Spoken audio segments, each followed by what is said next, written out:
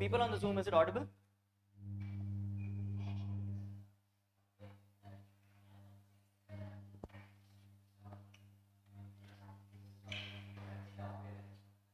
People on the Zoom, can you hear me? Yes, sir. Okay, good.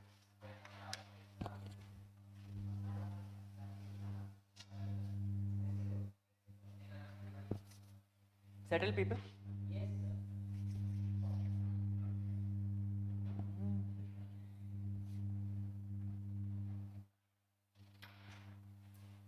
Marvin, can we start?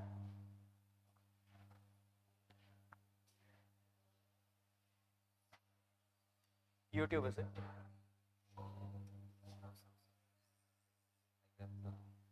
In YouTube?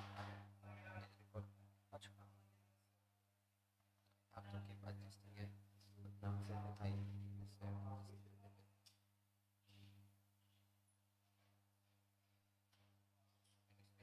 Hello.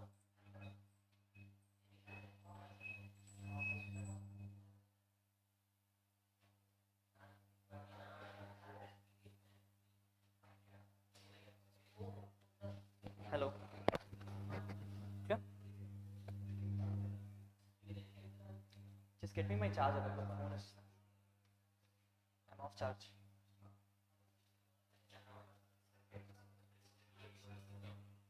No, whenever you open it, you bring it. It's not. It's. There is 3%. They'll all be good. Yes. A very good morning, warriors. Good morning, people on the Zoom. Good morning. Just give me 1 second.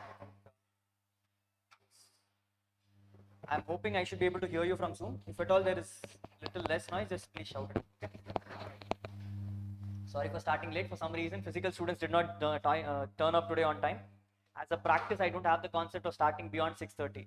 Okay, so from tomorrow we will start dot at 6:30. If you are any case late because of train, whatever reasons it is, please join on Zoom and start from there. Okay, but we will definitely start at 6:30. I don't have the policy of going late. Right? With that, yesterday's class. Does anyone have the answers? Give me the answer.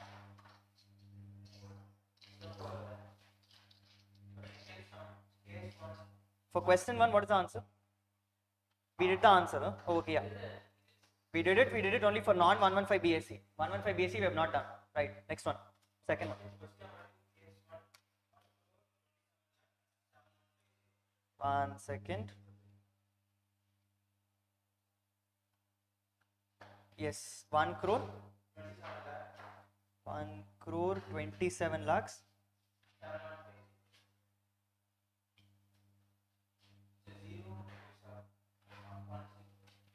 27 lakhs சொன்னா number ஆச்சு சொல்ல பரவாயில்ல 1027 7150. Everyone is the same answer? Okay, next one.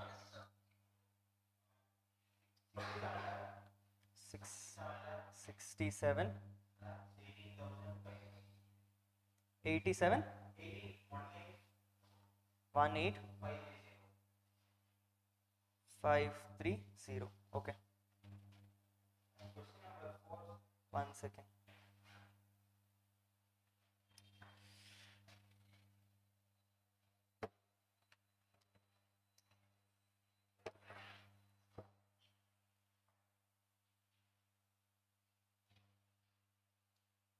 Yes, go on. Question number 4. 3 is done, is it? Yes, 3 is done. Okay. 4.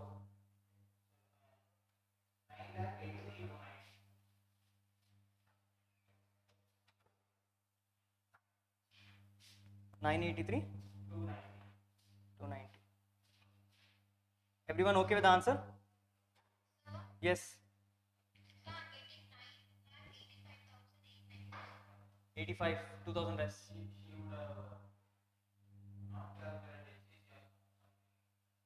If she wouldn't have calculated HSC, she would have got answer more than you. How did she get more than you? Others? Anyone else? 985 290 or 983 290?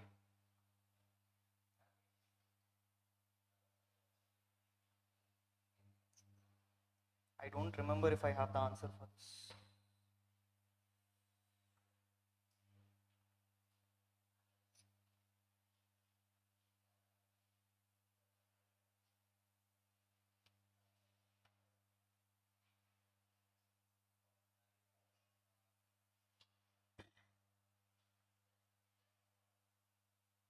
Is this the question?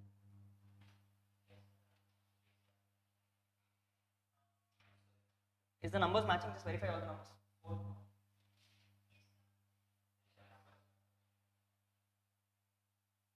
983 290. Here, it is here.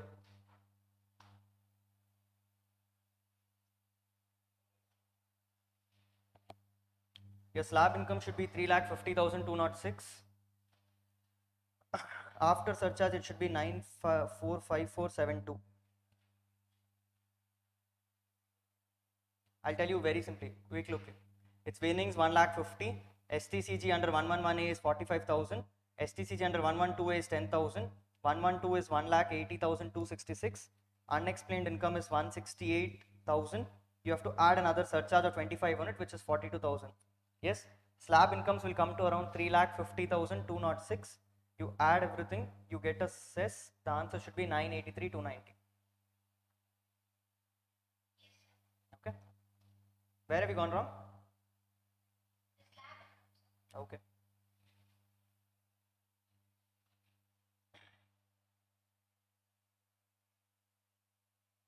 Question number 5. We already did it.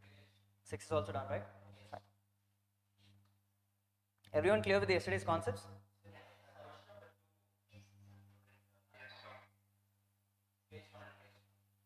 They told us, right?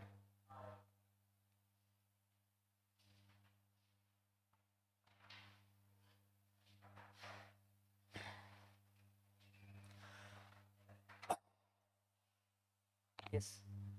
Quickly going into chapter number 3, residential status. Yes, we are going into residential status. This chapter is step number 2, identifying the person and determining their residential status. We are in step number 2. We will also be doing step number 3, which is scope of total income along with this, correct? Because of scope of total income, you will understand whether the tax is to be levied or the income is not taxable. That is step number 3. So 2 and 3 together we are closing today, correct? Step number 2, residential status. We have to look at the persons. What are the type of persons? Individual, HUF, firm, company, AOP, BOI, local authority, AJP. Local authority and AJP. For your exam purposes, individual is the most important, like I told you, correct? Looking at individual, we have to first understand that residential status has to be broken into 2 or 3. 3. For individual, it is 3. One is that you have to take it as resident, non-resident. Resident, further break into 2. Ordinary resident and not ordinary resident. Ordinary resident and not ordinary resident. Same thing applies for HUF. Same thing applies for HUF. Anything other than HUF, you can only have resident and non-resident. You cannot have beyond ordinary and not ordinary. Split is not required. Okay, so for individual and HUF, you have a 3 split. For everyone else, you have a 2 split. Correct? Coming to individual, you would have learned all that theory, right? Personally, I don't like the theory, so I'm not going to teach it to you. We're going to look at a chart very quickly.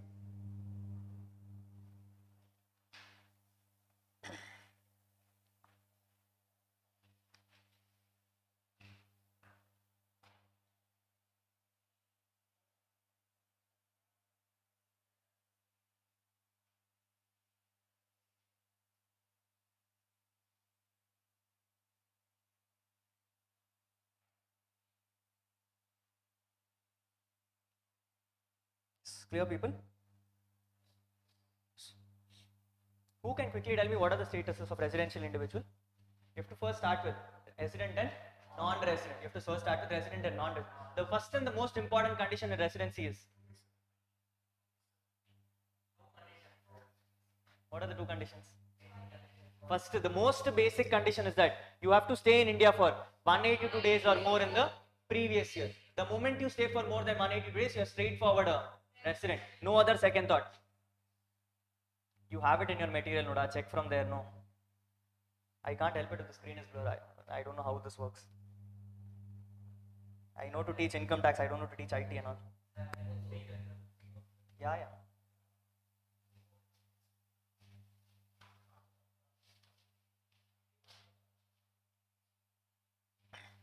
You have to start with residence status of individual, break it into two, resident and non-resident. First to check for resident, you have to check for basic conditions.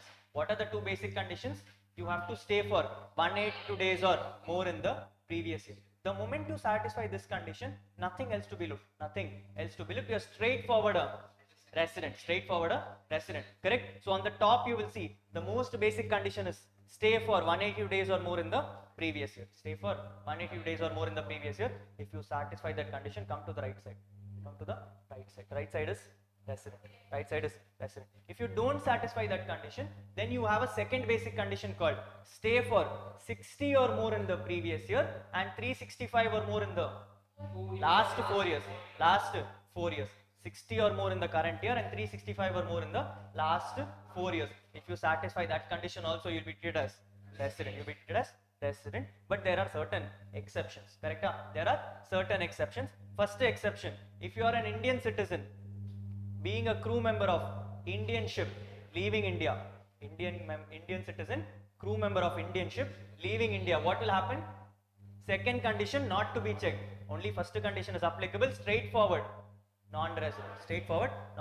So come to the chart, if you look at it on top, stay for more than 180 days. Right hand side is resident, left hand side, first chart, Indian citizen being a crew member of Indian ship. Since you did not satisfy 182, second condition is not applicable, straightforward, non-resident. So left hand side, first chart, straightforward, non-resident. Second one, if you are an Indian citizen being in employment, leaving India for employment. In this case also second condition not to be checked, first condition not satisfied, straightforward, non-resident. So left hand side, first chart, Indian citizen being a crew member of Indian ship, leaving India. Next, you have to Indian citizen being for employment, leaving India. You're leaving for what? Employment. Be very, very careful about this. Only if you leave for employment is second condition not to be checked. If you leave for business, you still have to check. If you leave for business, you still have to check. You leave because your husband is transferred, still have to check. Only if you voluntarily go for employment, then only second condition is not satisfied. Remember the subtle difference, people play around this much, okay? So only two conditions, Indian citizen, Indian ship leaving India. Second one, Indian citizen leaving for employment. These two things, second condition not to be checked, straightforward, non-resident. Third thing, you are an Indian citizen who is staying outside India, and coming to India for visit. You should come to India for visit. You should not come here to stay. You should not come here to business. You should come here only for visit. If you come for visit, you have to split into two. This year's amendment, split into two. You have to check for Indian income being more than 15 or less than 15. When I am referring to Indian citizen here, there is also one more thing here called person of Indian origin. What is person of Indian origin?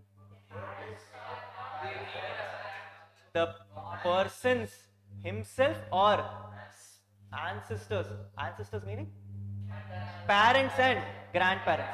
Person himself, parents or grandparents should have been born in undivided India. What is undivided India? It is before independence, which means it does not just include Pakistan. I know we have grudges towards them, it also includes other things. Basically, Bangladesh was also partitioned. Myanmar was also partitioned. Bangladesh, Myanmar, Bhutan, Nepal, Pakistan, all these were partitioned. Any of these places, if you were born before 1947, if your parents were born after 1947 in Pakistan, not a person of Indian origin. They should have been born before, okay? Person of Indian origin means what? You yourself parents or grandparents should have been born in undivided India. If you are an Indian citizen or a person of Indian origin, you are outside India, coming to India for visit, check for your Indian income. If your Indian income is less than 15 lakhs, second condition ignored. Second condition ignored. Because second condition is ignored, straightforward, non-resident. Straightforward, non-resident. If you are having Indian income more than 15 lakhs, if you have Indian income more than 15 lakhs, second condition, what will happen is 60 will change and become 120. 60 will change and become 120. That is this year's amendment. 60 will change and become 120. So what is the second condition right now? It is 120 in current year, 365 in last 4. 120 in current year and 365 in last 4. If you satisfy this condition, resident, don't satisfy, non-resident. Don't satisfy, non-resident. We have covered Indian citizens. We have covered person of Indian origin. In that also we only covered visiting people. That also we covered visiting people. If he is not visiting, second condition to be checked. What is the second condition? 60 and 365. Okay, so if you are an Indian citizen outside India, visiting India, second condition has split. Second condition has split. If you are an Indian citizen coming India for purpose, business of employment or permanent stay, any of these things, what will happen? Second condition fully applicable, which is 60 and 365. 60 and 365. So now we have covered Indian citizen. We have also covered person of Indian origin. Who is left? What others now? What is others? Foreign citizen. What is others? Foreign citizen. If you are a foreign citizen, these conditions are only for Indian citizen, correct? So if you are a foreign citizen, what will happen? Second condition fully applicable. What is second condition? 60 and 365. 60 and 365. Satisfy condition? Resident. Not satisfy condition? Non-resident. This is your basics. This is your basics. Now you have your residential status, correct? You are already treated as resident. You have to split between ordinary and not ordinary. Ordinary and not ordinary.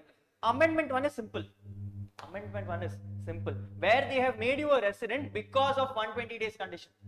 Because of 120 days condition. Don't check for anything. Straightforward. RNOR. Straightforward. What is RNOR? Not ordinary resident. Straightforward. Not ordinary resident. If you are, because of that amendment, you are becoming a resident, don't check for any conditions. Straightforward.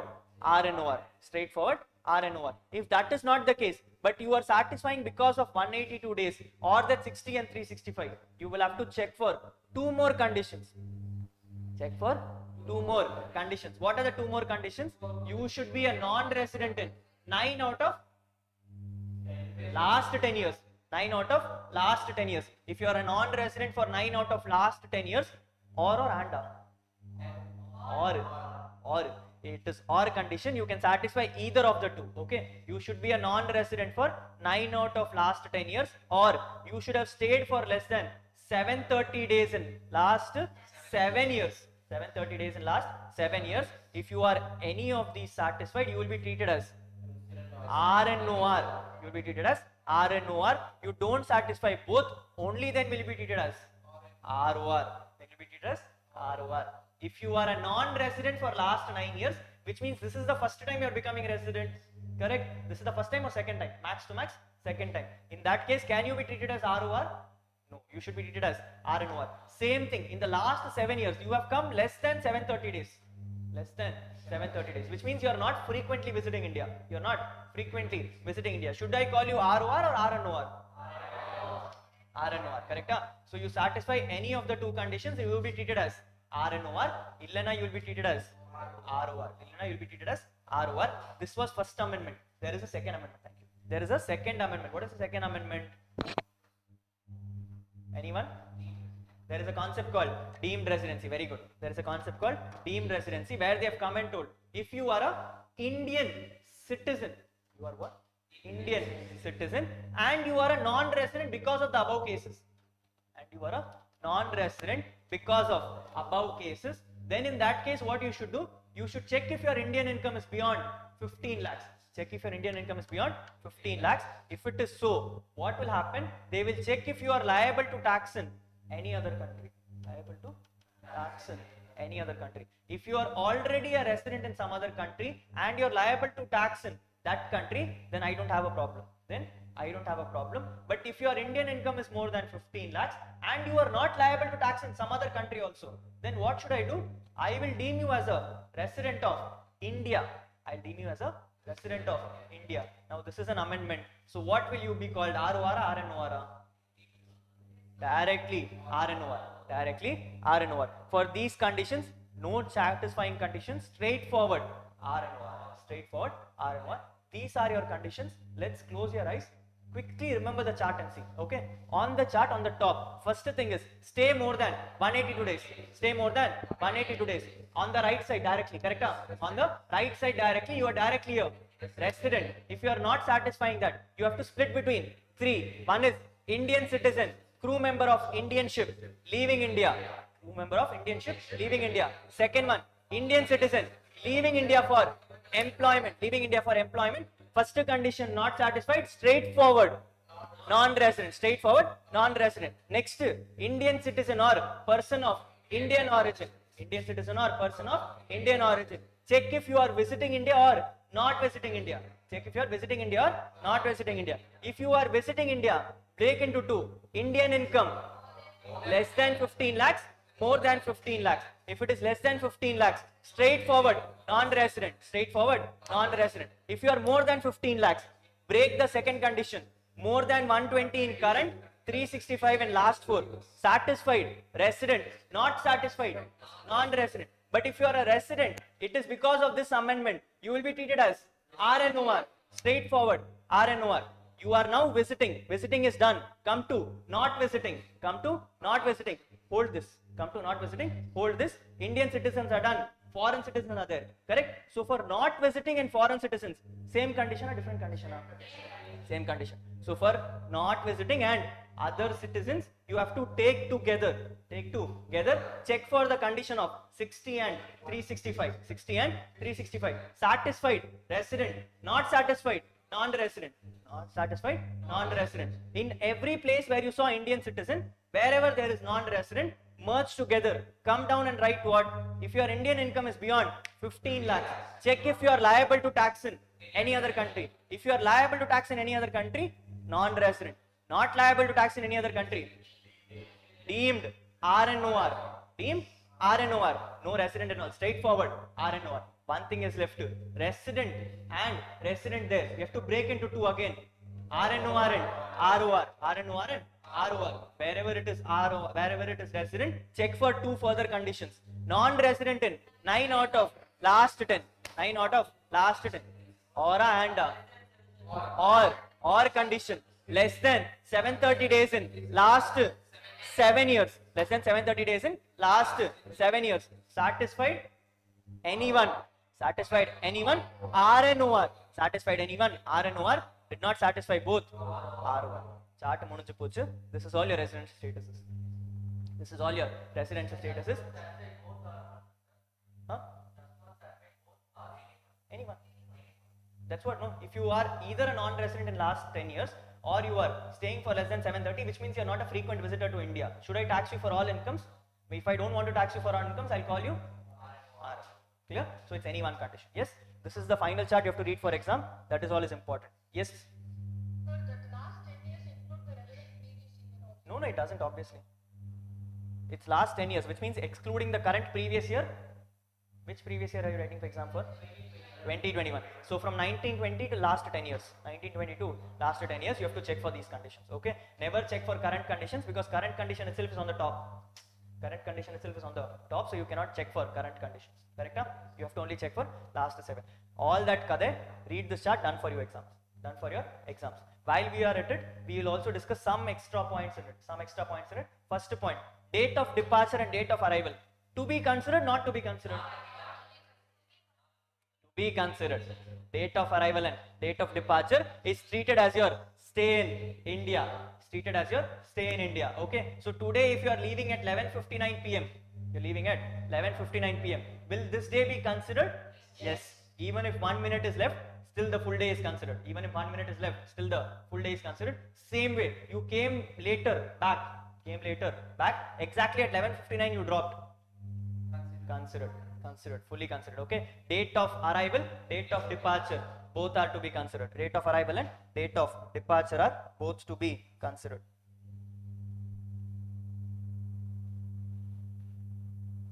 You want to read the Kada is here. You want to see the chart is there. Both is there in your book. You feel whatever you want, you can read. Fine. Date of departure, date of arrival, both are considered. One thing we did not discuss. What is Indian income? The total income படிச்சிருக்கோம், income படிச்சிருக்கோம். என்னது Indian income னா?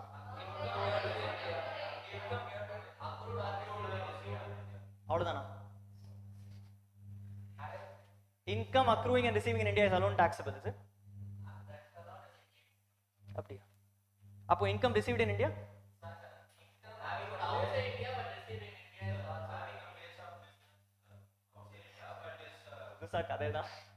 Indian income is nothing but income of an RNOR.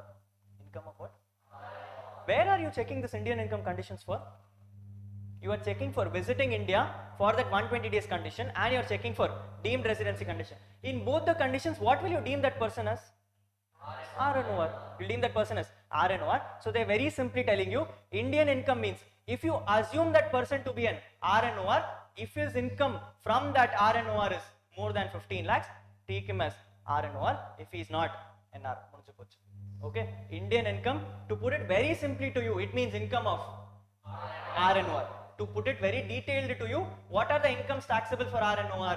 Income received in India, income deemed to receive in India, income accruing and arising in India, income deemed to accrue and arise in India. One more extra condition. Income accruing and arising outside India, from business controlled from India, profession set up in India. Hello? Yes, sir. This is the conditions for RNOR. So if these conditions are satisfied, I mean if the income from these are more than 15 lakhs, check for that 120 or check for not liable to tax. Any of these satisfied, straightforward. RNOR. Not satisfied, NR. Not satisfied, NR. What is the difference between RNOR and NR? What is the difference? The first four incomes are taxable for both. Correct? First four income. What are the first four income? Income received in India, deemed to receive in India, accruing or arising in India, deemed to occur or arise in India. These are taxable for both. What is not taxable for RNOR and NR? That last one, business controlled from India, profession set up in India. How do you answer this question in exam? First deem that person as RNOR, compute his total income. Compute his total income. If your income goes beyond 15 lakhs, that is your final total income. Correct? If your income goes beyond 15 lakhs, that is anyway your final total income. If the amount does not go beyond 15 lakhs, you don't have to do anything. That business part alone incomes, you have to simply exclude off. Business part incomes alone simply exclude off. Profession set up in India, simply exclude off. Idu mattum you exclude and keep balance, everything is taxable for NR. Short form, understood? This is how you do it. Yeah, definitely. You have to check for Indian income. What is Indian income? Income of an RNOR. Okay. So very simply put, suppose if the question comes and asks you for this case, you have to first do the total income as per an RNOR. Total income as per RNOR. If the conditions are more than 15 lakhs, then the person will be treated as RNOR. Person will be treated as RNOR. If he is not, anyway you have the total income as per RNOR. One thing only you have to reduce, that business controlled and profession set up. If you do this, you will get total income of. That is your answer. Clear? This is how you do it in the exam. This is how very simple you can do it. Okay. So Indian income means income of an RNOR. Income of an RNOR. That is the very simple form to understand. Yes. Last thing. Suppose you are talking about stay in India. What does India mean?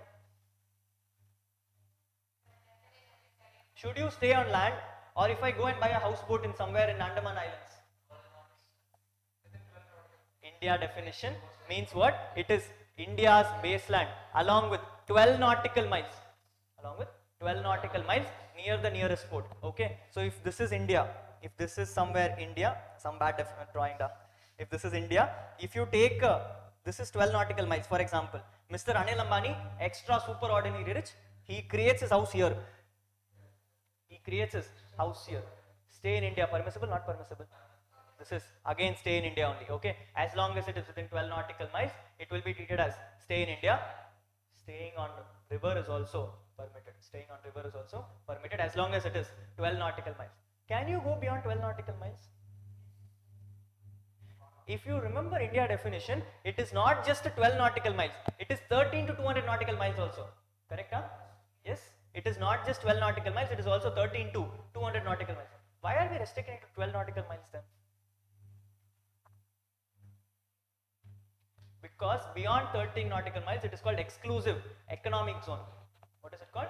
Exclusive economic zone, which means this area is not a part of India as such. This area is not a part of India as such, but only thing which you can do here is, what is the term called? Exclusive economic. Economic na enna artham? Mining. River ku mele eppida mining? Economic simply means trading transactions, profit transactions. Osama sir vandu poitarla. What is economics pa? What is economics? Group 2 pass பண்ணிட்டீங்களா? Pass பண்ணலையா? எழுத போறீங்களா? படிச்சிட்டீங்களா? அசண்டா. What is economics? People who read group 2, what is economics? What is economics? Doing profit transactions, correct? Doing profit transactions, which means 13 to 200 nautical miles is not permissible for stay. Not permissible for stay.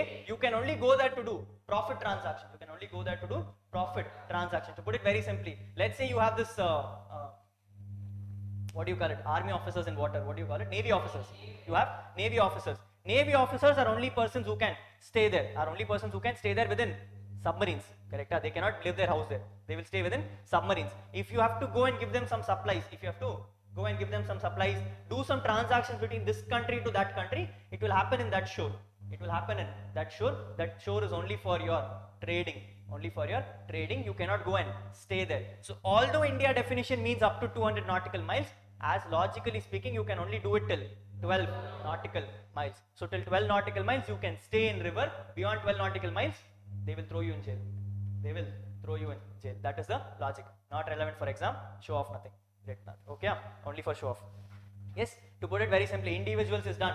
Date of arrival and date of departure to be considered. Indian income means income of RNOR. Income of RNOR. Stay also includes stay within 12 nautical miles. Stay within 12 nautical miles. Basic condition done. Additional condition done. Residential status. Yes, one small circular has come in middle where they have come and told if you are a crew member of a ship, crew member of a foreign bound ship. What is foreign bound ship? Foreign bound ship means ship going to foreign. Ship going to foreign. If you are a crew member of a foreign bound ship, they have given an explicit circular where they have circular notification.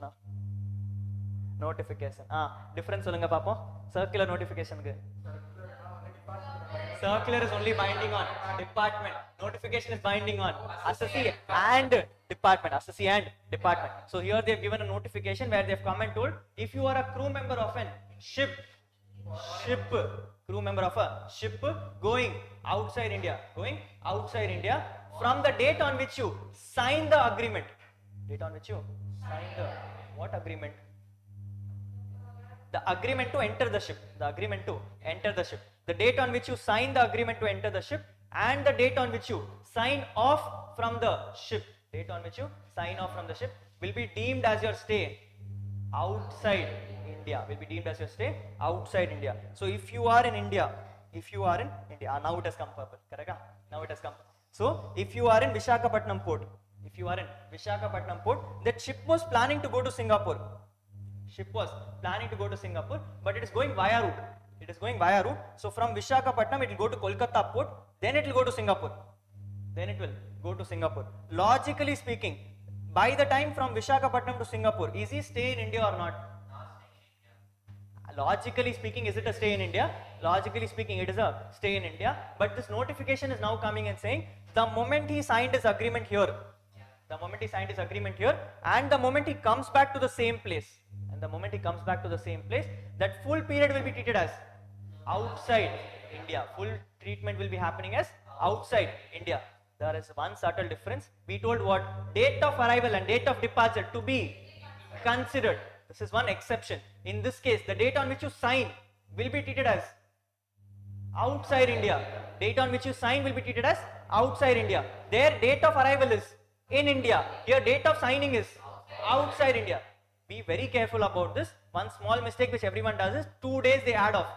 Date of signing is also outside India. Don't add the date of signing as in India. Don't add the date of signing off as in India. These two are also outside India. Questions in exam will have exactly 181 days. Will have exactly 181 days. This 2 days will make the change. From 2 days it will become resident and non-resident. Be very careful about it. Date on which you sign and the date on which you sign off is also deemed as outside India. Whereas if you are looking at normal conditions, date of stay and date of departure is, date of arrival and date of departure is in India. Date of departure and date of arrival is in India. Clear, people? Any doubts? All good with the individuals? Next one, HUF. Next one, HUF. For HUF, where they have told, how is the resident status determined? Can you check for stay? You can't check for stay because there are multiple people in the HUF. So what they have told, check for control and management. Check for control and management. If the control and management is wholly or partly? Partly also in India. If the control and management is partly also in India. When I say also, I mean wholly is also covered. So it is control and management wholly or partly in India. Treated as resident. Treated as resident. Only if it is wholly outside India, treated as non-resident. Treated as non-resident. That is how simple it is. Same thing, copy paste for firm. Same thing, copy paste for firm. What is for firm? Control and management, wholly or partly in India, treated as resident. Wholly outside India, non-resident. Yes, same thing for firm. Same thing for AOP. Same thing for BOI. Same thing for BOI. Same thing for local authority. Same thing for AJP also. All the things are same. But one thing is the difference. HUF we told you have to split between resident and ordinary resident and not ordinary. How do you check for that? Check for Karta stay. Check for Karta stay. Karta will have to satisfy which conditions? The two additional conditions without amendments. Two additional conditions without amendments. What are the two additional conditions? Non-resident 9 out of 10 years and stay less than 730. Stay less than 730. If he satisfies any one of that conditions, is Karta the RNOR or HUF the RNOR? HUF will become RNOR. Karta's stay will decide HUF's RNOR. Karta's stay will decide HUF's RNOR. Look at this example. Look at this example. Illustration. Okay. Illustration. Case number 1. HUF control and management is in foreign. Resident or not ordinary? Non-resident. Residency status of HUF is non-resident. Come to the Karta. Current year stays 200 days. More than 180. First basic condition it will satisfy. Treated as resident. Treated as resident. Last 7 years stays 185. Last 7 years stays 185. You check on your calculator. It will come to more than 730. It will come to more than 730. Correct? 185 into 7 will give you how much? Something. It will come more than. So if you look at it, each year stays 182. Therefore, he is a resident in every year. Correct? He was a resident in every year. So he is a resident in every year. Stay is also more than 730. He will be treated as ordinary resident. So ROR. Correct? So in this case, what is happening? HUF is a NR, but the Karta is a ROR. Illustration number 2. HUF is in foreign.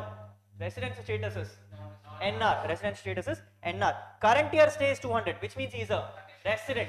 But the last 7 years stay is 100 only. 100 into 7 is 730 less than 700. 100 into 7 is 700 less than 730. Treated as RNOR. Treated as RNOR. In this case, what is happening? HUF is a NR. Karta is a RNOR. Karta is a RNOR. Come to the next one. HUF is in foreign. NR. HUF is in foreign. Karta is also in foreign because Karta's stay in India is 59. Do you have to check for additional conditions? Ange mudinju pochu. 60 itself is not satisfied. Straightforward. NR. HUF is also NR. Karta is also NR. Correct? Next one. Again HUF is in foreign. NR. Same NR. Okay. Whether you stay in the last 7 years for 185 or it says for 100, doesn't matter. Current year it is less than 60. Straightforward. NR. Straightforward. NR. So in all these cases, if you look at it, here the HUF and Karta matched. Correct? Here the HUF and Karta matched. Here HUF was a non-resident. Karta turned out to become resident. Karta turned out to become resident. Come to the next.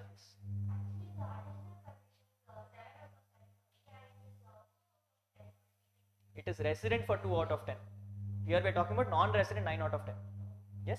You can, if you do that, you cannot do that. So your conditions, it goes twofold. It goes twofold. If you want, you can write it in such a way where you are resident for at least 2 out of 10 and your stay is more than 730. If to satisfy both the conditions, it will be treated as ROR. We are doing the reverse scenario where we are telling non-resident 9 out of 10 or stay for less than 730, satisfy anyone, it is R and OR. So you are talking about ROR, I am talking about R and OR. As such in the act, it is R and OR. As such in the act, it is R and OR. The conditions which you are talking about was prevalent there very long back. Very long back they used to refer it from ROR angle. Later they changed it and they made it R and OR angle. Okay. So for exam purposes, if you use R and OR, it will be safer. Nothing else. Okay. Right? Coming to, we have done 4 conditions. Coming to the 5th condition. Now the HUF is in India, treated as resident. Treated as resident. The Karta stays also 200. So he is a resident. Last 7 years also it is 185. So he is an ROR. He is an ROR. Karta is also resident. HUF is also resident. Karta is a ROR. So HUF will also become ROR. HUF will also become ROR. Correct? If the moment HUF is a resident, the deeming fiction will come from Karta. Deeming fiction will come from Karta. Okay, the moment he is a resident, deeming fiction will come from Karta. Whether Karta is resident or not doesn't matter. Whether Karta is resident or not does not matter. So here what happened? Karta is also resident. HUF is also resident. What you will do? Immediately go for check and Karta's ROR or RNOR. If Karta is ROR, HUF is also ROR. HUF is also ROR. Next one. HUF is India. Resident. Karta in current year is 200. But last 7 years is 100. He is RNOR. He is RNOR. HUF will also become ROR. RNOR. HUF will also become RNOR. Clear, people? Yes. The next 2 are the game changers. Next 2 are the game changers. Look at this. HUF is in India. HUF is in India. HUF is resident. Karta is outside India. Karta stays 59. So Karta is non-resident. But I don't care. HUF has to still be taken into ROR and RNOR. Correct? HUF you still have to evaluate, but Karta itself is NR. How do you evaluate? Doesn't matter. What is resident and all does not matter. I am checking for last years. I am checking for last years. Check for the last years. He was in last year more than 185. If Karta was a resident current year, he would have been called an ROR. He would have been called at ROR. So HUF will now become ROR. HUF will now become ROR. Although Karta is a NR. Although Karta is an NR, HUF is an ROR. Logic clear? Yes. Even if Karta is an NR, it doesn't matter. The moment HUF becomes a resident, you will check for Karta's last year's condition. Assuming he was a resident today. Assuming he was a resident today. But as such the final answer is still that he is a non-resident. As such the final answer is still that he is a non-resident. Last one. You are in India, which means HUF is an resident. Karta is outside India, which means he is a non-resident. But the problem is HUF is a resident, has to be split between ROR and RNOR. Check for Karta's last 7, come as less than 100, come as less than 730. Moment it will happen, what will happen? RNOR. Who is RNOR? HUF is an RNOR, Karta still remains NR. Karta still remains NR. Clear, people? Any doubts here?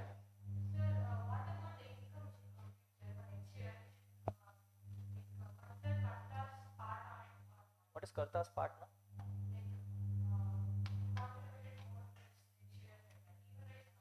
What is an HUF?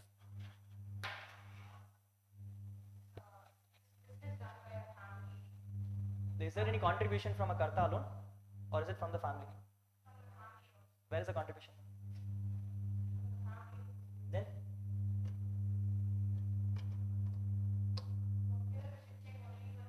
this is not a firm. Okay, this is not a firm where everyone has to individually contribute. Karta itself means what? He's just the head of the family. He's just the head of the family. All the money is coming from all the family members. So whatever he contributes and all does not matter to me. Correct? There is no profit sharing ratio. There is nothing there because the money is going to be kept between the family itself. No one is going to profit share unless and until you split from the family. Unless and until you split from the family, there is no share of profit, there is no share of concept, there is no contributions also there. Okay, you are a resident individually, Karta is a resident or non-resident individually. If you are a resident, your income is relevant. What happens with Karta is not your botheration. What happens with Karta is not your botheration. Understood?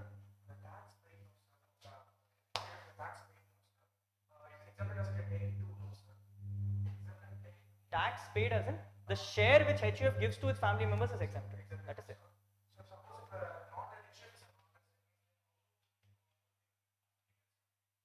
Anyway, it's tax, it's not resident for them, so it's not resident here also. So what? He is exempted, no, that's fine. So, see, anyway, if he's a non-resident, which means what? The profit is coming from outside India. If the profit itself is coming from outside India and the share of profit is exempted here, good for you. No tax there, no tax here. Safe? Yes? That's fine. It is not about India alone. See, understand, this is where I didn't want to touch it, but I'm touching it right now. It is not just India which is the superior body in the world, correct?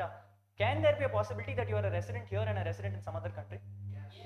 Definitely possible, correct? If you are a resident here, your global income is becoming taxable. Yes. If you are a resident there, your global income is becoming taxable. Yes. Will you pay tax in both the countries? It doesn't matter, no? If you are a non-resident today, will you be still taxable for Indian incomes? No. Yes, no? Income received in India, deemed to receive in India, accruing and arising in India, deemed to accrue arise in India is taxable even for non-resident. Correct? Same way in a foreign country, if you are a non-resident, they will still ask you for tax in their country laws. So if you are a resident in this country and a non-resident in that country, still for that Singapore income or the Japan income, you will pay tax in India. Even Singapore and Japan will collect taxes. Will you pay tax in both the countries? Yes, sir. That much money you have, huh? Already 40% tax in India, another 40% in foreign country. Now, why are you earning? You can stay at home itself, no?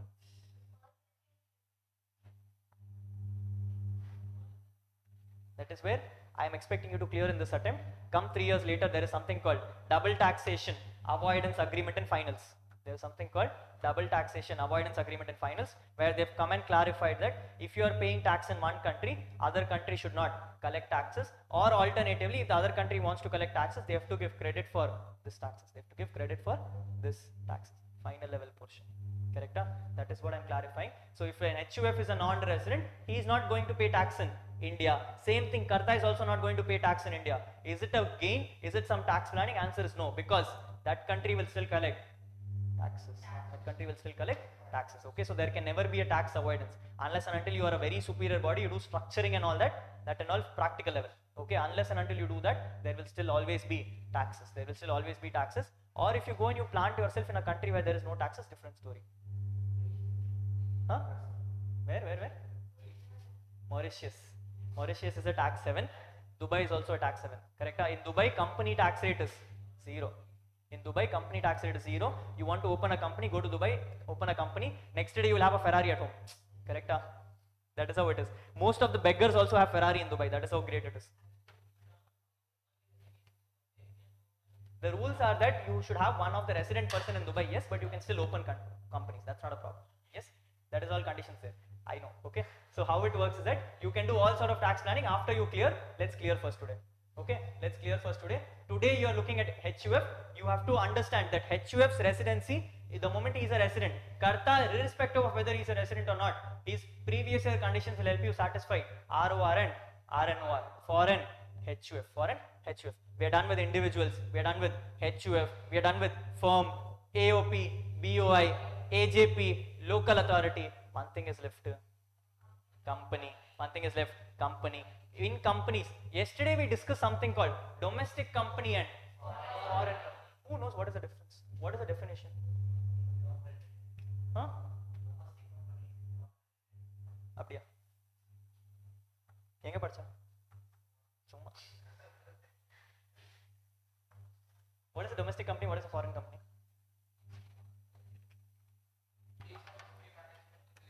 Huh? அது residential status, அந்த definition இல்லை. படிச்சது விட்டுறேன் அவ்வளோதான்.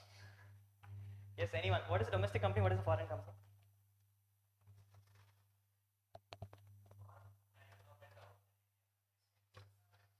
அப்போ Indian company incorporated in India. Yes. I am not asking about tax. Understand my question very clearly. I want the definition of a foreign company. Give me the definition of a foreign company.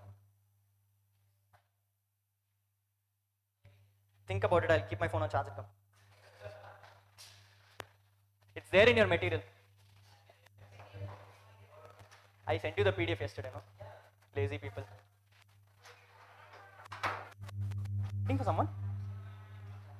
Come in, no? What happened? We'll give it later, but why are you waiting here?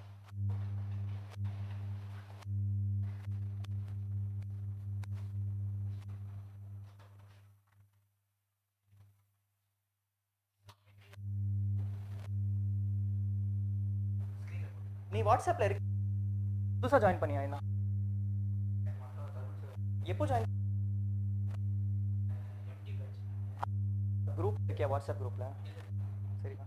நேத்தோட class பாத்தியா? சரி.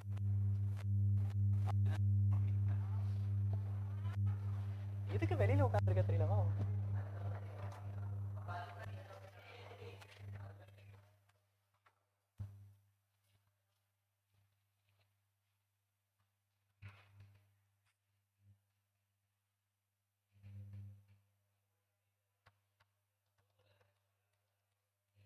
என்னடா பிடிஎஃப்ல இல்லையா?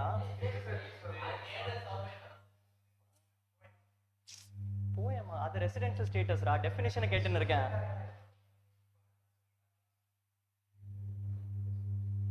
இந்த screen open ஆகல.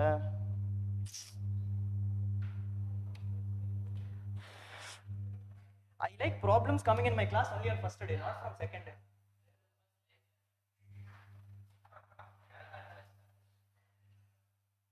Fine. Yes, any idea, people? Everyone is shooting in the air. If the place of effective management is in India, it is a domestic company.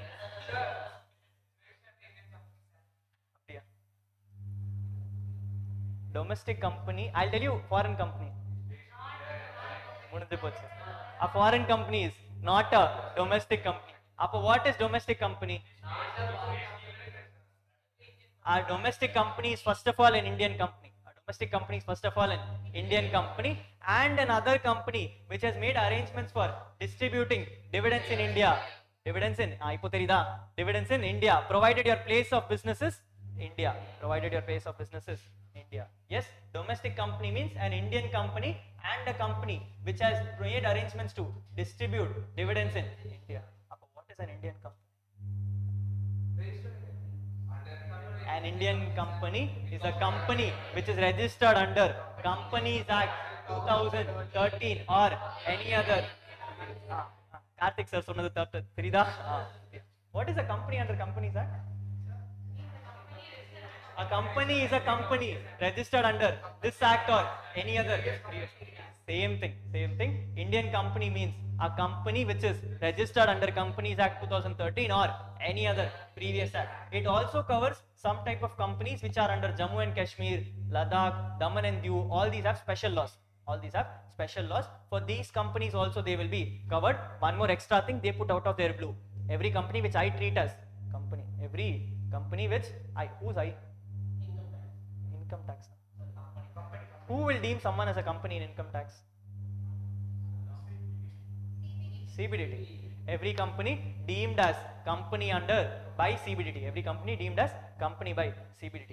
You should know this definition because resident status depends on it. Come to residential status. Under the residential status, it says a person is always treated as resident provided he is a Indian company. He is not a domestic company, he is an Indian company. If you are an Indian company, you are always treated as resident. If you are not an Indian company, you will be treated as resident provided your place of effective management is in India. If your place of effective management is in India, then it will be Resident, then it will be resident. If not, it is non-resident. So which means, can domestic company be a non-resident? Yes. How?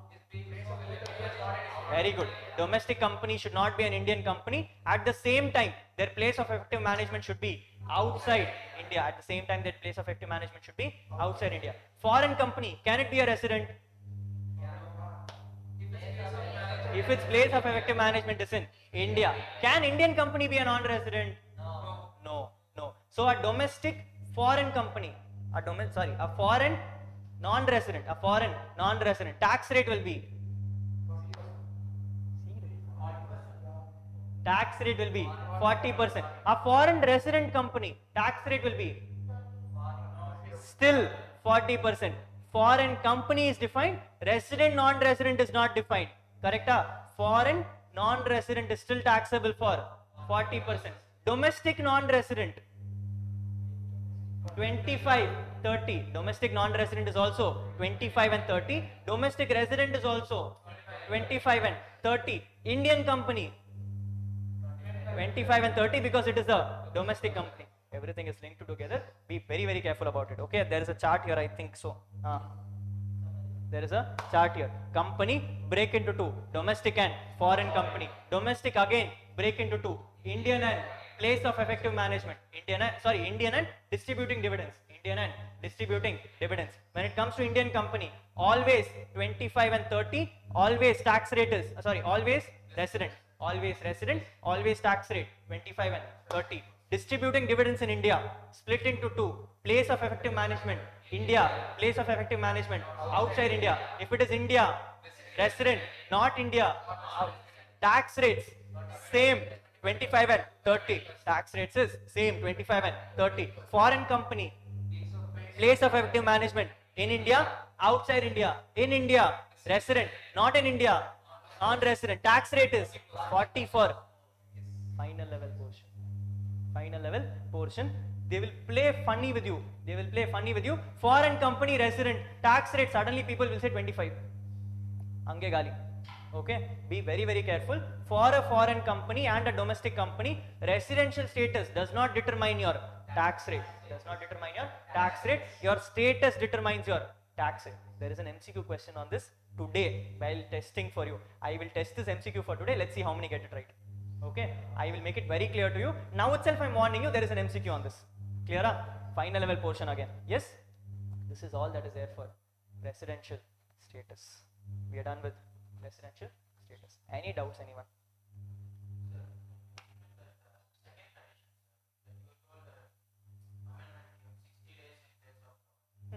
So if you are an Indian citizen or a person of Indian origin, you should be outside India and visiting India. Outside India and visiting India. You will have to check if your Indian income is more than 15 lakhs or less than 15 lakhs. If it is less than 15 lakhs, condition 1 is only to be satisfied. Condition 2 is ignored.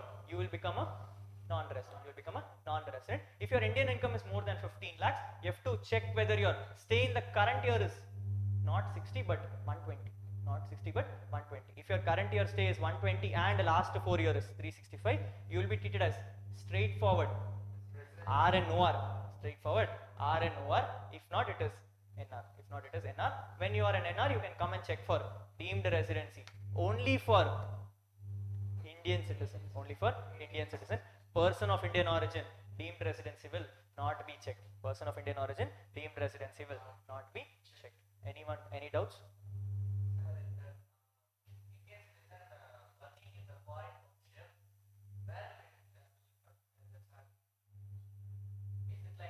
You're talking about the exclusion, is it? No, no, sir. Indian citizen working in a foreign country, going for a foreign voyage. Okay. Where it is on the chart, sir. It's like you have to treat like employment. It's not employment. It's an Indian. You're talking about Indian citizen? So an Indian citizen, sir, working in a foreign ownership, sir. Okay. See, that's what it is. If it's an Indian citizen, crew member. If it is an Indian citizen, crew member, it should be an Indian ship. Should be an Indian ship, then only condition 2 is ignored. If it is not an Indian ship but it is a foreign ship, if it is a foreign ship, what will happen? It will come in the others category, 60 and 365 to be checked. 60 and? It is not like employment. How is it an employment? How are you going for employment outside India? You have to go for employment outside India, which means you have got a travels visa, employment visa, and you've gone for a visa, employment. Yes, it is not like you are going for employment. You're just on a ship which is traveling to the foreign country. Correct? You're an employee of Indian ship or a foreign ship, doesn't matter. So you're not going from India for employment. You are already a part of that person. Others. Yes. Okay. So how it is? If you are an Indian ship crew member, you have to check. Second condition is ignored. If you are a foreign ship crew member, others will be checked. But for any case, if the ship is leaving India, the exclusion has to be remembered. The exclusion has to be remembered. Any doubts here? All clear? So with this we are done with residential status. Next thing is called scope of total income. Scope of total income. We are step number 3. Step number 3. Part of step 3 which is not taxable or taxable. Correct? Part of step 3 which is taxable and non-taxable. We have already discussed it. In fact, we have already discussed it. You have split into resident, ordinary resident, not ordinary resident, and non-resident. When it comes to resident and ordinary resident, income taxable for you is global income. Income taxable for you is global income. When it is non-resident, income, Indian income means income of R and OR. So it is not Indian income, it is income received in India, income deemed to receive in India, income accruing or arising in India, income deemed to accrue or arise in India. This is what is taxable for NR. For R and OR, this incomes plus one additional income which is income accruing or arising outside India from business controlled from India, profession set up in India. This is one additional income taxable for R and OR. Additional income taxable for R and OR. When you are a company, firm, AOP, BOI, resident means ROR, R and OR. You are doing the split ROR, R and OR and NR for individual and HUF. Correct? Come to the company, firm, LLP case. Are you splitting? No. There are only two types of status, resident and non-resident. Non-resident, you know, 4 incomes. Resident, global income of 4 plus 1 now. Global income. Okay. ROR in individual and HUF is as good as resident in other persons. As good as resident in other persons. Clear? Any doubts? Yes. Understand very logically what you are trying to tax. Are you taxing income or are you taxing receipt? Income. What are you taxing? Income. Appa, what is the difference between income and receipt?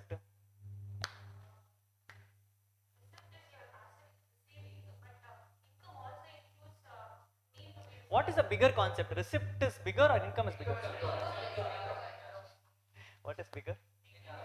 Receipt is bigger. All receipt are not income, all income are receipt. Correct? Everything which you receive is receipt.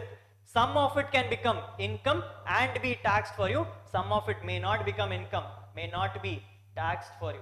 Correct? Put it very simply to you. Let's say you are a non-resident. Let's say you are a non-resident receiving money outside India. Receiving money outside India. Taxable for you in India? No, not taxable for you in India. You receive the money in your foreign bank account. Later you bring that money to India. Later you bring that money to India. Is this an income or a receipt? It is an receipt. Taxable or not taxable? Not taxable. Correct? So all receipts are not income. All incomes are receipts. What you are taxing is income. What you are not taxing is receipt. Which means if you have gotten money outside India, which is not taxable or taxable, I don't care. Which is taxable or not taxable, I don't care. When you subsequently bring it to India, just because you are remitting the money back to India, it does not make it taxable. It does not make it taxable. What is being taxed is income. What is not being taxed is remittance or receipt. What is not being taxed is remittance or receipt. Clear, people? It is same thing whether it is a resident, not resident or not ordinary resident. Even if it is a resident, assume you receive the money in foreign country. Assume you receive the money in foreign country and then you bring that money to India. Your tax will come at the time of receiving the money or at the time of bringing it to India? At the time of receiving the money. When you receive the money, it is called income. When you bring it to India, it is merely a receipt. So even for a resident, it is taxable at the instance of receiving. Not at the instance of remittance. Be very, very clear about it. Okay? Be very, very clear. Look at this chart. If you are an income received in India, if you have an income received in India, taxable for all the three, taxable for all the three. Income deemed to receive in India, all the three. Income accruing or arising in India, all the three. Income deemed to accrue or arise in India, all the three. Next, income accruing or arising outside India, income accruing and arising outside India from business or profession in India, taxable for resident and RNOR, and RNOR not taxable for NR, not taxable for NR. Next, you are receiving income accruing and arising outside India from business or profession controlled from outside India, only taxable for ROR, only taxable for ROR. Next, income accruing and arising outside India from a other source in India, from an other source in India. We discussed what it is taxable only if it is business or profession. Can there be other heads? Yes. So if you are receiving income accruing and arising outside India from an source from India, taxable again only for ROR, not taxable for RNOR. RNOR only one inclusion is business or profession. Any other source not covered. Any other source not covered. Not taxable for RNOR. Definitely not taxable for NR. Only taxable for only taxable for ROR. Income accruing and arising outside India, brought into India, not taxable for any of the three. At the time of accrual or at the time of remittance? Only at the time of remittance. Which means if a resident has earned the income this year in foreign and in the same year is remitted,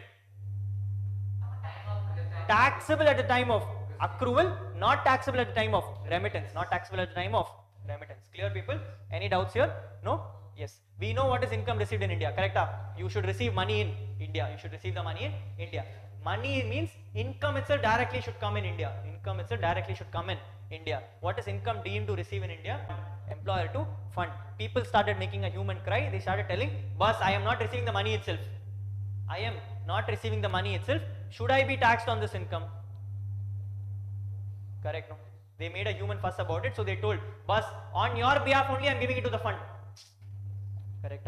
On your behalf only I am giving it to the fund. Should you be taxed on that income? Definitely. But it is income not received in India, so they told we will deem to receive in India. We will deem to receive in India. Next thing is income accruing and arising in India, which means it is coming from a source in India. Straightforward, coming from a source in India.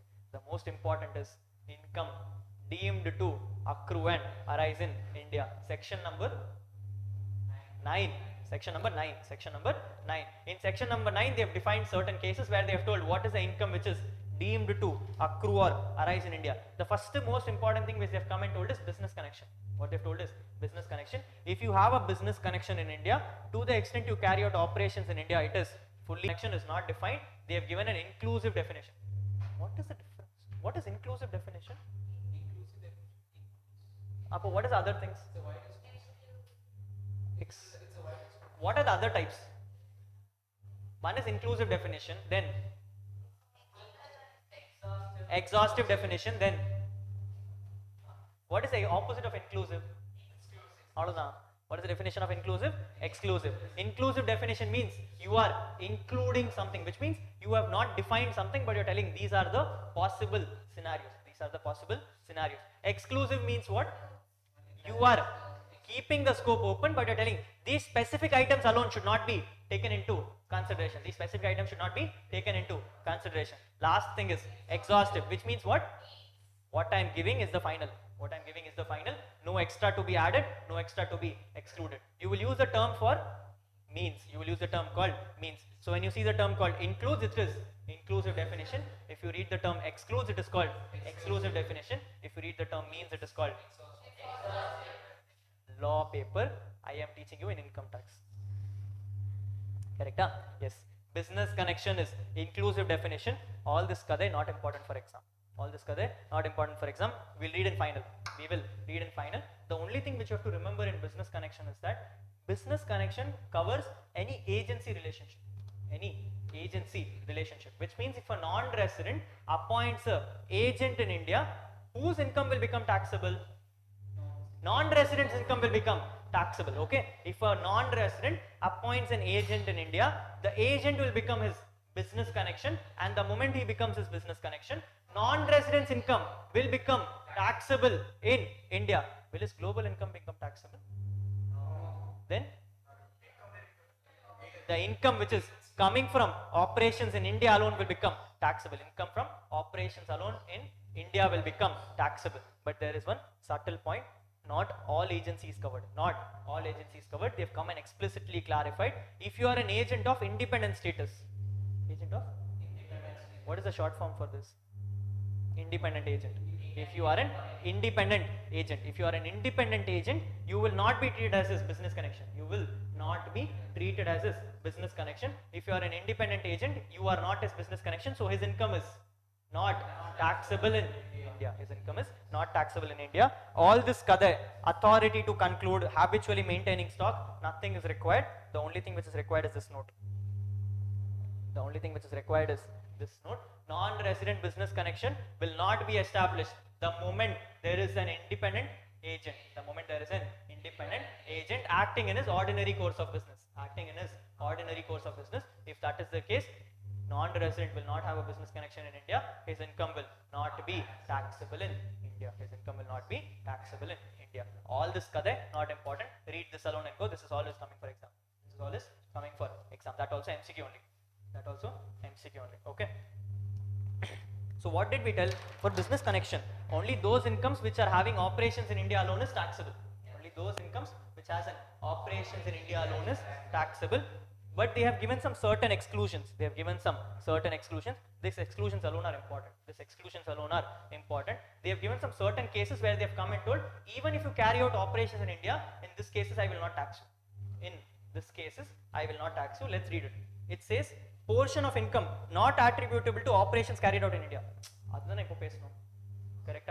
Only those income which is attributable to operations carried out in India is taxable, which means they are coming and telling if you are carrying operations outside India, not taxable. Carrying operations outside India, not taxable. Purchase of goods in India for the purpose of export.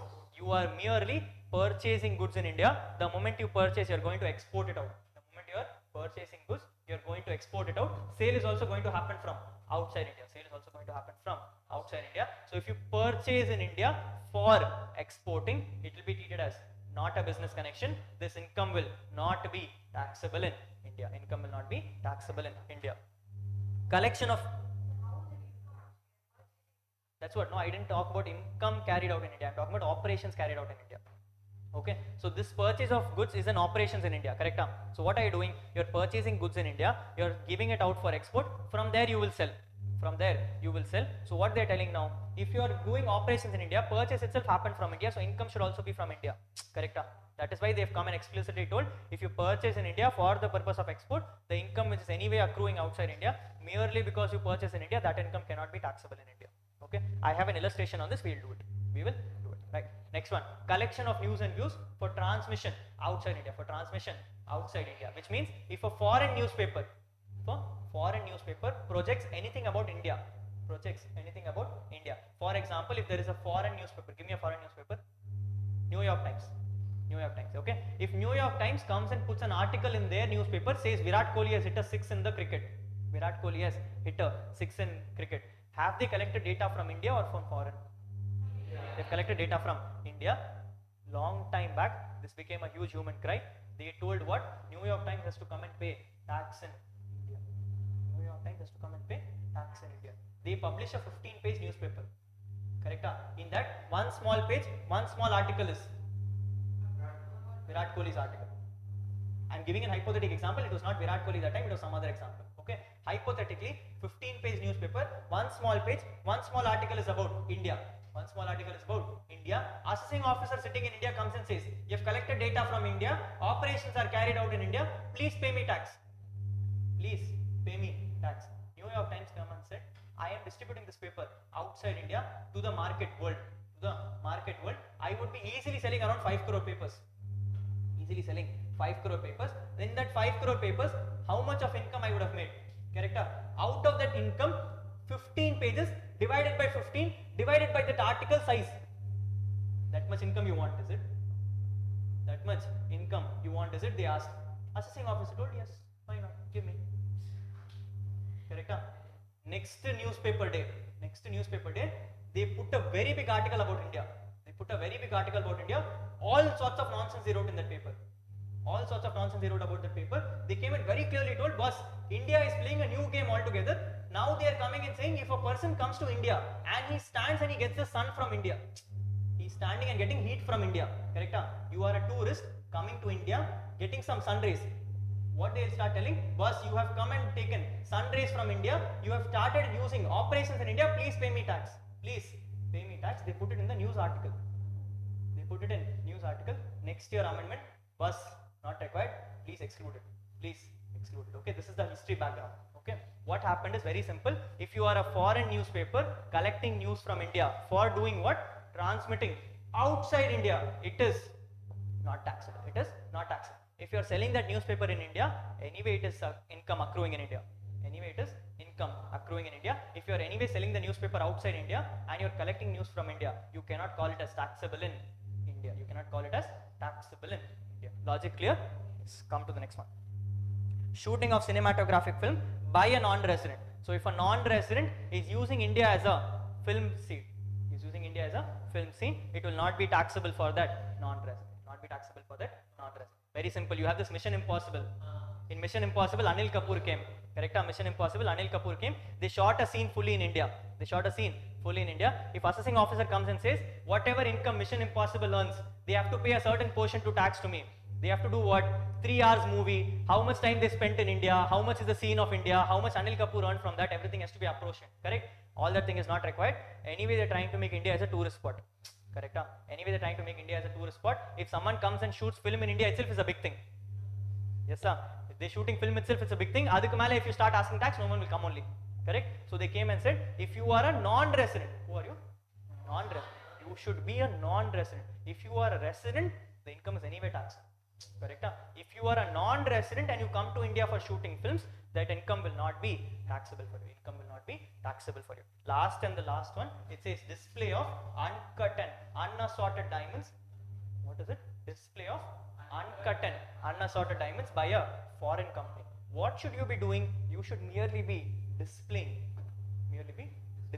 If you display the diamonds, not taxable. If you sell the diamonds in India, taxable.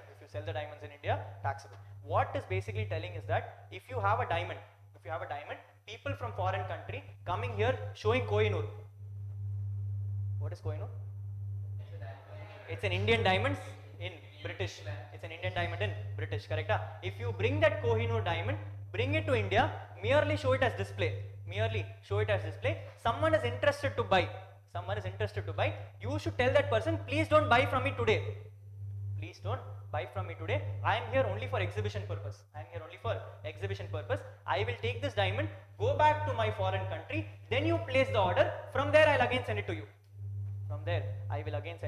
If you do this only, it is not taxable. If you bring the diamond today and today itself you sell it off, it will become taxable. Okay, so what is not taxable? Display is not taxable. If it is not a display, if it is sale, it is fully taxable. This is what is called business connection. The thing which you read here as SCP, please delete it off. It has been excluded from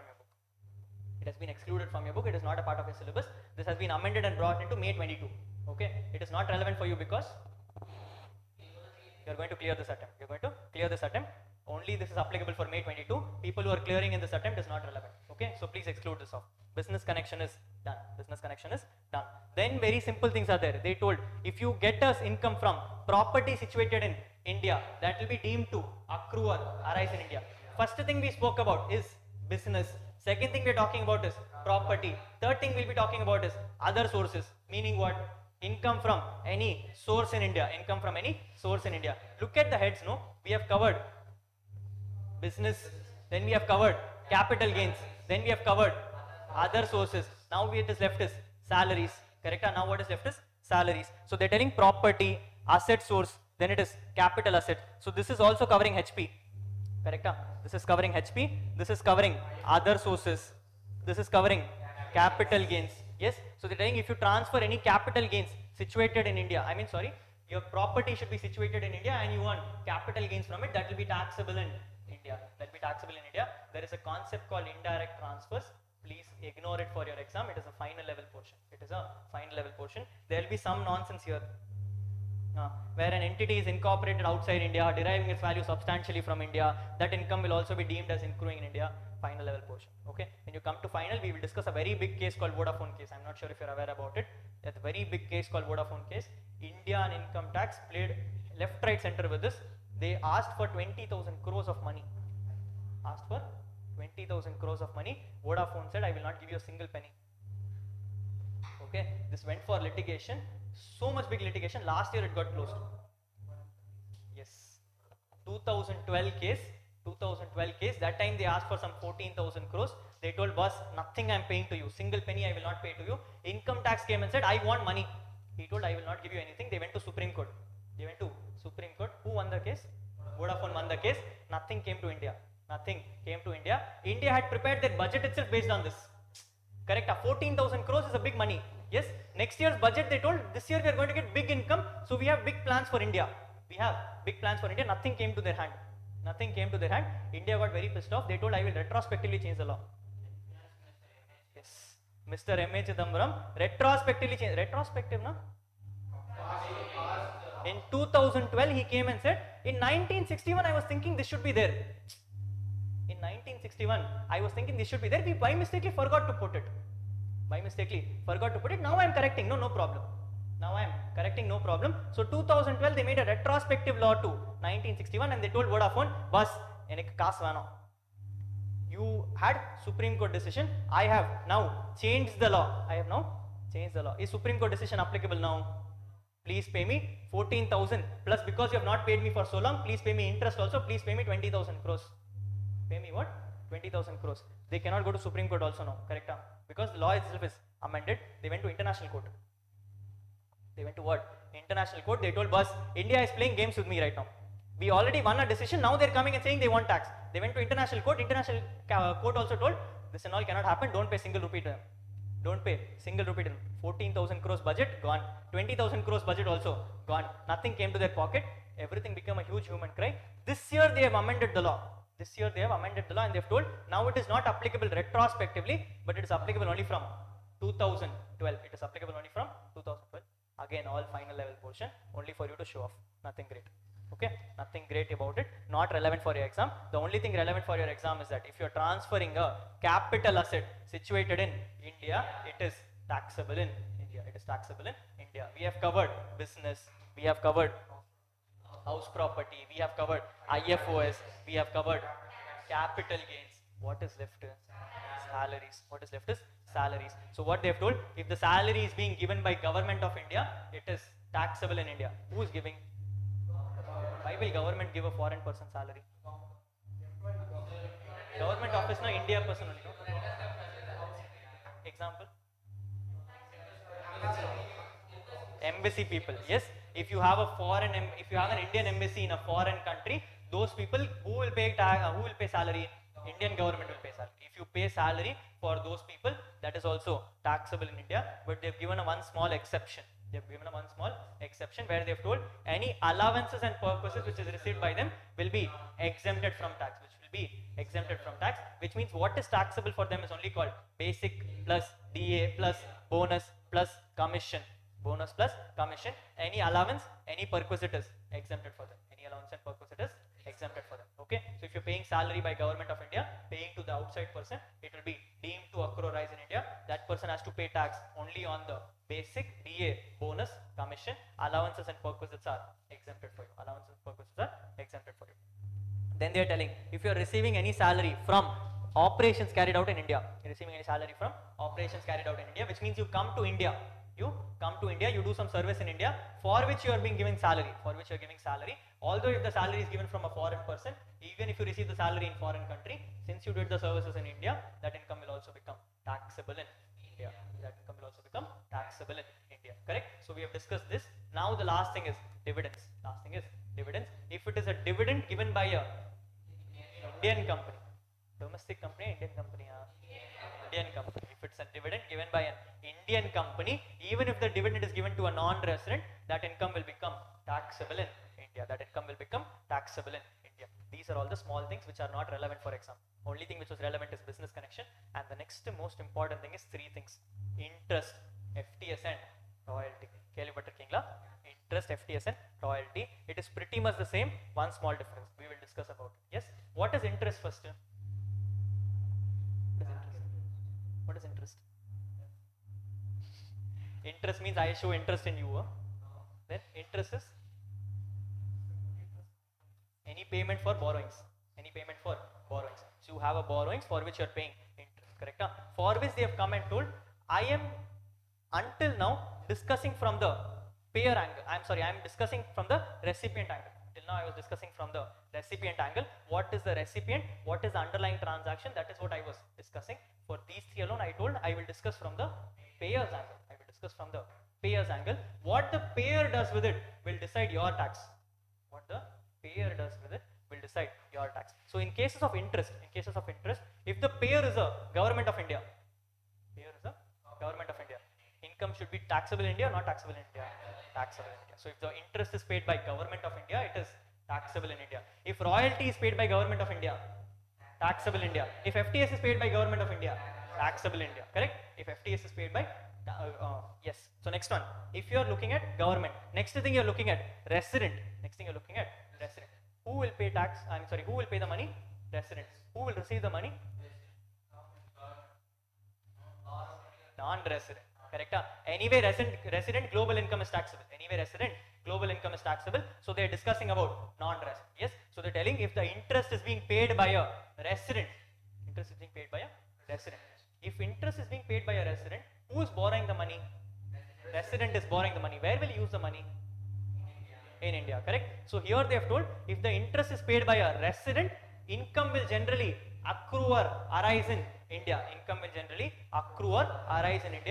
Unless and until you have to prove to me that the person who is paying the interest is using this money for outside India. Okay. If you are a resident who is paying to a non-resident, the non-resident income will become taxable the moment I prove that resident is using the money for India. If I prove that the resident is using the money for outside India, not taxable. I am a non-resident, he is a resident, he is using the money outside India, he is paying me the interest from outside India. Loan is also used outside India, asset is also outside India, payment is also from outside India, recipient is also outside India. Should you collect taxes in India? You should not collect taxes in India. Correct? So if you are a resident payer, for interest, for royalty, for FTS, income will generally be taxable in India unless and until it is proved that the resident has used the money for outside India. You can use the money either for business or profession, or you can use it for any source.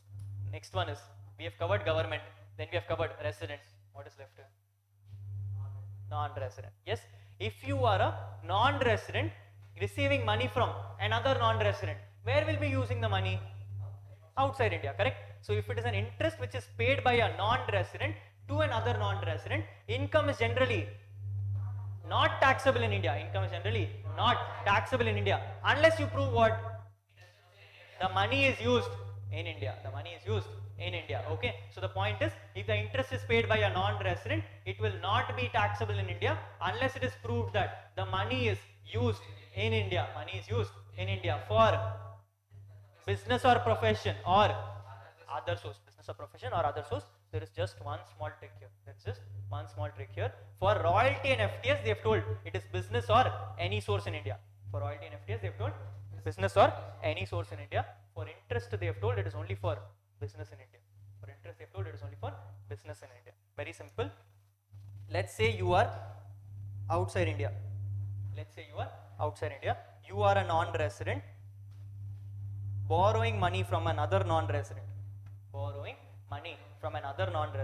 That money has been used to take shares of Indian company.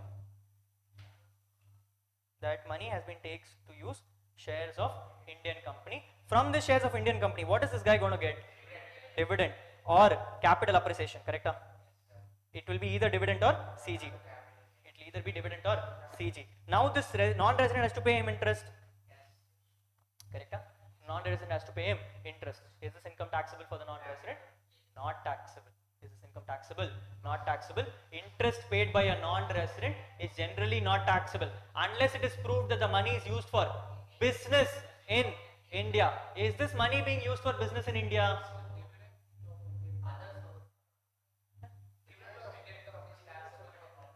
It is taxable for this non-resident. I am talking about this non-resident. I am talking about the interest. Forget the dividend, forget the capital gains. I am talking about interest. Okay. The interest which is received by the non-resident is from what? Is from the loan which is given to another non-resident. That loan is being used for what? To purchase shares of an Indian company. Is that his business? Is it taxable in India?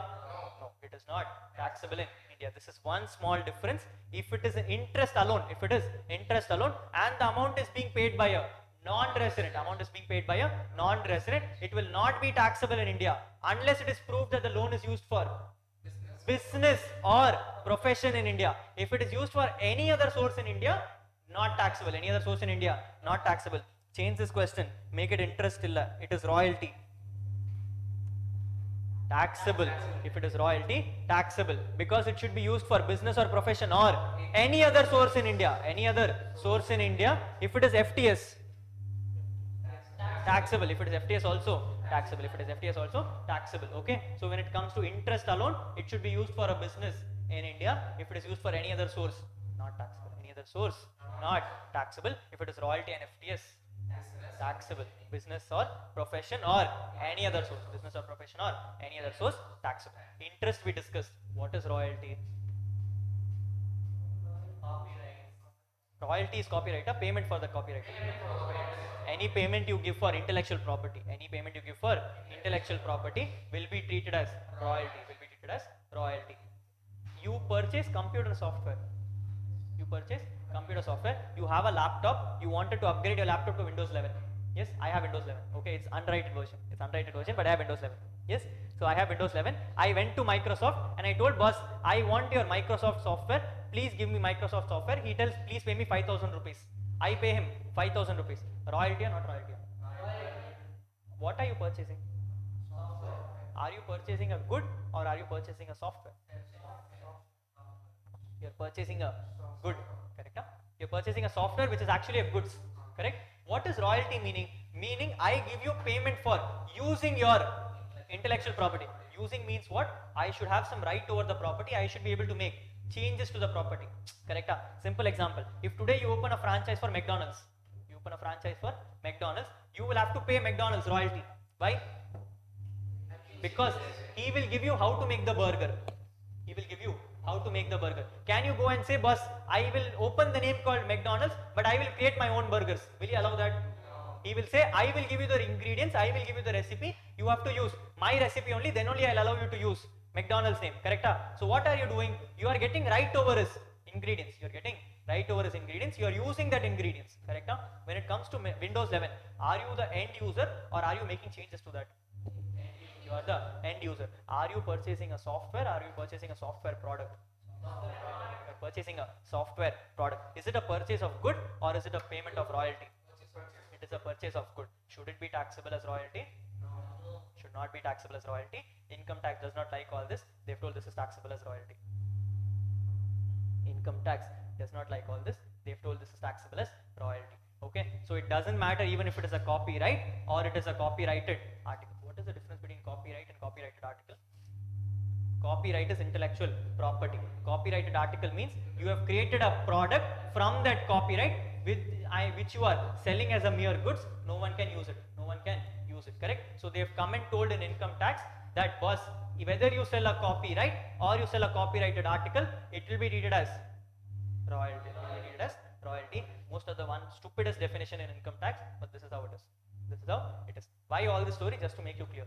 Okay, so when you purchase a software, even if it is a purchase of goods, it will be treated as royalty. Only for software. Any other purchase of good is not royalty. Okay, you merely purchase a good. You go and you purchase McDonald's burger. Will you pay royalty or will you pay goods product? You're paying for goods. You're purchasing a burger. You're not asking him for the recipe. On the other hand, if you go to Bill Gates and you buy Windows 11, what will happen? This will be treated as royalty. Clear, people? Interest FTS, royalty. Quickly summarizing. Paid by government, always taxable.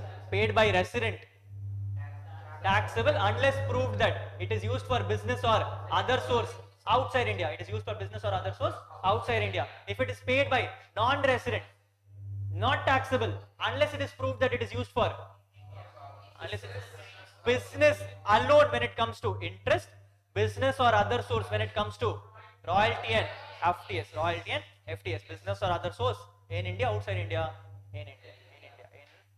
Correct? So we are looking at IFOS. IFOS we discussed one small IFOS, then we went into dividends, then we went into interest, then we went into royalty, then we went into FTS. Last thing is gift. Last thing is gift. Gift received by a non-resident. Taxable, not taxable? Yeah, not taxable. You 56 students non-resident. Gift received by a non-resident is fully taxable. What gift are we talking about? Are we talking about money or asset? We are talking about money. Talking about money. Why are we not talking about assets? Because the asset is already covered here. Because the asset is already covered here. Transfer of asset is taxable in India, correct? So asset is already covered. What was not covered?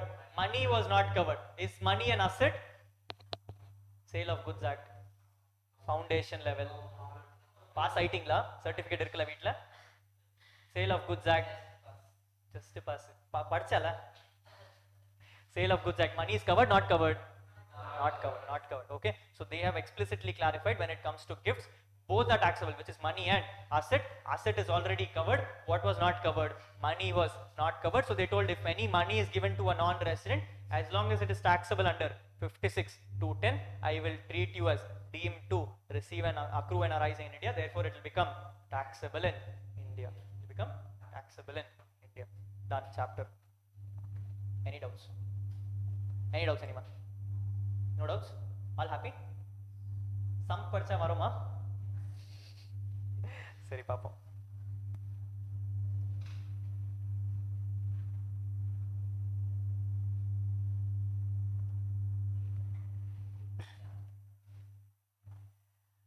Question number 1. Question number 1.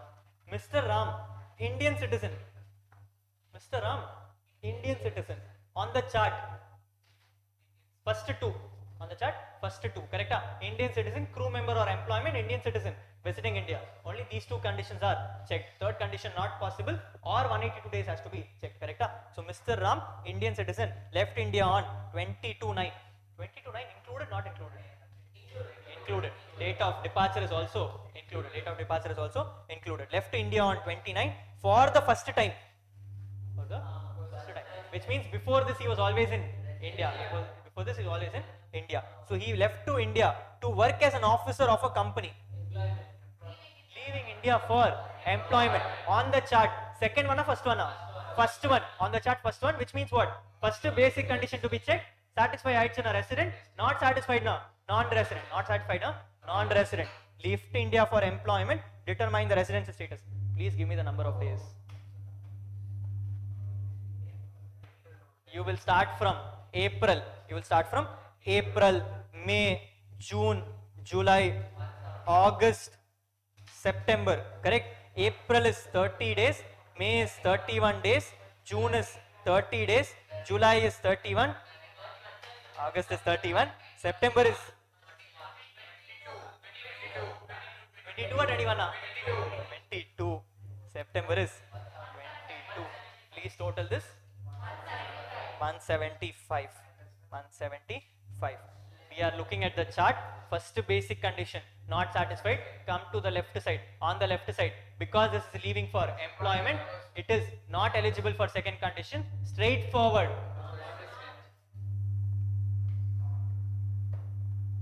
Straightforward, non. How do you write the theory in the exam is the question. Correct? How do you write the theory in the exam is the question. The presentation is very simple. Karthik sir would have told you how it is. You have to first write the provision. Second, you have to write the facts. Third, you have to write the analysis. Finally, give the conclusion. So what you should write? In case of section 6, you can either remember the section number or you can write as per the provisions of Income Tax Act 1961. As per the relevant provisions of Income Tax Act 1961, a person is an Indian citizen is treated as a resident only if he stays for 182 days or more in the current year. If he is moving outside India for employment purposes, outside India for employment purposes. In the present case, Mr. Ram, an Indian citizen, has left India on 22nd September for the purpose of employment. Therefore, his stay in India is 174 days. Stay in India is 174 days. Since this is less than 182 days or more in the previous year, he will be treated as non-resident. He will be treated as non-resident for the assessment year 21-22. Last line is most important. Why is it most important? Is residential status a static or dynamic parameter? Does residential status change every year or is it same every year? It changes every year. It changes every year. So you are clarifying it to the examiner that I am assessing the example and giving you the answer only for current year. If you want data for some other year, if you want answer for some other year, give me new data. Give me new data. I am doing it only for the current year. I am doing only for the current year. Correct? You have to clarify it very clear to him. You have to tell him that, boss, I know everything in Income Tax Act. Even if you have got some bad scoldings from your wife, even if you are not happy at home, even if your life is in depression, you cannot fail me. You cannot fail me. That is how strong you have to be with income tax. Okay? So you have to not give him any corner. You have to not leave him any corner. Make it very clear to him. I am doing the residence status for assessment year 21-22. So you have to tell him it will be treated as non-resident for the assessment year 21-22. For the assessment year 21-22. This is the presentation mechanism. Clear, people? Yes. Mr. They, non-resident. Avangale sollitangle. Mr. They, non-resident, residing in US since 1990. So he was always outside India. He was always outside India. Came back to India on 1/4/2019 for permanent settlement. For permanent settlement. For what? Permanent settlement. He came when? Previous year 1920 or 2021? Which exam are you writing for? 2021. You're writing exam for 2021. He came in 1920 itself, which means for 2021 he was staying for more than 182 days. He was staying for more than 182 days. First basic condition itself is satisfied. Directly right side. Directly right side resident. Directly right side resident. But you have to split into ROR and RNOR. Split into ROR and RNOR. He came when? Last year, which means his stay in India is maximum 365. His stay in India is maximum 365.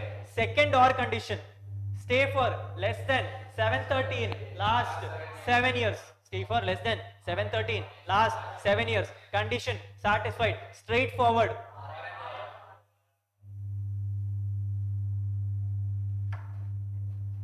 Any doubts? Bretley, no? Foreign. Cricket player. Bretley, Australian cricket player, visits India for 100 days in every F5. 100 days in every F5. This has been his practice for the last 10 years. This has been his practice for the last 10 years. Find out his residential status. Yes, people.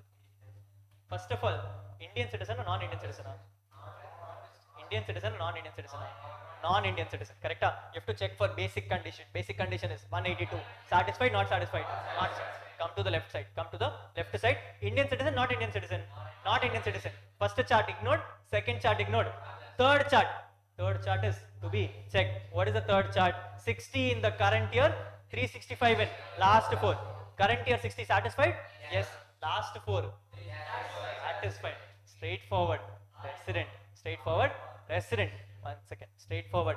Resident. Because he is a resident, check for ROR and RNOR. Again, last 7 years, his stay was 700 days. Stay was 700 days. Condition is 730. Condition is 730. Less than 700. Sorry, less than 730. Treated as RNOR. Follow the chart. Don't give it in the air, it will go wrong. Okay, follow the chart very clearly. This is falling in the third bracket. In the third bracket, it is 60 and 365. Satisfied conditions, straightforward RO, straightforward resident, but not satisfying 730 condition, straightforward treated as RNOR. Straightforward treated as RN1. Would your answer change if the above facts relate to Srinath, Indian citizen residing in Australia, represents Australian cricket team? By? This is an Indian citizen coming to India for visit. Coming to India for visit. Check for his Indian income. Check for his Indian income. Is the facts given? What will you assume? Indian income is less than 15 lakhs. Indian income is, if you ask for Indian income more than 15 lakhs, too much facts to be given. Indian income is less than 15 lakhs. Only first condition to be checked. Anyway, not satisfied. Straightforward.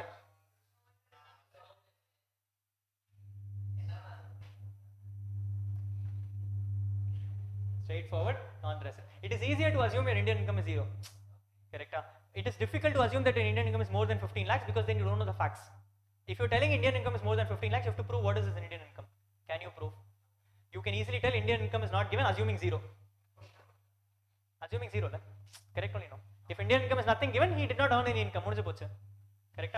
So he's an NR. He's an NR. Next, would your answer be different if Srinath had visited for 120 days instead of 100 days in the previous year?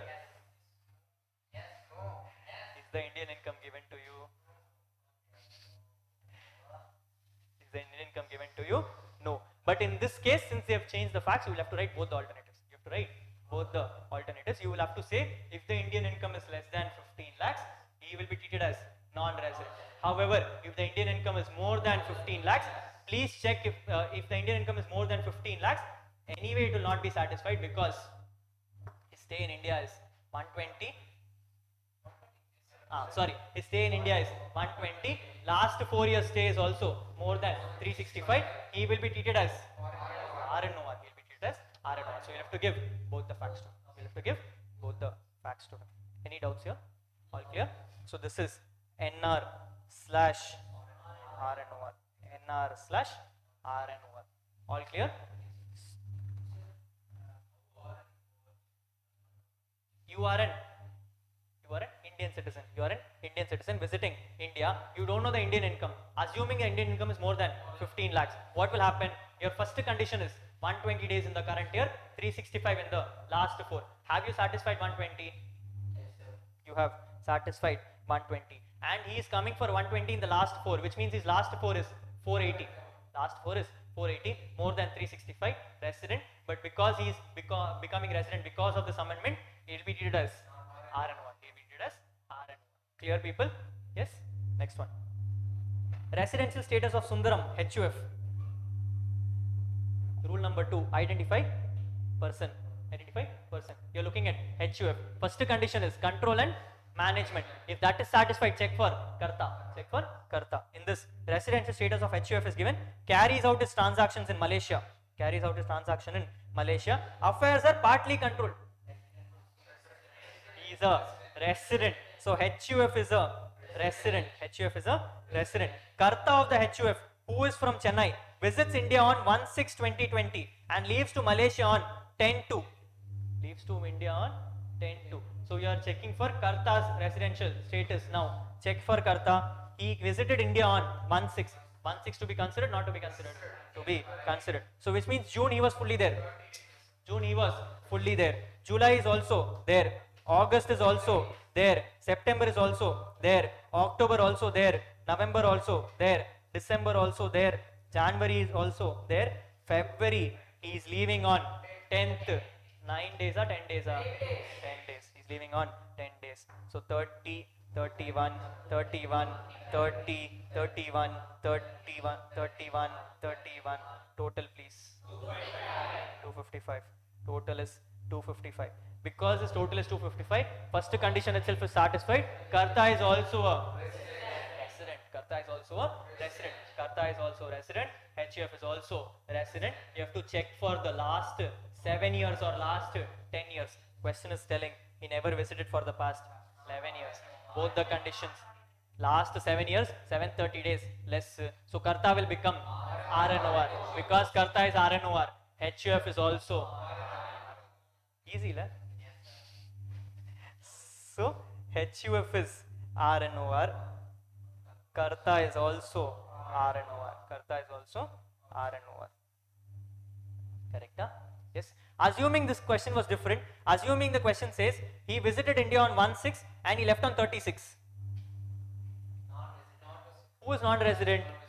Karta is a non-resident because he did not satisfy 60 days also. He did not satisfy 60 days also. Because he did not satisfy 60 days also, this is non-resident. HUF will be HUF will still be RNOR. HUF will still be RNOR. Okay. So Karta will become NR, HUF will become RNOR. HUF will become RNOR. All clear? Yes. Compute the income in the hands of individual being a resident, ordinary resident, resident, not ordinary resident and non-resident. So they're telling I want scope of total income. I will do it in the board. You will tell me which one is to be taxed and which one not to be taxed. Okay. So I will make 3 brackets. One is ROR, next is RNOR, next is NR. Please look on the left side. Please tell me what is to be taxed, what is not to be taxed. Okay.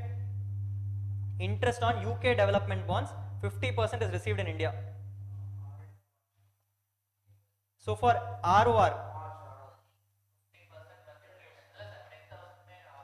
for ROR, 10,000 is fully taxable. Correct?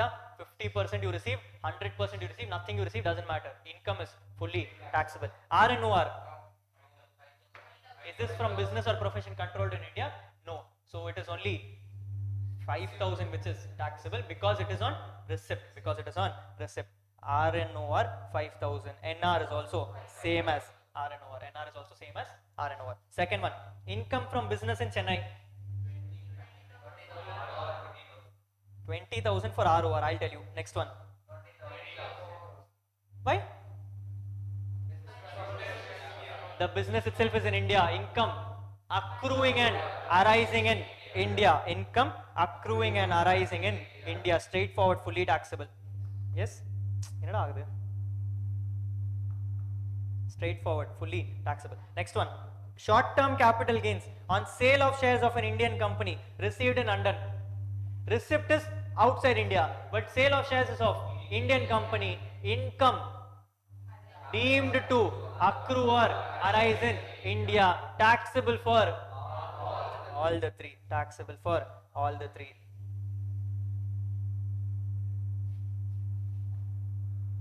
Correct? Next. Dividend from British company received in London. When only for ROR. So 5,000 for ROR, nothing for others. Nothing for others. Next, long-term capital gains, sale of plant at Germany, 50% is received in India.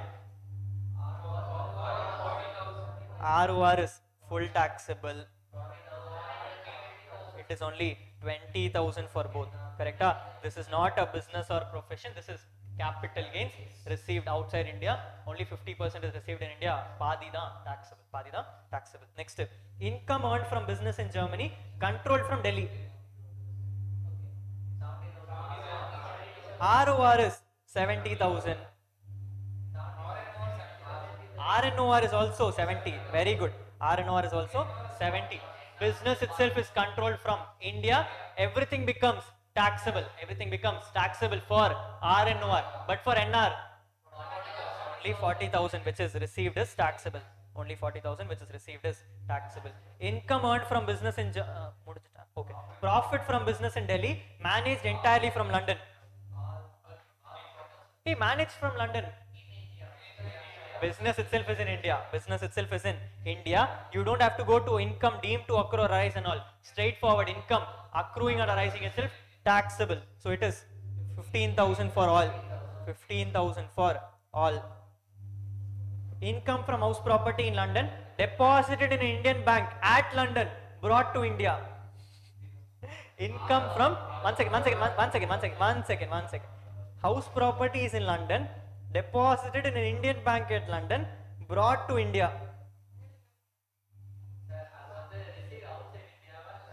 Indian bank. This is doesn't matter that the Indian bank is out. It doesn't matter whether it's an Indian bank or a foreign bank. Where you receive matters. Where you receive matters. You have received it in London. Property is also in London. You bring it to India. Remittance is not taxable. Remittances not taxable. So for RN, OR and NR not taxable, but the income is in the same year. Remittance is also in the same year. For a resident, remittance is not taxable. Accrual is definitely taxable. So for a resident, it is 50,000. I am making it very clear to you. It is not taxable only at the time of remittance. Only at the time of remittance. At the time of accrual, this is taxable. Correct? At the time of accrual, this is taxable. Interest on debentures in an Indian company. Ange mudinjitra. Indian company 12,000.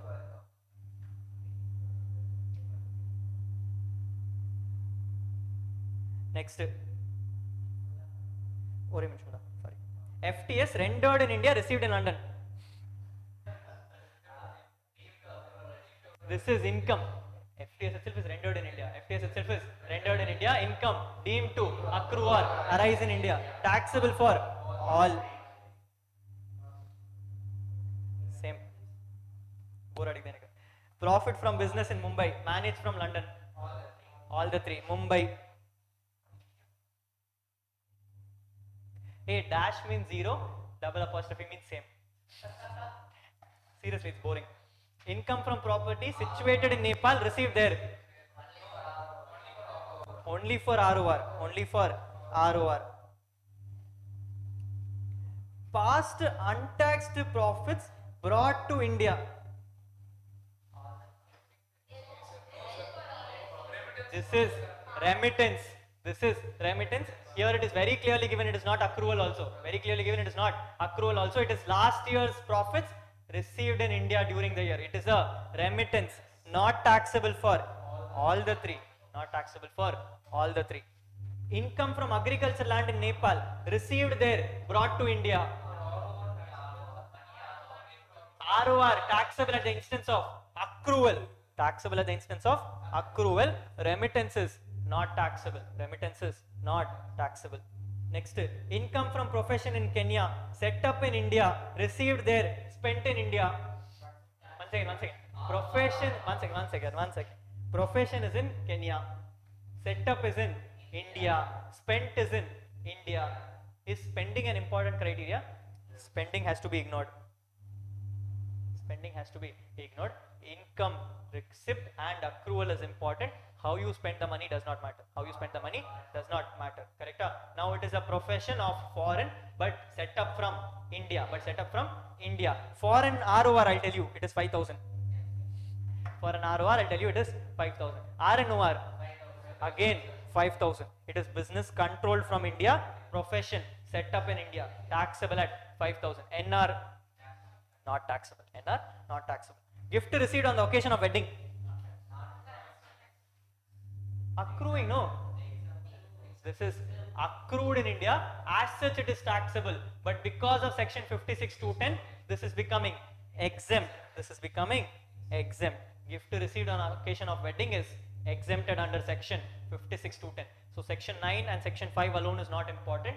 You have to also go to the heads. Correct? We are right now only in step 3, which is understanding the taxable income. Understanding the taxable income. Under step 3, this is taxable. Under step 3, this is taxable. Under step 5, it is not taxable. Under step 5, it is not taxable. Step 4, you will classify into head. Step 5, you will check for taxability. Step 5, it is exempted. Step 5, it is exempted. Clear? Next. Interest on savings bank deposit in State Bank of India. Bank itself is in India. Bank itself is in India. Income is accruing or deeming? Accruing. Straightforward accruing. Interest bank account is in India. Money is also in India. Interest is also in India. Straightforward income accruing or arising in India. How much is this? 12,000.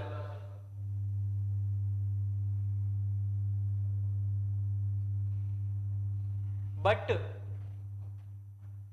interest on savings bank. Chapter 6A. Section 80 TTA. 80 TTA. Deduction of 1 to 5, 1 to 3, 1 to 50, 10,000 it is. Deduction is 10,000. Separately come down, deduction of 10,000. Deduction of nothing is given to you. 35 years. Total income of 35 years. Senior citizen not applicable. This is 80 TTA. 80 TTA. Where are we next? Income from business in Russia, controlled from Russia. I will tell you ROR. Dash and dash. Dash and dash. Dividend from Reliance Petroleum Limited, Indian company. Income, dividend from an Indian company is deeming to accrue or arise in India, taxable for all the three, 5,000. Same as before. Agriculture land from a land in Rajasthan. First taxable. Step 3 taxable. Step 3 taxable. Step 5 exempted. Step 5 exempted. Actually, step 3 itself exempted. 10-1, no? Step 3 itself exempted. Step 3 itself exempted. 10-1. Yes. Step 3 is what? Determining whether income is taxable or not. Step 3 itself, this is exempted. Correct? Next. Rent received in respect of a house property at Bhopal. Taxable for all. What is the income to be taxed? Standard deduction of 30% to be allowed. Income to be taxed is 70,000. Income to be taxed is 70,000. You have to write a note. Life insurance premium paid in India. Income or payment either? The expense. Should it be added or reduced? This is not an income, not to be taken here, but section 80C, chapter 6A, deduction. So till here we have found out what? This is fully called gross total income. Correct? This is fully called gross total income. From this you have to reduce two things. One is 80C of 30,000. 80C of 30,000. 80 TTA of 10,000. 80 TTA of 10,000. Best way to present an exam, when you are adding something, keep it simple, but when you are reducing something, please put it in brackets. Please put it in brackets. It will help you from your calculator perspective. Okay, when you are opening on your calculator, when you are quickly solving sums, if you don't see a bracket, you will sometimes make a mistake and you will add it off. Correct? So if you put it in brackets, you will very clearly know it is to be reduced. It is to be reduced. Your final answer is here. Please take out the number, whatever the number is. Please take out the number, whatever the number is. Whenever you close an answer and you want to tell the examiner that I am done with the sum, I am done with the sum. Why not? Premium is paid in India, no? Yes, premium is paid in India, all permissible. Correct? Yes, premium is paid in India. When you are closing the examiner, when you are closing the answer to the examiner, you have to tell him very clearly that boss, I am done with the answer. I am done with the answer. Please don't go to the next page to check it out. How do you tell him? Double underline and close the answer. Okay. If you double underline, you are clarifying to the examiner that the answer is done for me. The answer is done for me. Don't keep using this double underline everywhere. Okay. He'll stop the answer there itself. He'll cut your marks. Okay. So this is only the final answer. Only on your final answer which you're going to present to him, please put double underline, close the answer. If you want to take a screenshot, please go ahead. ஒன்னும் புரியாது அது வேற விஷயம்.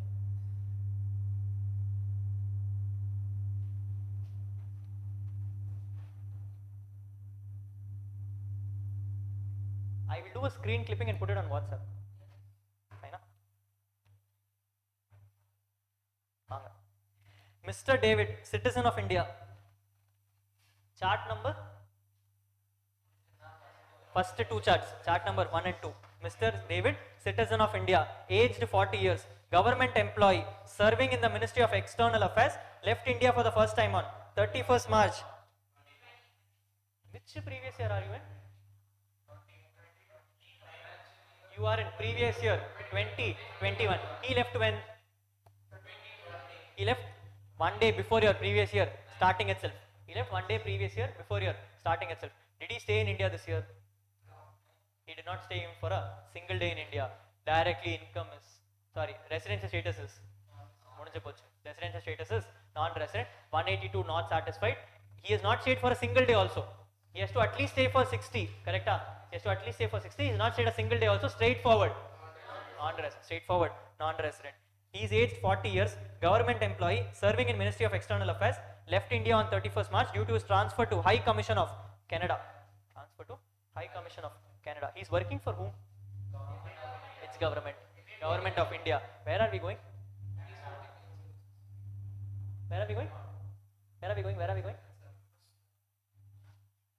Salary given by government to any non-resident is also deemed to accrue or arise in India. But allowance and perquisites are exempted. Allowance and perquisites. When you see the question itself, you should know the answer. Correct? That is how easy income tax is if you try it out. Yes? You see the question, I now itself know what is going to come in the question. It's not because I prepared it, I don't remember it also. Okay? I'm looking at the question. He did not visit India during the year. Sandosha, non-resident. He received the following income: salary, taxable; foreign allowance, exempted; interest on fixed deposits from a bank in India, taxable; income from agriculture in Nepal. Right?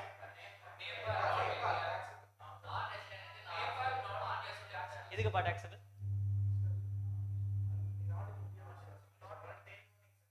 Taxable or not taxable? Eppudra? Exemption utru, non-resident first. Okay, first start with scope of total income. After that come to exemptions. After that come to exemptions. Scope le taxable illana, exemptions poitu onno prachana illa. Okay, so this is not taxable because he is a non-resident. Then income from house property in Nepal. Someone thinks it's taxable, please tell me. Not taxable. Correct? So the incomes which are taxable for you is 5 lakhs and 1 lakh. So the total income is 6 lakhs. Answer over. 4 marks in your pocket. Easy? Determine which of the following amounts is taxable in India. This is actually 5 different questions all merged together. Okay, one single shot done. Yes? Mrs. Vivita paid a sum of 5,000 USD to Mr. Kulashekara. Vivita paid to Kulashekara, resident to a resident, management consultant practicing in Colombo, specializing in project financing. She has paid a resident to a non-resident. A resident is paying 5,000 USD to a Colombo person for doing what? For a management consultant practicing in Colombo, which means this is FTS. This is FTS. Thus, payment was made in Colombo. Payment is made in Colombo outside India. Kulashekara is non-resident. Yes? Vivita is a resident. Kulashekara is non-resident. Who is making the payment? Vivita is making the payment. Check from payment angle or check for recipient angle? Payment angle. Who is paying? Resident is paying. Taxable or not taxable? Taxable, except for using outside India, for business or other source. Read the question. Consultancy is related to a project in India. Taxable or not taxable? Taxable. For யாரா pay பண்றான்? Payment பண்றதாலே taxable? The one who is receiving is the one taxable. Who is taxable? Kulashekara is taxable because Vivita is a resident using it for Indian business. Fully taxable. Naane excited ah irukken. Salary paid by central government. Taxable, not taxable? Paakave thevilla, mudinju pochu. I am not even going to read the next part. Why? Hey, I'm not going to read the next part as the next part of the same question. Salary is paid by central government, directly deemed to accrue or rise in India, straightforward, taxable. Next, interest on money is borrowed from outside India by a non-resident for the purpose of business.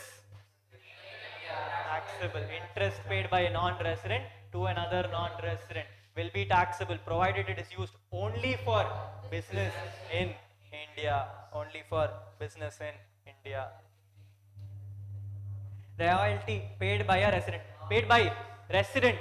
Always taxable unless used for business carried out outside India. Not taxable. Legal charges of 5 lakhs paid in Delhi to a lawyer of United Kingdom who visited India to represent a case at Delhi High Court. Why? Income itself is received in India. Accrual alla utru.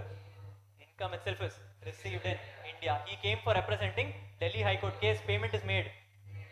Income is received. Straightforward. Taxable. Straightforward. Taxable. 20 lakhs received by NR. Received by NR from another NR. From another NR for use of patent, no? Royalty. Patent, no? Royalty. So received by non-resident from another non-resident. Generally not taxable unless used for business or profession in India. Unless used for business or profession in India. It is used for a business in India. Straightforward. Taxable. 15 lakhs received by a non-resident from another non-resident Indian. Non-resident Indian means non-resident or resident? Indian does not matter. Okay, no, Indian does not matter. He is still a non-resident. So payment is received by a non-resident from another non-resident for the use of know-how. Know-how? Royalty. For the use of royalty in Sri Lanka. Amount was received in Korea. Used for business outside India. Receipt is also outside India. Payer is also outside India. Recipient is also outside India. India la vandha edukku theedra. Correct? Everything is outside India. Nothing is taxable in India. Acha. 5 lakhs received by NR from R&Co Mumbai. 5 lakhs is received by NR from a partnership firm in India. Resident or non-resident? So payment is by a resident. Payment is by a resident to a non-resident. What is this for?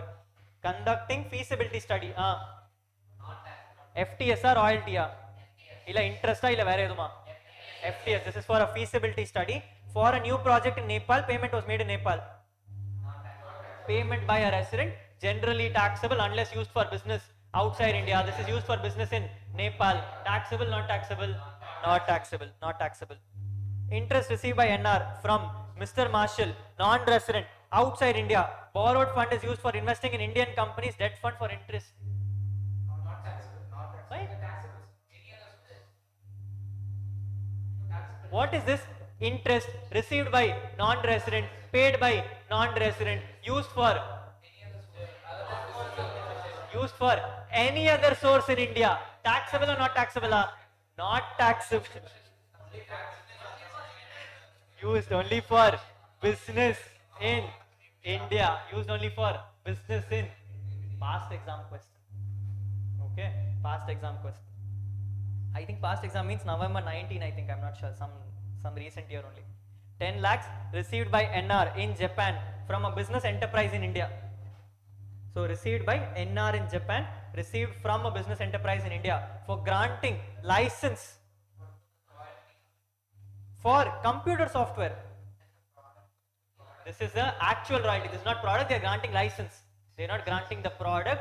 They are granting the license. This is straightforward royalty. This is straightforward royalty. Product is also royalty. License is also royalty. Product is also royalty. License is also royalty. This is straightforward royalty. You are granting license for, I mean, the payment is by a resident given to a non-resident for business in India. Taxable. 10 lakhs received by NR, engaged in the business of running news agency, collection of news and views in India for transmission outside India. Yeah?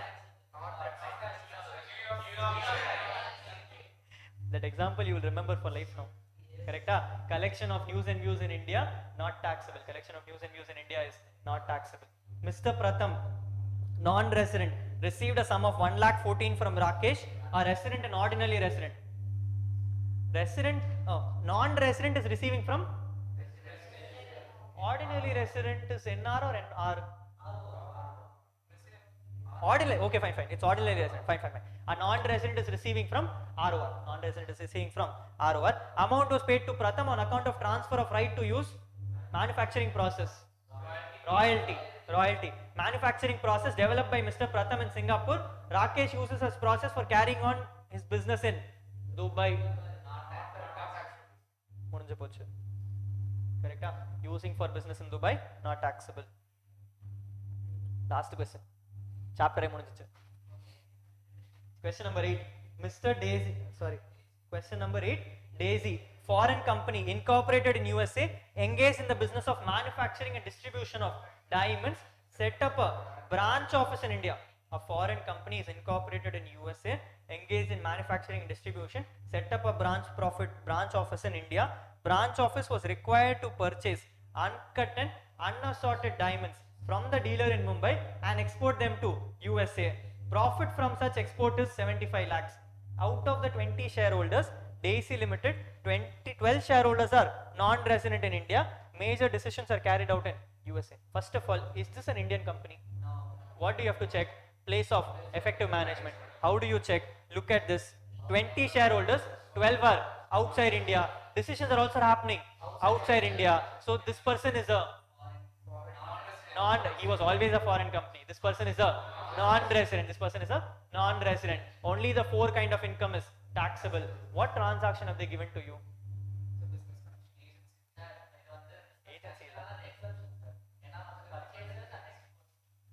Are you looking at uncut and unassorted diamonds condition, or are you looking at export conditions? You're looking at export condition. The question does not say about display. Question does not say about display. People made a big mistake in this. They came and said there is a sale. There is a sale, so this is taxable. Understand? Just because they use the term uncut and unassorted diamonds does not make it go to the last one. Does not make it go to the last one. There is also one more small thing. Purchase for the purpose of export. Purchase for the purpose of export. There we did not specify whether it is diamond or not diamond. Correct? So diamonds can also be included. So if you are purchasing diamonds for the purpose of export, this is covered under the exceptions. So this is not tax. Correct? Last one was diamonds. Diamonds is not relevant because that is only for display.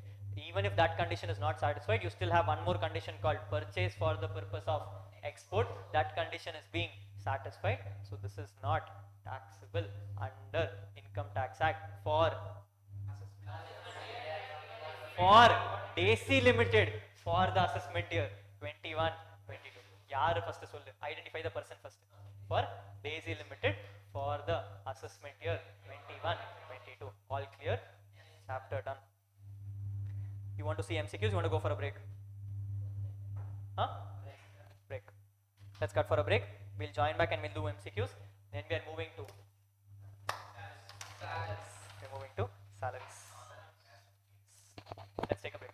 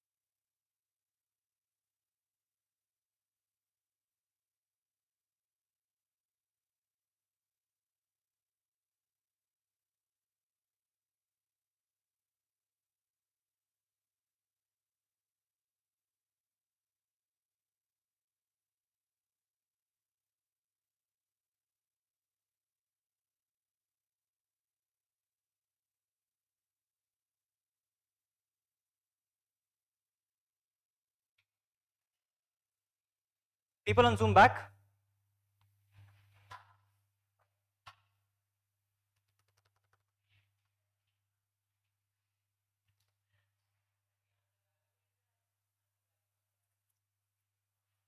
People on the Zoom. Okay, great.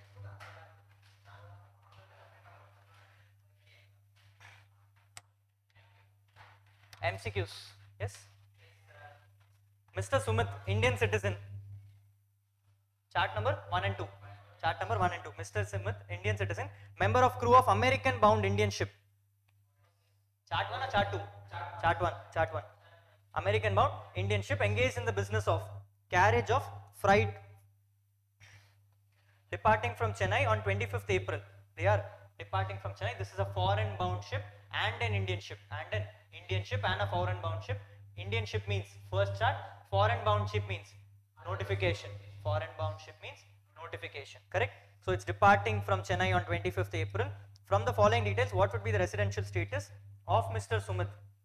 Assuming his stay in the last 4 years is 365 and the last 7 years is 730. Yes? Last 4 years is 365 and the last 7 years is 730. Date on which he entered is 25th April. Date on which he signed off is 24th October. Included, excluded? Excluded. This has to be excluded. Let's back work. Let's back work. So 25 included, excluded? Excluded. So 25, 26, 27, 28, 29, 30. 6 days of April excluded. May, full 31. June, 30. July, 31. When did he come? October. Okay. So August, 31. September, 30. October, he signed off on 24th. 24th included, excluded? Excluded. So 24 also is excluded.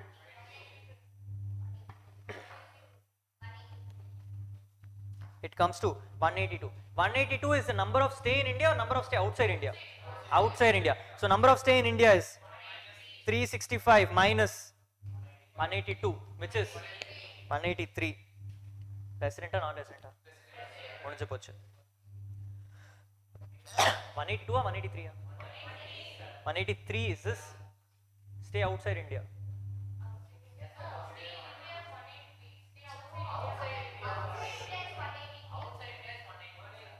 Check your calculators. 6, 37, 67, 68, 98, 128, 129, 130, 183 it is. Okay? Answer does not matter, the number matters. Yes, so it's 183. It is still a stay in India. It is still a stay in India because it is exactly 182. It is exactly 182 days. Okay, so 182 days, it is a stay in India. You have to treat into ROR and RNOR. Change for ROR and RNOR. His last 4 years is not relevant to you. Yes, not relevant to you. Last 7 years is relevant to you. It is 730. It is 730. They have not given you any facts about the last 4 years. This will be treated as ROR. This will be treated as ROR. Mr. Anirudh, citizen of India. Chart 1 and 2. Chart 1 and 2. Stayed in India for 181 days. Basic condition, not satisfied. Come to chart 1 and 2. Come to chart 1 and 2. And he is a non-resident for 9 out of 10 last years. Non-resident for 9 out of 10 last years. He has stayed in India for 365 days in all the 4 years immediately preceding the current year and 420 in the last 7 years. 420 in the last 7 years, which means they have not given any facts. They have not given any facts, which means he is not visiting India. He is not visiting India, which means second condition is 60 and 365. First thing, current year it is 181, 60, satisfied. Last 4 years, 365, satisfied. Treated as resident, treated as resident. First, don't check for this, don't check for this, directly come here. His last 7 is 420, should be minimum 730, less than 730, this will be treated as RNOR. This will be treated as RNOR. Any doubts? Mr. Square, Indian citizen, again. You have to satisfy either one, no? When I satisfied 730, why do I care about 9 or 10? Mr. Square, Indian citizen, currently resides in Dubai. Indian citizen, sitting outside India. What is the question going to come at? visit India. That is what the question will go at. Okay, so he's already residing outside India. He came to India on visit. Yes, he came to India on visit. Total stay during the year is 135. Total stay during the year is 135. He is not liable to pay tax in any other country. Not liable to pay tax in any other country. Deemed residency will not come just like that. You have to first prove that it is non-resident. Correct? Don't show off deemed resident directly itself. Following is a stay in India for the last 7 years. 1, 2, 3, 4, 5, 6, 7 is given. Total this up, please. I want two. One is for the last 4 years. Next one is for the last 7 years. Both. This is 569. Last 4. 238.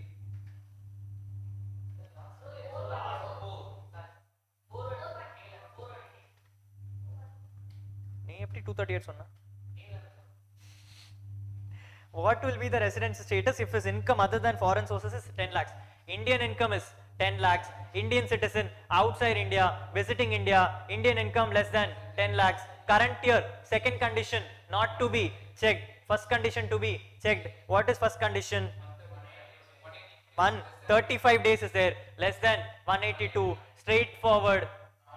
Non-resident but liable to tax any other country. Deemed residency not applicable. Indian income to be more than 15 lakhs. Indian income is less than 15 lakhs. Deemed residency also not applicable. Question answer is non-resident. முடிஞ்சு போச்சு. கரெக்டா? Who among the following will qualify as non-resident? Mr. Joy, Italian designer. Foreign citizen. Non-resident. Mr. Joy, Italian designer, foreign citizen, coming to visit in India. Coming to visit in India. Second chart. Third chart. Others. 120 amendment. Nothing is applicable because you have to satisfy 60 and 365. You have to satisfy 60 and 365. Yes, coming to India for visit, exploring handloom on 3/9/2020. He came to India on 3rd September 2020. Left India on 15th December 2020. Please tell me the number of stays. Sure? Anyone else wants to confirm?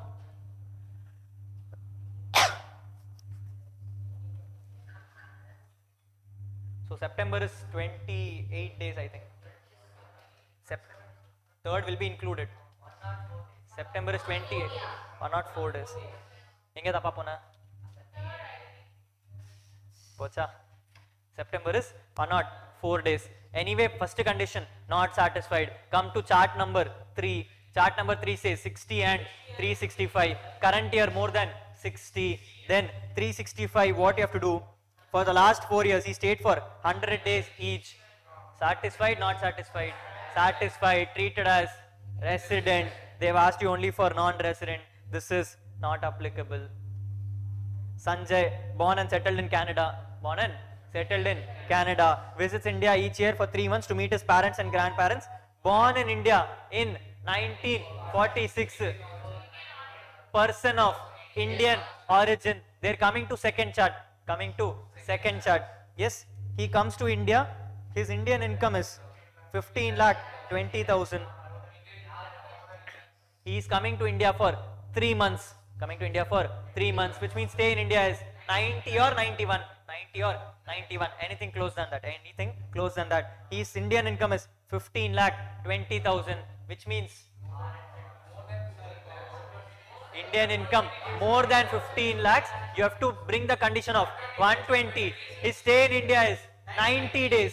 Condition not satisfied. Straightforward. Non-resident. Straightforward. முட்டாலே 15 lakhs non-resident வராது. RNR வராது. You have to check for the condition also. Okay, so this is non-resident. Next one, Mr. Chang, Korean scientist. Chart 3. Left India to his home country for fixed employment. Chart 1, Chart 1 is it? Chart 1 says Indian citizen leaving India for employment. This is a Korean citizen. Cannot be put into chart 1. Have to check for second condition. Hello? have to check for second condition, correct? Have to check for second condition. He is leaving for employment, I don't care. Yes, you can leave for whatever purpose you want as long as you are a foreign citizen. Second condition is applicable. He stayed in India and studied in research from 1/1/2016 to 1/7/2020, which is your previous year.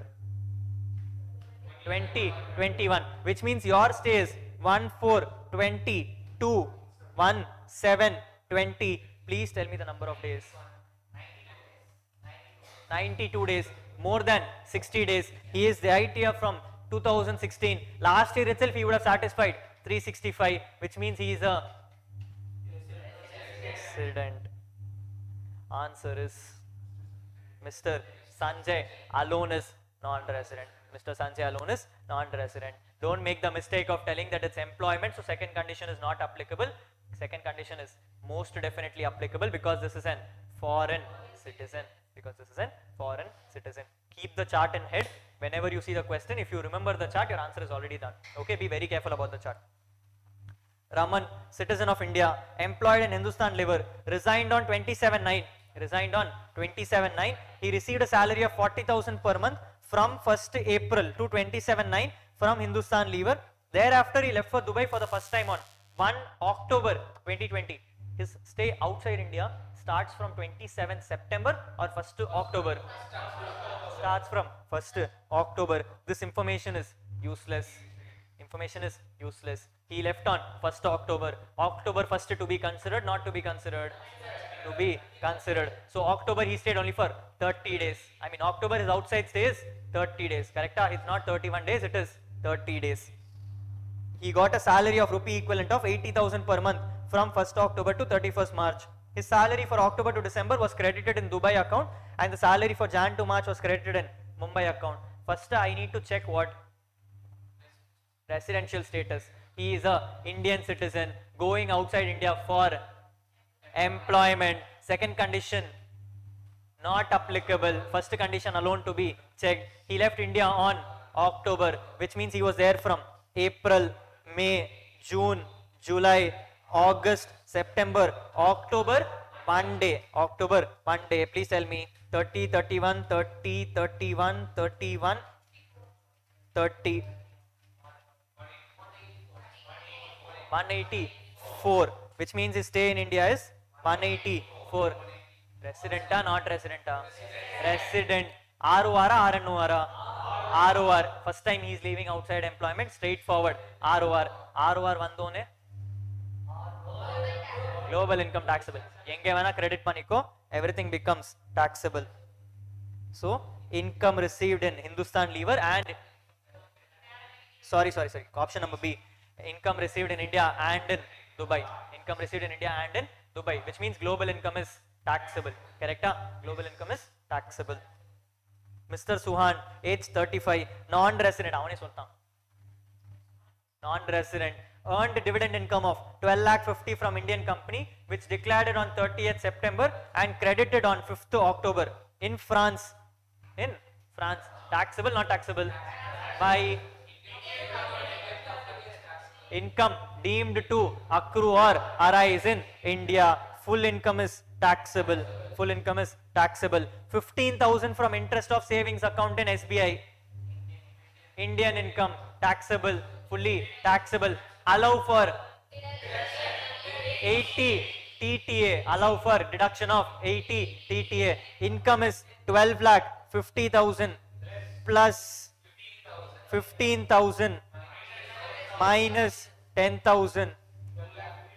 12 lakh, whatever the number is. Assuming he has no other income, what is his income chargeable to tax? 12,55,000. Simple? Yes. Ashish earns the following income. Interest on UK development bonds in 1/4 is received in India is 4 lakh, which means 1 lakh is received in India, 3 lakh received outside India. Capital gains on sale of building located in India, received in Holland. Fully taxable. Income deemed to accrue or arise in India. If Mr. Ashish is a resident but not ordinary resident, income deemed to occur or arise in India, fully taxable. This is not from a business or profession controlled in India, so only the receipt is taxable, which means 1 lakh is alone taxable? What is this amount chargeable to tax? Dividend income from Australian company received in Australia, brought to India in assessment year 21-22, taxable for Manangati, taxable for none. When was the income received? It was received in 2019. Income was received in 2019, brought to India in 2021. In 2021, this is a remittance. This is a remittance. In 2021, it is not taxable. We discussed no past untaxed profits brought to India. Remittance case, not taxable. Correcta? Sonnala, Patiya. Mr. William, Indian citizen, government employee, left India for the first time on 28th this February 2020 on account of his transfer to High Commission. Transfer to High Commission, government giving money, embassy, income deemed to accrue or arise in India to the extent of only allowance and perquisite is exempted from tax. Question correct? During the previous year 2021, he visited only for a week, which means he's a non-resident, on account of his brother's marriage. You come for marriage, you come for honeymoon, doesn't matter. During the financial year 2021, his income comprises of salary, foreign allowance, perquisite, rent from property in Singapore, interest received from FD maintained with SBI. One second. Salary, taxable, not taxable? Taxable. Foreign allowance, taxable but exempted. Taxable but exempted. Next, perquisite, exempted. Taxable but exempted. Rent from property in Singapore, non-resident, not taxable. Non-resident, not taxable. Interest from FD maintained with SBI. So what are the two incomes taxable? Only salary and interest on FD is taxable. His taxable income will include salary and interest income from FD. Correct? 2 mark question, 2 seconds answer. Yes? Mr. Nishan, RNOR for previous year 1920, ROR for 2021. Last year he was RNOR, this year he is an ROR. He has received rent from property in Canada amounting to 1 lakh during previous year 1920 in Canada. Last year he received 1920. He received some money. What are they going to ask you? Remittance in the current year. Correct? They will going to ask you remittance in the current year. During the 2021, he remitted this amount to India. Taxable is 0. Taxable is 0. Is such rent taxable in India? No. Correct? Is the answer taxable? No. Tejas, Indian citizen, left India permanently with his wife and 2 children. Left India permanently with his wife and 2 children for extending his retail trade business. Indian citizen going outside India for business. Anyway, he transferred in 2015 itself. You don't have to care. Yes, left employment should happen in the current year. This is happening in 2015 itself. Doesn't matter to you. Yes. From Canada, he's managing his retail business in India. For the purpose of his Indian business, he visits India every year from 1st September to 31st January. Indian citizen outside India, visiting India, chart number 2. He has come from 1st September to 31st January. His business income is 23.5 lakhs and 18 lakhs from retail business in Canada and in India. Take only Indian income. Indian income is income of an RNOR. Is the income from Canada taxable? No. Only income from India is taxable, which means his Indian income is 18 lakhs. Correct? Indian citizen outside India, visiting India, Indian income 15 lakhs kamala. What should you do? Condition 1 to be checked. Not satisfied. Condition 2 is 120 in the current year, 365 in the last 4 years. He has no other income during the year, Santosham. Determine the residential status and the income taxable for him in assessment year 21-22. I'll tell you the answer in a single go. I'll tell you the answer in a single go. Check for 182 days. If it is satisfied, resident, not satisfied, non-resident. Why? He is visiting India for the first time this year only. For the first time this year only. Last 4 years, his residency status was. Last 4 years, his stay in India was 0. Straightforward. If 182 not satisfied, he'll become a. Question. In current year, it is 153. Indian income is there. Second condition is 120. Satisfy agda. Oh, okay. Sorry. Okay, fine. Sorry. I'm so sorry. So every year is visiting for 153 days, correct? Every year is visiting for 153, which means in the last 4 you would have visited for more than 365, correct? So in the current year it is 153. Although this condition is not satisfied, 120 days is satisfied. So 120 in the current year, last 4 is more than 365. He will be treated as directly RNOR. If he is becoming a resident only because of amendment, directly RNOR. When he is an RNOR, foreign income is not taxable, Indian income is taxable. Foreign income means 2350 is not taxable. Anyway, we decided what is his Indian income. 18 lakhs. So which means this is what his income is taxable. Answer is resident but not ordinary resident. 18 lakhs from Indian retail businesses taxable. Only taxable. Hari, Indian citizen, marketing consultant, provides consultancy to various countries. FTS. Due to his profession, he is required to travel across various countries. Marketing project does not last for more than 40 days and therefore his stay in India is usually never exceeding 40 days. He has never stayed more than 40 days. At least you should stay for 60. 40 days also he did not stay, which means he is a non-resident. His income is 80 lakhs across the globe, which is not liable to tax in any other country. During the previous year 2021, Indian company provides him a marketing project. His stay in India is expected to be only 25. Income from the project would be 30 lakhs. Being a highly qualified professional, he consults you. Acha, we are the highly qualified professional, is it? Acha, we are the highly qualified professional. He consults you about the tax regime of his income and the residential status.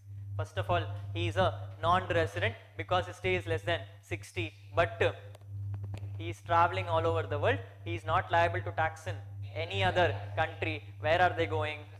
Deemed residency. Condition to be checked is you are an Indian citizen. Second condition to be checked is that you should have Indian income more than 15 lakhs. His Indian income is 30 lakhs. Not liable to tax in any other country. Straightforward. Deemed resident but RNOR. He shall be treated as this one, huh? So he shall be treated as ROR, this is wrong. He shall be treated as NR, wrong. He shall be treated as resident but not only resident. Shall be liable to tax on entire 80 lakhs. Will you tax as 80 lakhs? You will only tax Indian income. So answer is A. Lister International Zinc, a non-resident engaged in the business of selling goods Z, appoints Risky as an agent in India. As an agent. Business connection. Check whether it is dependent or independent. If it is dependent, taxable. Not dependent, not taxable. Correct? For selling such product, Mr. Risky works as an agent for several other persons. Independent agent, including the non-resident, aiding them. The appointment of Mr. X will lead to a business connection or not lead to a business connection? Will not lead to a business connection. Because he is not leading to business connection, taxable or not taxable? Not taxable. So not leading to business connection as he is an independent agent, correct? As he is an independent agent, because he is an independent agent, no business connection, no tax, correct? So option is D. Which of the following statement is true for companies? Solo papa.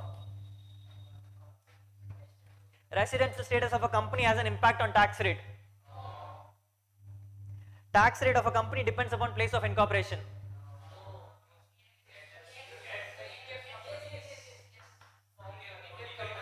Let's come to see.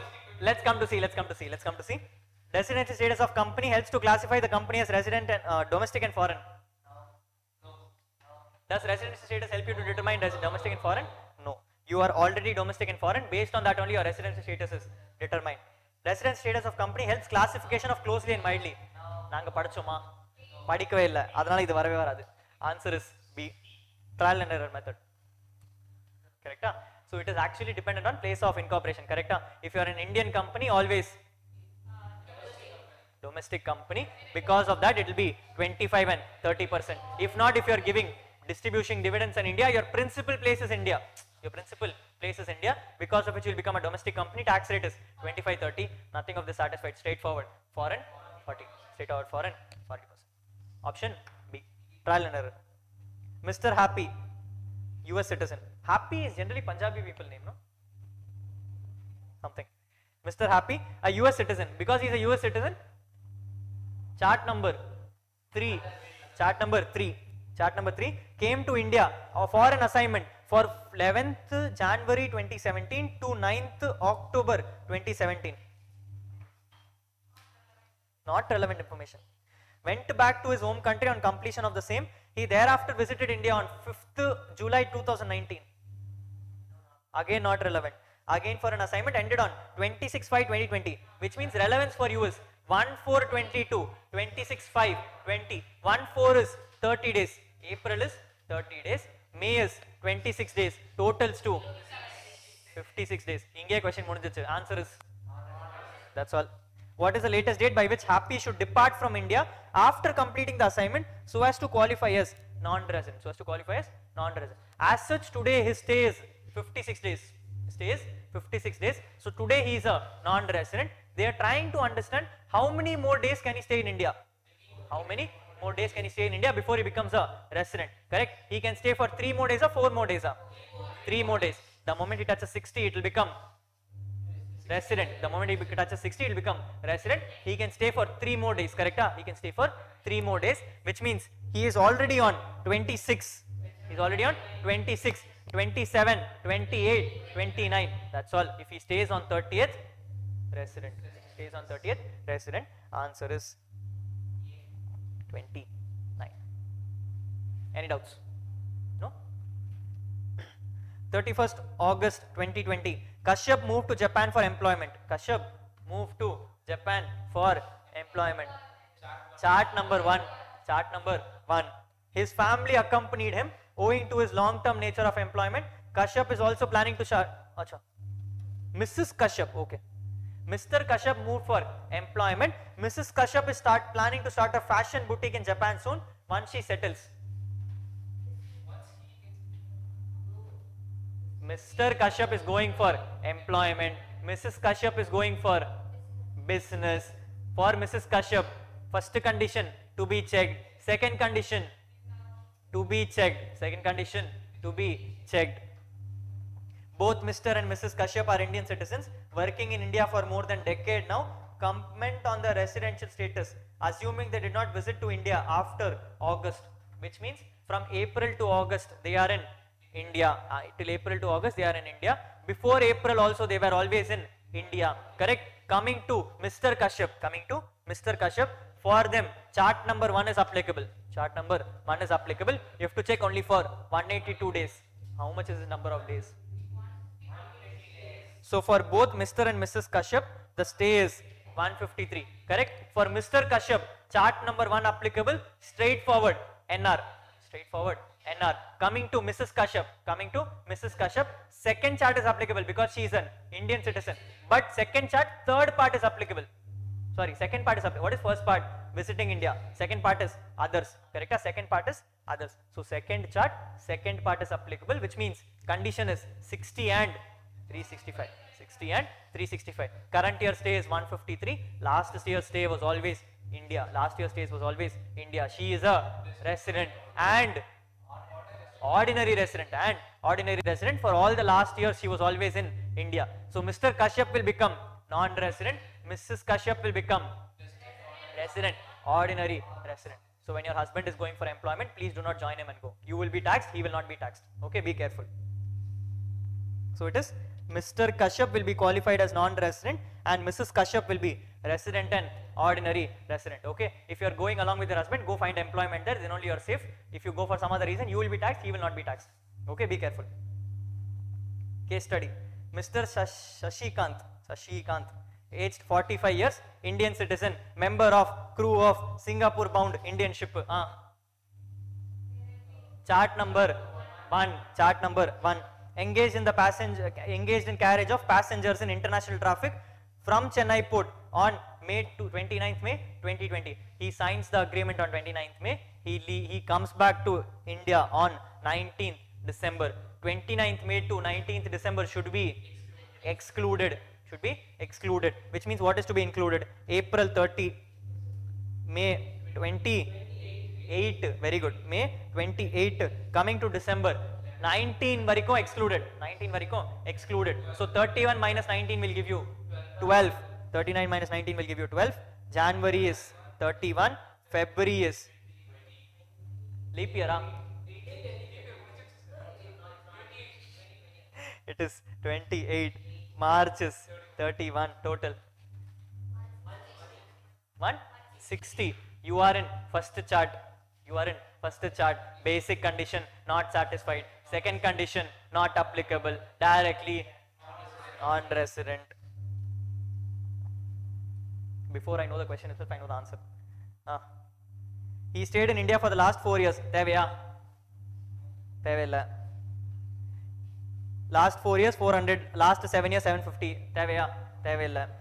He received salary of 7,20,000 for services rendered outside India in his NRE account maintained with SBI.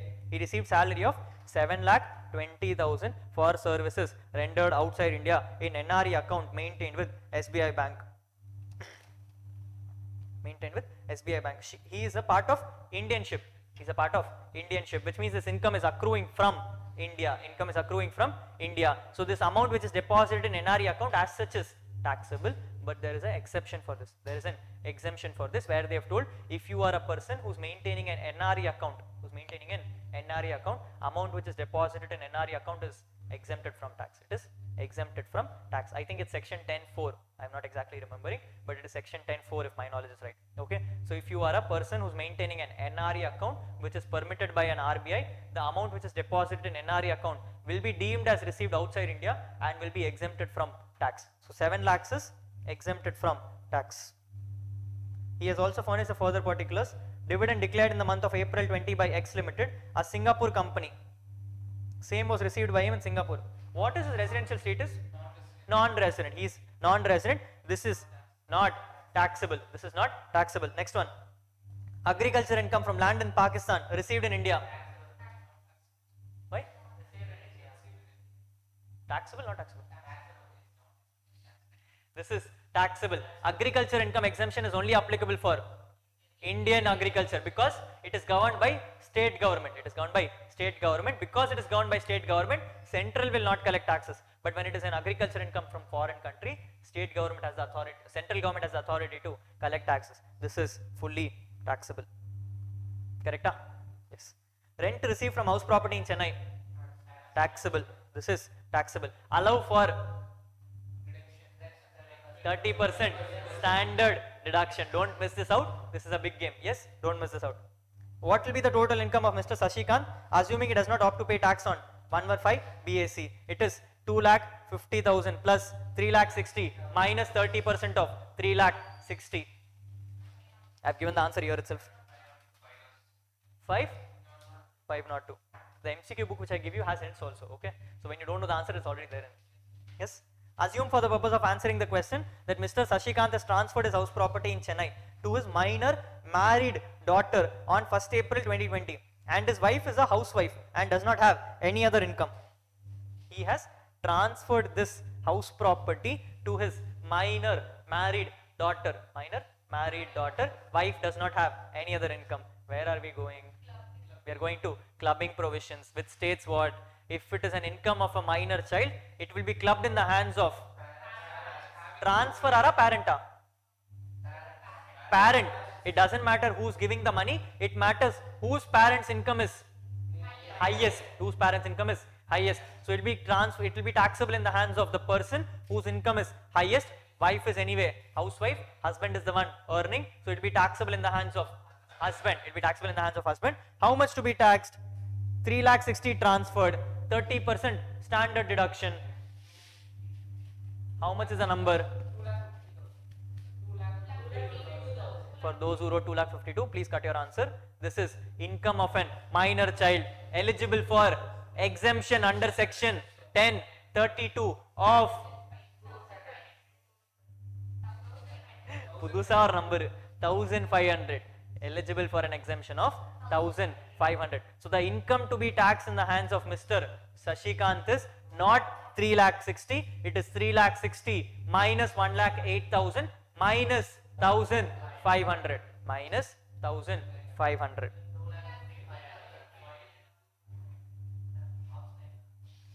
They've asked for total income, they've not asked for property income. I have just discussed house property income. House property income is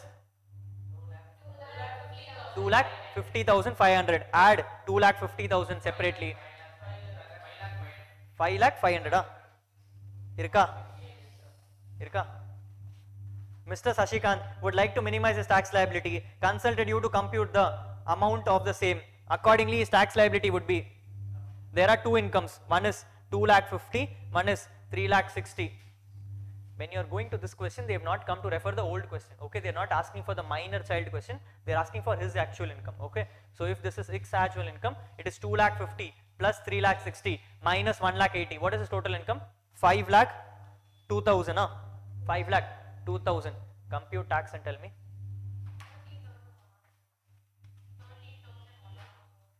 13,104. How?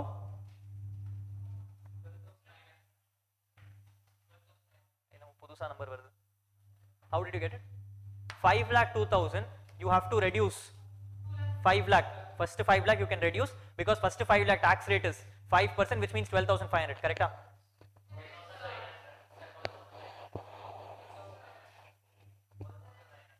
How? First 2.5 lakhs is 0. Next 2.5 lakhs is 5%, which is 12,500. Balance is 2,000 at the rate of முடிஞ்சிச்சு.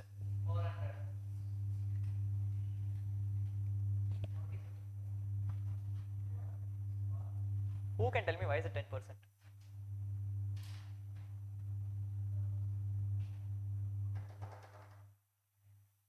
Who can tell me why is it 10%?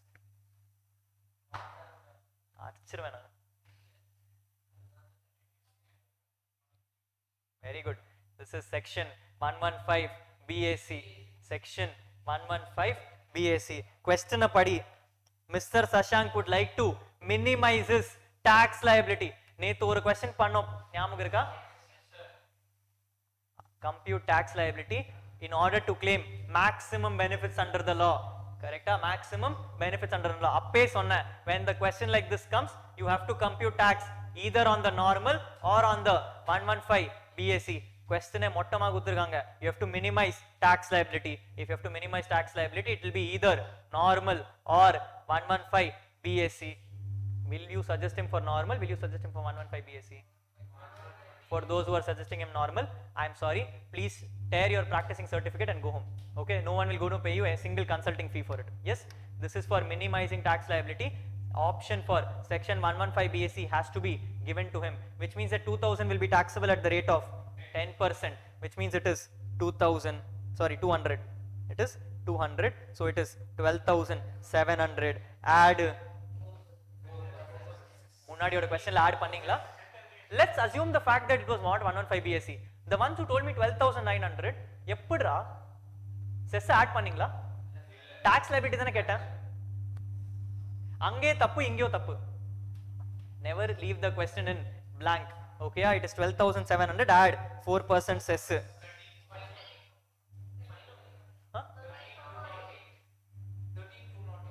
13,208. இதுதான் final ஆன்சரா? முடிஞ்சு போச்சு. 13,210. இதுதான் final answer it seems. பண்ணது chess தப்பு, பண்ணது 115 BAC தப்பு, கடைசியில டோட்டல் இன்கம் ரவுண்ட் ஆஃப் பண்ண மாட்டேங்கிறீங்க. இதுல நேத்து கிளாஸ் we understood everything வேற. Okay, they will never give you all these adjustments. These are a part of your logic. These are a part of your logic. Miss one thing, everything gone for a toss. Yes. Everything which you did right now, everything which you did right now is there in options. Okay, you 12,900 plus cess potale answer irukku. If you don't round off also the answer is there. If you do 115 BSc also answer is there. Without rounding off also answer is there. Everything is there. You do one small thing, everything is gone. Correct? All the 4 options are there. You do what nonsense you want. You pick one answer, you see the answer, hey, this is not correct, pottu pocha avladha gali. Okay, all 4 options are there. You don't play the right game at the right time, your MCQ will go for a toss. Correct? Here you cannot give explanation also to him. You cannot come and tell we are assuming he is not opting for 115 BSc and all. Okay, you put one answer and all everything is gone. Yes, 2 mark question out of the pocket. What is the answer? 13,210. 13,210. Don't forget your basics just because you have come to the detail. Okay, you have to run with your basics only in life. Zucaro, senior Singapore citizen. Non-resident. Mr. Zucaro is a Singapore citizen, which means chart number 3. Chart number 3 visits India for the purpose of business. You visit India or you come for honeymoon, I don't care. You are a foreign citizen. Third chart directly applicable. He was in India for the first time in 2016-17 for 270, 17-18 for 190, 18-19 for 195, 19-20 for 155, and in the current year he came to India for 10th August for a pleasure trip. Honeymoon. His family returned to Singapore on 31st August. However, he stayed back to complete some business and left on 17th November. For him, the stay in India is from 10th August to 17th November. It is not till 31st August. His family has left. He is still here. He is still here. So for him it is from 10th August. So in August it was 21 days. August it is 21 days. September it is 30 days. October it is 31 days. November it is 17 days. Total this. Huh?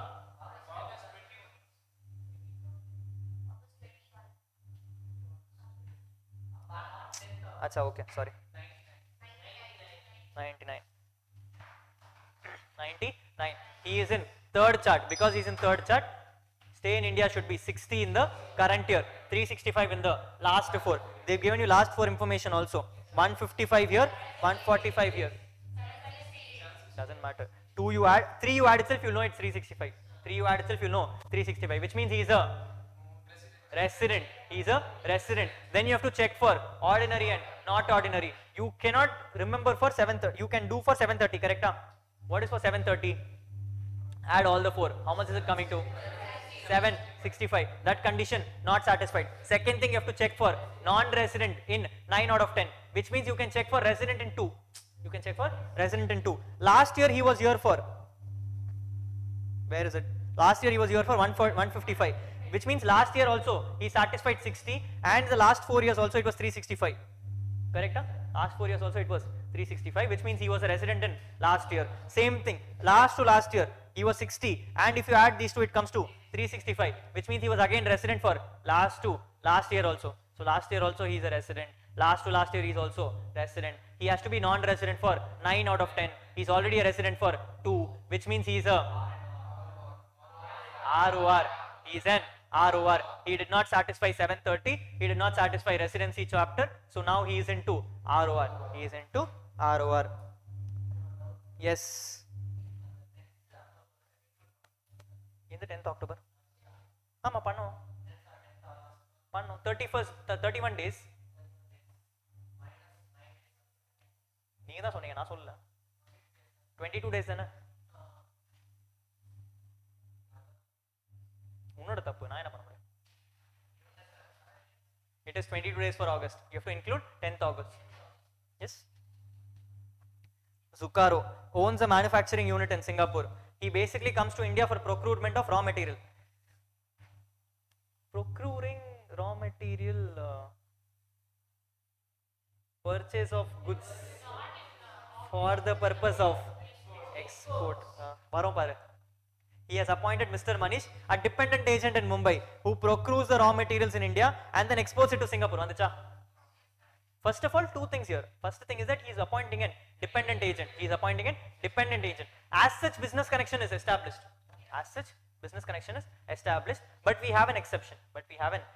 Stating what? You procure goods for the purpose of export. Even if it is done by dependent agent, it will be not taxable. So this amount is not taxable. So he's got an income of 8,75,000, out of which this activity, yes, purchase for the purpose of export, he earned an income of 8,75,000. Taxable, not taxable? This is an ROR. This is an ROR. Summa adachadu not taxable, it seems. This is an ROR. Global income is taxable. He has purchased a residential property for 17,50,000 in Indore in April 2017. In April 2017. That year you purchased. Where are you going to hit at? You are purchasing something which is an house property very long back. Where are they going to hit at? They can hit at two places. One is unrealized rent. Second is capital gains. They will hit at any two of this. Yes, they will hit at any two of these. He has purchased residential house property for 17,50,000 in Indore in April 2017. On getting an attractive deal in November 20, he sold the property for 26,25,000.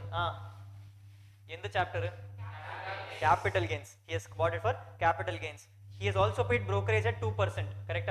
So which means his sale consideration is 26,25,000 minus 2% of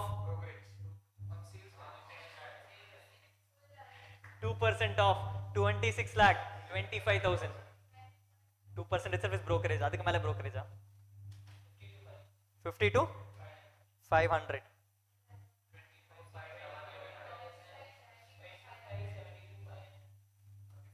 So this is your full value of consideration, but this is now cost of acquisition is given. When was the property bought? In April 2017. Period of holding should be 24 months. Yes, 17 and the 24 months will come to 19 only. You are selling it in 2020, which means it's a long-term capital gains under section 112 taxable rate 20%, taxable rate 20%, indexation benefit.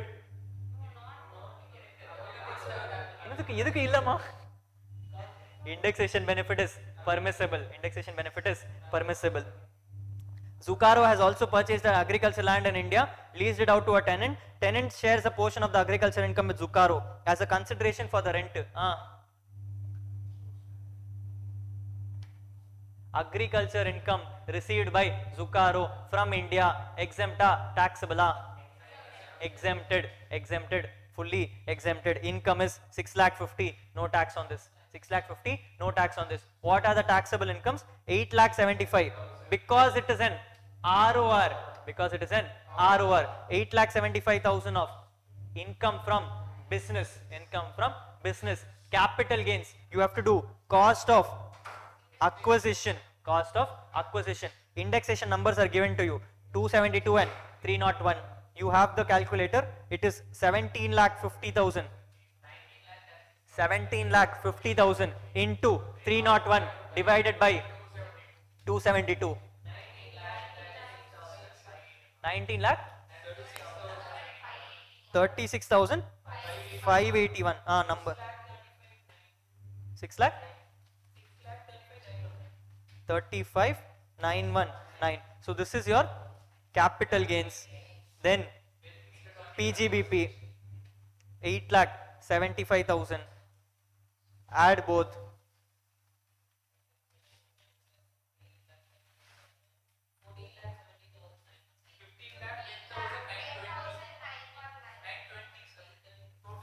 $15,10,919. For everyone who got 919, please take out your pen. Cut it out. It is 15,10,920. அதுதான் total income. இதுக்கு மேல income இருக்கா உனக்கு? Both. I told rule number 1 and rule number 2. Rule number 1 is rounding off total income. Rule number 2 is rounding off tax liability. Both have to be rounded off to the nearest 10. Correct? We have not even completed the question. Answer munijchu. Assume for the purpose of answering this question only, Zucaro is a non-resident. Would the income of 8,75,000 be taxable for him? By purchase for the purpose of export will not be taxable for non-resident because it is lacking business connection. Because it is lacking business connection. Is the answer yes? No. Is the answer yes? No. No, as the income is received outside India is not the answer because it is confined to purchase of goods in India. Correct? Would income arising from transfer of residential property in Indore be chargeable to tax in the hands of Zuccaro? Yes. If it is taxable, what is the income is what is asked. We have already computed. LTCG is 635,919.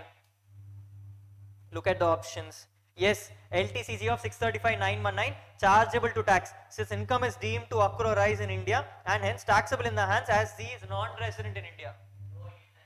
He is a resident. Next one, 6,88,419 chargeable to tax as he is a resident. 88 or 38? 35. So option B wrong. Next, long-term capital gains 6,35,919 because he is a resident. Correct? Yes. Next one, 6,88,419. Ange mudinchu. Correct? So this is answer C.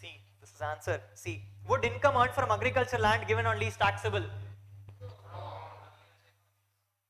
Yes is wrong. Yes is wrong. Yes is wrong. Answer only one is there. Correct? You don't even have to read the second part. When you know the answer is no, yes, everything is gone. No is the final answer. Correct? Next. What is the tax liability of Mr. Zuccaro assuming he does not pay tax under 115 BSc? Sandoshama pochu. 115 BSc uttanga.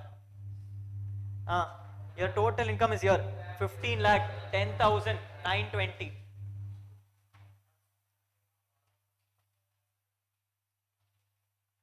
For everyone who started computing,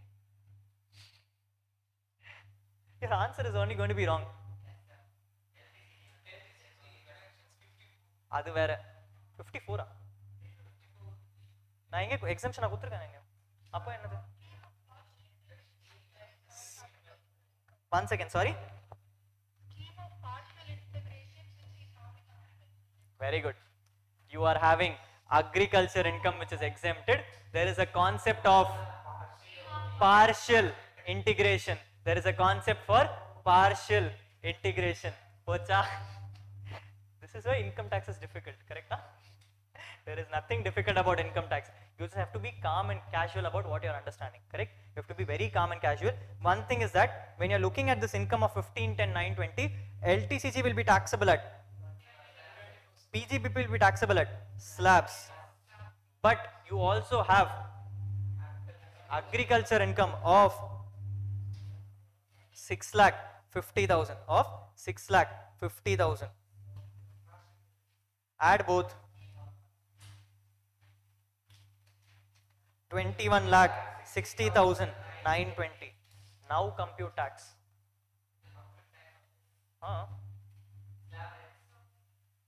LTCG is there no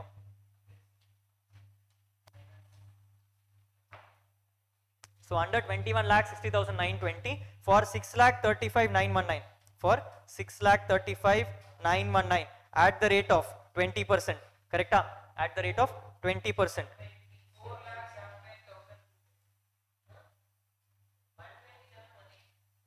127 184 balance what is your balance income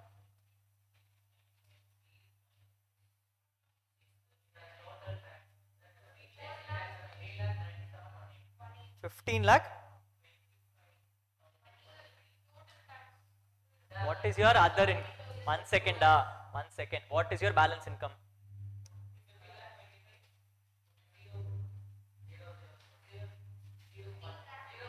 it is 001 we discussed yesterday remember what will happen because your LTCG is 9 and that 1 rupee has been rounded off that rounding off has to come to slab incomes the total should match with your total income correct yes now compute so 15,25,001 for the first 10 lakhs it is 1,12,500 correct for the first 10 lakhs it is 1,12,500 so 5,25,001 at the rate of 30%. Does everyone understand why it is 001? Yes. 2 lakh 70,000. And a 30% in the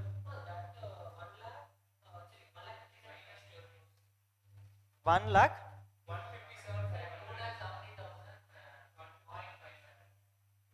Acha, point 5 or point 4? Point 3? Okay, point 3 you can round off, no problem. Okay, so it's 1 lakh 57,500. Add 1 lakh 12,500. Total this up 2 lakh 70,000, is it? Okay, so 2 lakh 70 is your slab incomes. LTCG is 1 lakh 27,184. Add both 3 lakh 184. Ippe round off one. You cannot round off. You cannot round off because you are still waiting for partial integration. You cannot round off. I told you the final answer which you give to the examiner, that has to be rounded off. This is the tax including agriculture. Step number 2. Include agriculture income to your basic exemption limit. What is your basic exemption limit? 2,50,000. So 2,50,000 plus 6,50,000 will give you 9 lakhs. Please compute tax on this.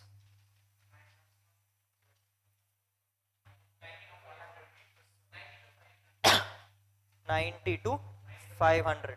92,500. Correct? 92,500. You can reduce 92,500 from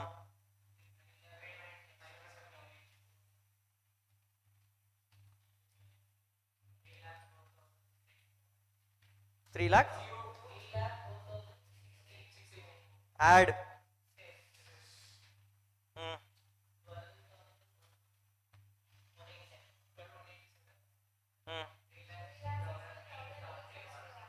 3,16,000.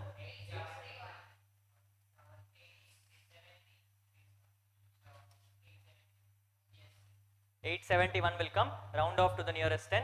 It's 3,16,870. We have not discussed the concept, I understand that fact, but still, this I wanted to give it to you because you've already done it little bit, right? What I'm trying to hint at is that sometimes there will be things in the question which you might not realize, and you have to be very careful about it, okay? Most things are silent adjustments. Be extremely cautious about it. Be extremely cautious about it. Till yesterday we discussed some 2 things. One is that salaries, standard deduction, always to be granted. Second, house property, standard deduction, always to be granted. Third, maximum benefits means 115 BAC to be checked. 115 BAC to be checked. This is the next one. This is the next one. Although agriculture income is exempted, you have to do partial integration. All these are your silent adjustments. Okay? Be extremely careful. Chapter is done. Yes? Any doubts? Any doubts?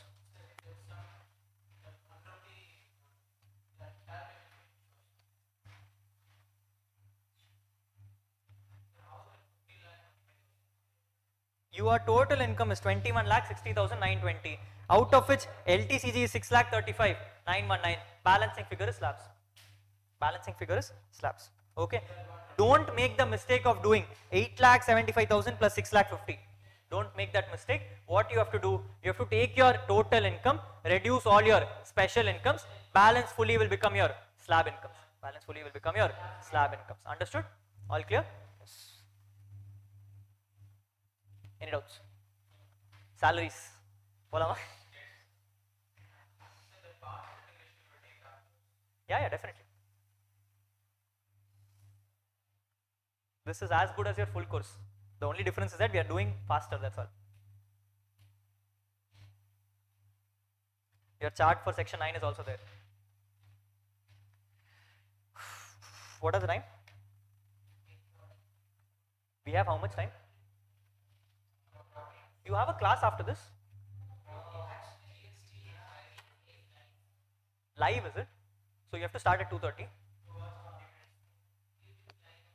Excited hai irki hai. Okay, fine. We will try to close at 1 o'clock. Maximum 110, not beyond that. Okay, maximum 110, not beyond that. We will try to close. We'll see how fast we can complete salaries. Yes, because in salaries I don't have to teach you anything. There is nothing to teach in salaries because everything is to be mugged up. There is nothing great which I can teach you in salaries, okay? So I have to tell you the provision, you have to mug up the provision, that's all. Yes? So nothing I can teach you right now because there is all mugging up to be done after the class.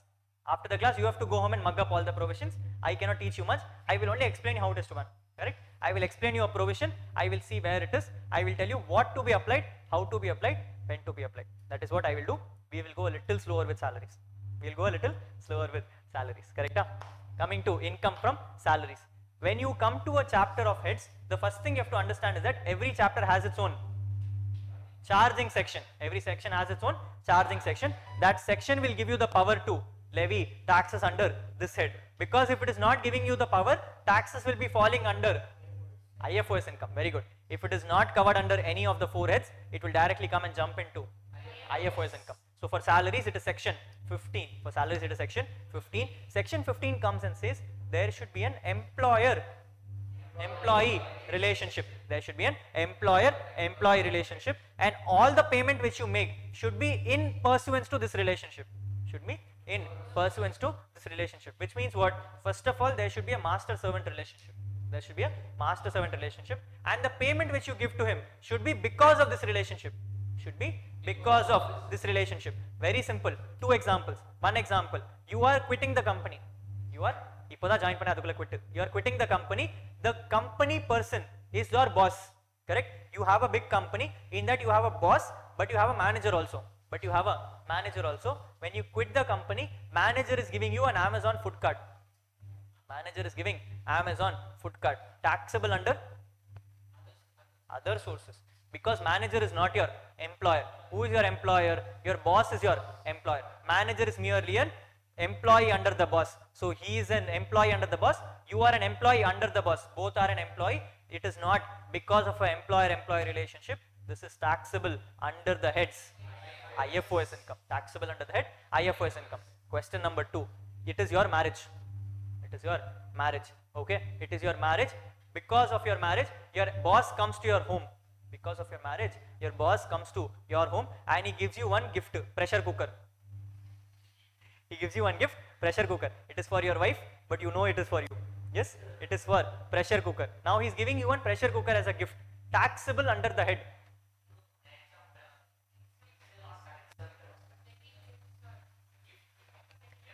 Taxable under the head. See, the problem is, this is a classification issue. You make the small mistake of telling it is exempted, the answer is wrong. Why is it wrong? Because it is exempted only under the head IFOs. It is exempted only under the head IFOs. If this was taxable under salaries, this would have been fully taxable. Correct? In salaries chapter, have you read an exemption called marriage gift is exempted? Have you heard anything like this? No. Correct? Only when you classify into a respective head will you be able to appreciate their exceptions. Correct? So if this was taxable under salaries, the pressure cooker would have become taxable.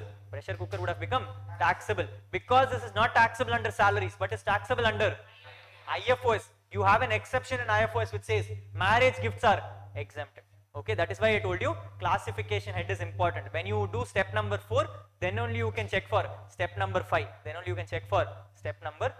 Clear, people? There should be an employer-employee relationship. Payment should be for such relationship. The payment, the pressure cooker which he is giving is not because of your employment with him, but is because of his love and affection to you. So this is taxable under the head IFOs. Under IFOs, this is exempted. Be very, very careful about it. Classification can make a whole game change. Okay. So when it comes to salary, there is an employer-employee relationship. There should be a payment for such relationship. Now, you are a partner in the partnership firm. Partnership firm is giving you salary. Taxable under the head salary. Very good. Although the payment is pursuant to a relationship, there is no employer-employee relationship. Partner and partnership firm are not employer and employee. They don't have a separate legal entity. This is taxable under the head PGBP. Same case. Giving salary to a member of parliament.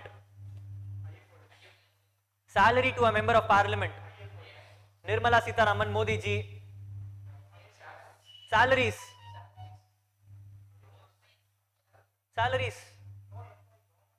Very good. This is taxable under IFOS. Why? Because government is not an employer to Modi ji. Modi ji is not. Whose government?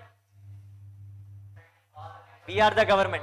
We are the government. Correct? We are the government. Can you say Modi ji is my servant? Can you say Modi ji is my servant?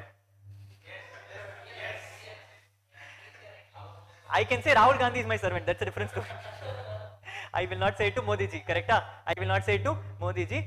Government is not an employer. Modi and Nirmala Sitharaman are not employees. There is no employer-employee relationship. This is not taxable under salaries. Can it be taxable under PGBP? Why?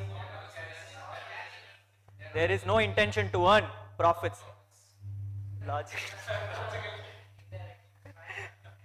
On the ground of it, there is no intention to earn profits. Okay? We are learning legal law.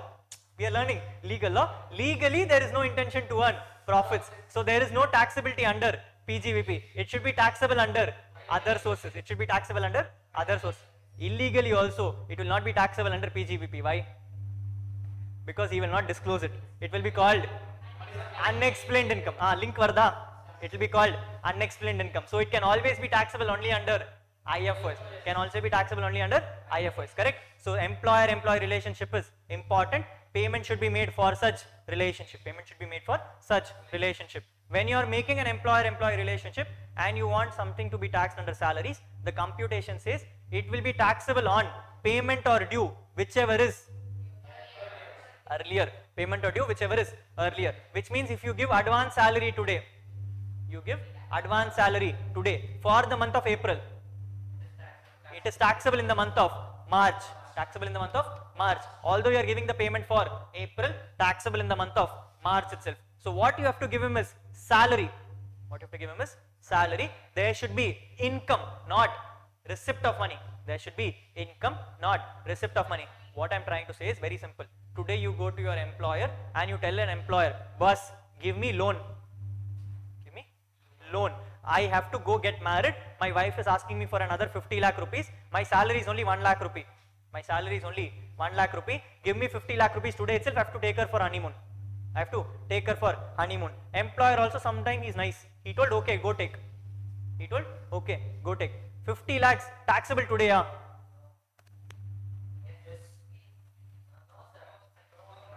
What is he giving you? He is giving you loan. This is a receipt of money. This is not income.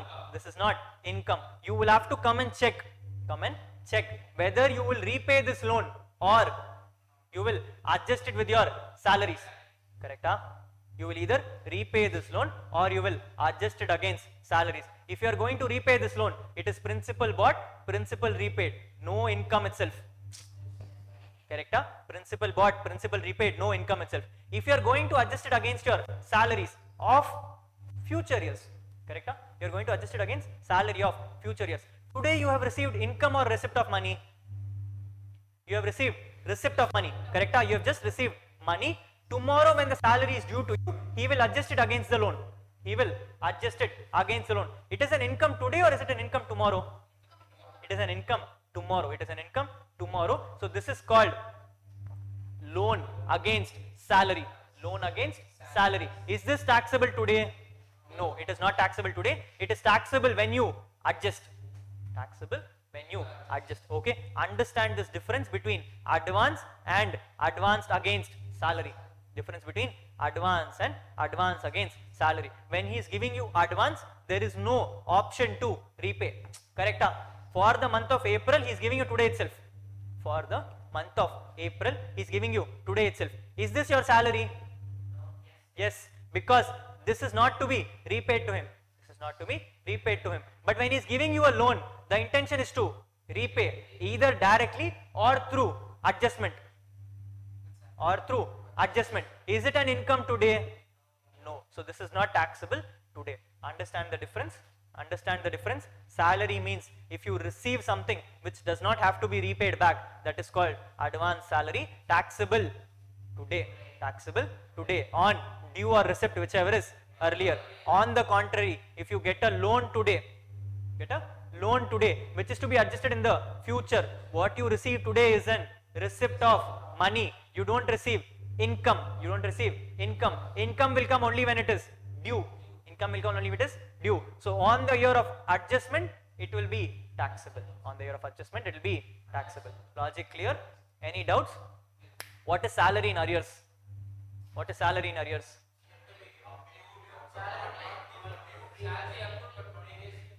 Salary accrued, but if it was salary accrued but not paid, I would have already taxed it in that year, no? So what? I would have taxed it in that year, no?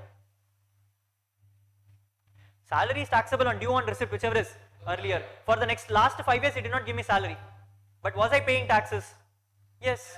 But what is arrears of salary then? Very good. This is called retrospective amendment in law. Retrospective amendment in salary. Retrospective amendment in salary. Which means until last year, you were giving a salary of 1 lakh rupees. You were giving a salary of 1 lakh rupees. Today you come to that employer and you come and say, boss, 1 lakh and all is very low for me. 1 lakh and all is very low for me. Increase my salary to 1 lakh 50. Increase my salary to 1 lakh 50. That too, I don't want it from today. I want it from last year. I want it from last year. Employer says, I will not give you. You say, if you don't give me, I will go to court.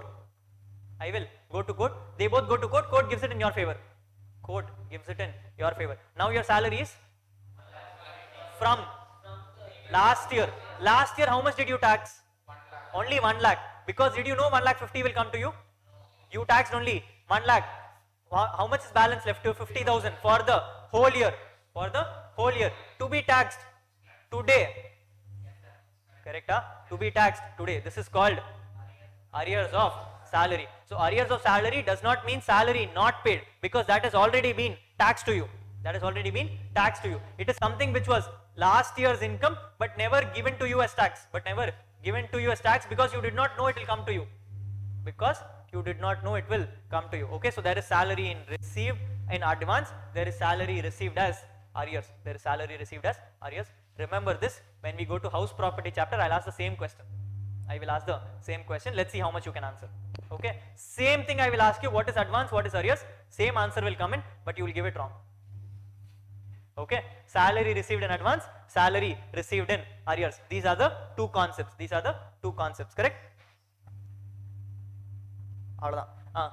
We discussed what? Salary given by a partnership firm to partner is taxable under PGBP. Salary given to a director.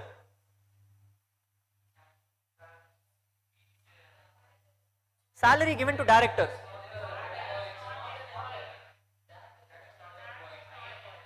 அப்படிதான் சொல்லிருக்காரா கார்த்திக்? கால் பண்ணட்டுமா? See, partner and partnership firm do not have a separate legal entity. Therefore, you cannot call it employer and employee. Correct? But when it comes to company, is company a separate legal entity? So a director working in it. There are two types of directors. Whole-time director, managing director. What is a whole-time director? Director of the company, not working in anywhere else. What will he be called? Owner. Appo enna illa sonna? Directors are employees of the company unless they are independent directors. What is independent directors? That is different. That is setting fees. That is different. Okay, directors can be employees of the company, may not be employees of the company. If they are employees of the company, taxable under salaries. Not employee of the company or IFOs, PGBP or IFOs. Don't go and tell in the market directors are not employees. Okay, ask the question, who is the director? If he is an whole-time director, managing director, all that people, they are employees of the company. Unless it is a part-time director or an independent director, they are always employees of company. Only if they are an independent director or an part-time director, they will not be an employee of the company. These people, when you go to finals, they will tell you these people don't get salary itself. What they get is called sitting fees. படிச்சிருக்கீங்களா? what you receive is called sitting fees. The money is given for you to attend a board meeting. Money given to you for attending board meeting. Is this salary? It is a professional service. It is a professional service. அதனால தான் 194J ல இருக்கு படிச்சோம் மாதிரி இருக்கு. What is 194J? TDS it seems. What is 194J? TDS on fees for technical services, fees for professional services, royalty and director fees. And director fees. Yes, although director is an employee, if he is an employee, it will come under 192 salaries. He will come under 192. If he is not an employee, it will come under 194J. Come under 194J. Correct? Fine. So it is a director. If it's an employee, it is taxable under salaries. Not an employee, taxable under PGBP or IFOS. Not taxable under PGBP under IFOS. Correct? This is your whole format for salaries. In your ICI study material, not to criticize, but personally I don't understand the material itself. Okay, I am not sure how the material is being drafted. It is very haywire. It is very haywire. They will suddenly start with basics, then they'll go to perquisites, then suddenly employee benefits will come in, and then suddenly other things will come in. Very difficult that is to understand. So what I've done is I've prepared a format. I have prepared a format. We did it for other chapters also, no? Same way. So we have prepared a format. In this format, if you follow this ladder, if you follow this same ladder, answer will come perfect. Okay, answer will come perfect. Because if you remember, salary definition keeps changing. Correct? Salary definition keeps changing. Correct?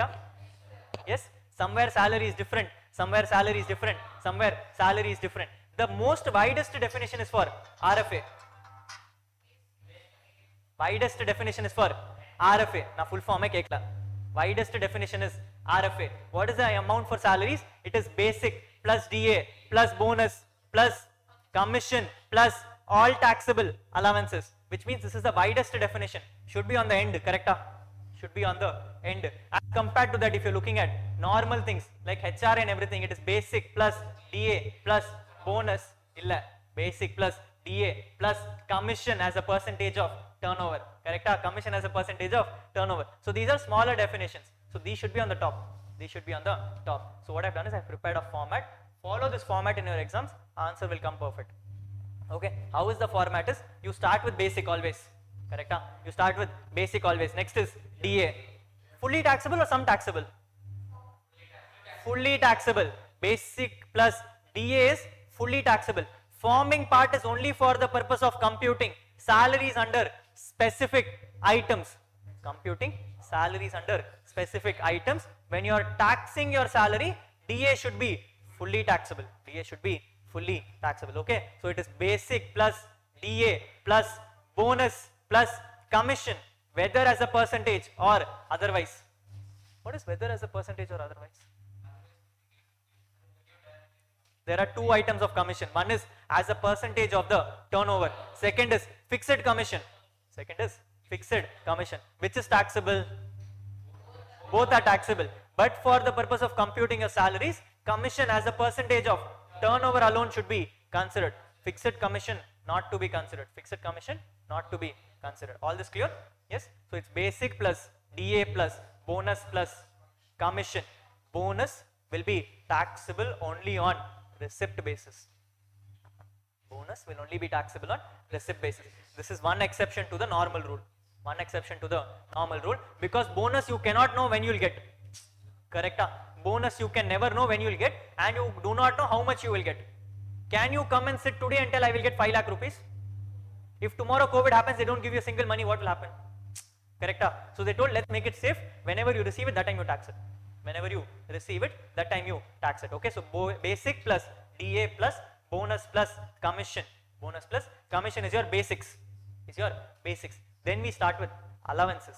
Then we start with allowances. First and the most important allowance, leave salary. First and the most important allowance is leave salary. What is the English? What does leave salary mean?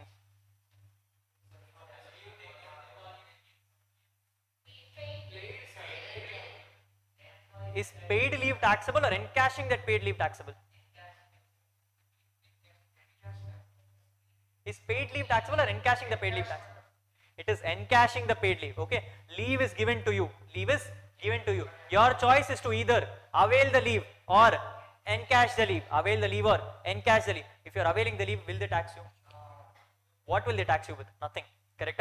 Only when you encash the leave will they tax you. That is why it is not just called leave salary. It is called leave encashment. It is called leave encashment. Okay. First and the most important thing is leave encashment. Second thing, HRA. Kettale full form da. What is the English?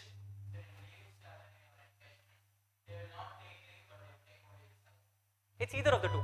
To the extent you claim as leave encashment, that is taxable. Okay. Whatever you avail is different. Whatever you take as salary is taxable. Correct? Next one. HRA. Allowance given you for rent you are paying for your residential accommodation. Rent you are paying for your residential accommodation. So if you take a house on rent, and the employer gives you some money to finance it, this is called HRA. If the employer itself gives you a house, RFA, this is called rent free accommodation, which means perquisite. If they give you cash, that is called HRA. If they give you house itself, it is called RFA. Okay. Someone giving you something is called perquisite. If he giving you to finance something else is called allowance. Okay. Second thing is called HRA. What is the third thing on the board? Special allowances. Everything other than these two is called special allowances. We will discuss. Okay. Child education allowance. And the 100 rupa. And the mokyana and the 100 rupa. 300 rupa. 500. 500. 300. 100 rupa, 300 rupa. Yes. For the whole child education, they are giving you 100 rupees. In the child will go for 100 rupees education, tell me. 100 rupees, you won't get dairy milk also nowadays. You won't get a dairy milk also 100 rupees. That amount of exemption they are giving you. Correct? This is 100 rupees and 300 rupees. All that special allowances. This is a very old law, 1961 law. That time 100 rupees was a big thing. We have progressed. Their kids have come, but they have never changed the amount. Okay, so this is special allowances. Next is other allowances. As such, other allowances means everything is taxable. This is called allowances. Then we are going into employment benefits, retirement benefits, employee retirement benefits. First thing is called English. You get it only on retirement, is it? You get it only on retirement? You can get it either on employment or after employment also. You can get it anything. It is basically gratuitous payment. Let them tax. Can you get it or not is the question. Why is you getting the money relevant for taxation purpose? Yes, you get the money as per your own law. Taxing is different. Will you get it is the question. Yes. You will get the, yes, gratuitous basically means you giving a gratuitous payment, basically meaning for all the good things you are doing for the company, they are giving you some money extra. Next, pension. Pension. What is pension?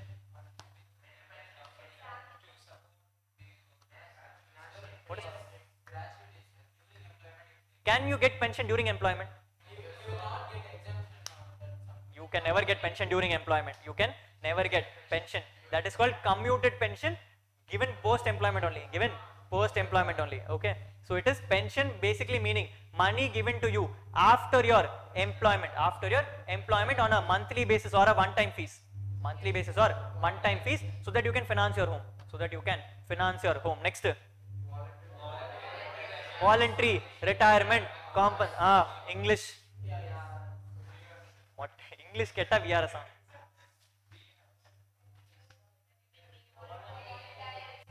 When you retire from the company voluntarily, they give you compensation. That's the English. Correct? Active voice, passive voice. You retire from the company voluntarily, they'll give you compensation. That is called VRS. Next, retrenchment.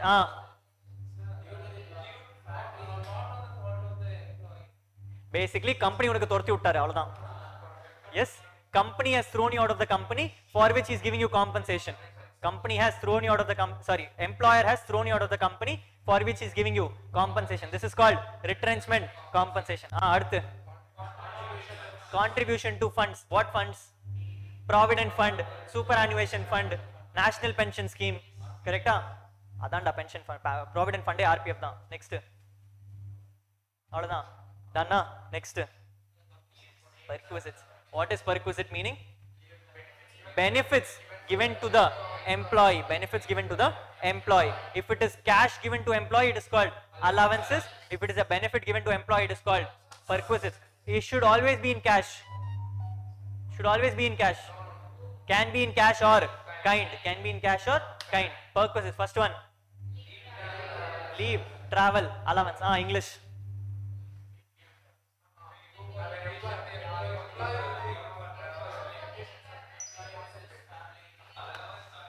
இது கதையா தெரியுது ஒன்னும் புரியல என்னது okay employer will not give amount, he will reimburse amount. Correct? Leave, travel means what? If you are going for official or personal trip? Personal trip. Official trip is anyway exempted. Official trip is anyway exempted. If you go for a personal trip, employer reimburses whatever cost you incur. Employer reimburses whatever cost you incur for travel and accommodation. Correct? Only for வாரத்திலே travel மட்டும் தான் இருக்கு. வாரத்திலே travel மட்டும் தான் இருக்கு. Accommodation and everything is not exempted. That if he reimburses will become taxable for you. He can only reimburse travel allowance to you. He can only reimburse travel allowance illa, travel money to you. He can only reimburse travel money to you. Other perquisites, everything else, gift, car, transfer, loan, EPS, share purchase, medical facilities, RFA, telephone bills, motor car vera, transfer of property, sale of property, use of property, all this kadai, okay? That is called other perquisites. Next, we discuss, no? With this you're done with salaries. With this you're done with salaries. Apart from that, if you receive any advance salary, you receive any arrears of salary, add that to your format. You will arrive at gross salary. Reduce section 16 deductions. Most important deduction, standard deduction of 50,000. This one deduction can change your life. Yes, you can either pass or you can fail because of this. That is how game changing this is. One standard deduction of 50,000. This will never be given in the question. Correct?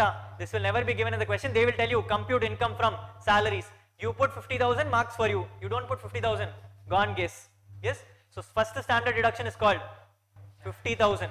Next, entertainment allowance for government employees. Only government can do entertainment, we cannot do entertainment. Okay? If entertainment allowance is given to government, it is exempted. If it is given to us, fully taxable. Third one is professional tax. This is basically a tax which is collected by our states. Tax is collected by our states. Whatever tax we are paying to the states can be claimed as deduction. These three deductions you have to give. You will arrive at your income from salaries. You will see something called relief under 89. This is actually not a part of your salaries. This has to be reduced from your tax liability. I had to put it somewhere because this was linked to the chapter, so I put it here. Okay. As such, your income from salaries will close here. Relief under 89 is just a part of this chapter, so I have put it here. As such, it is not forming part of your salaries chapter, but has to be reduced from your tax liability. Clear, people?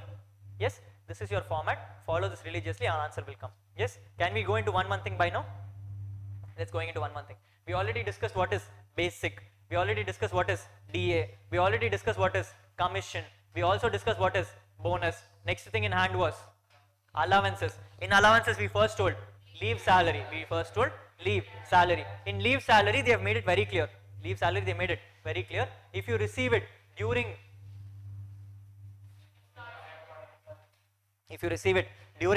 employment, it is as good as you are paying basic pay. Correct? If you receive it during employment, it is as good as your basic pay. Tax it fully for all employees. Tax it fully for all employees. If you receive it during retirement, split into government and non-government. Government, nothing is taxable for them only. Government is fully exempted. Non-government, they've given you exemptions. It is not exceptions, it is exemptions. Yes, which means salary as such is taxable, but under section 10 there is an exemption provided to you. Correct? Yes. What are the exemptions? First, you have to take your salary and tax it. Take your leave encashment and tax it. Reduce exemptions. 4. First is always actual. Yes, sir. Whatever you receive, that is to be exempted. Next one, average salary per month into 10 months. Last 10 months salary you take, that amount you will be eligible for exemption. Next one, leave balance left into average salary per month. Be very careful about this. When you are looking at average salary, this is on monthly basis. Correct? This is on monthly basis. When you are looking at leave credit, this is on monthly basis or daily basis? This is day basis. What is leave credit meaning? Leave credit means whatever leaves you have got over the years. Subject to a maximum of 30 days per year. Correct? Subject to a maximum of 30 days per year. So if every year you are getting a leave of 35 days, maximum 30 days. That is the leave which is eligible for you. So every year you can accumulate 30 days. Let's say you work for 5 years. How much leave can you claim? 150 days. You can claim leave 150 days. But in that 150, you have already utilized 5 leaves. How much leave can you encash now? 145. So they have told 145 days you are encashing, multiplied with your average salary per month. Problem is what? This is average salary per month. That is 145 days. Correct? That is 145 days. Can you multiply 145 with average salary directly? What should you do? By 30. You want to convert your day into month? Convert it by dividing into 30. Correct? So what is the simple formula for leave credit? Leave accumulated over the years. Subject to a maximum of 30 days per year. Minus leave availed during your employment. Correct? Minus leave availed during your employment divided by 30. Will give you your leave credit per month. Multiplied with average salary per month. Be very, very careful about this. Don't directly multiply 145. Answer will go for a toss. Yes? Don't multiply 145 directly. It is 145 divided by 30 multiplied by average salary per month. And a notified limit of 3 lakhs. So when it comes to leave encashment, if it is received during employment, fully taxable. Received on resignation, split into 2, government and non-government. Government exempt, non-government subject to 4 limits. Actual average salary for 10 months, average salary per month into leave credit 3 lakhs. Whichever is higher, whichever is lower will be allowed as exemption to you. That you can claim and close your leave encashment. Correct, everyone? All clear? What is leave credit we discussed? What is the next thing left? Average salary. What is salary? Basic plus DA. Basic plus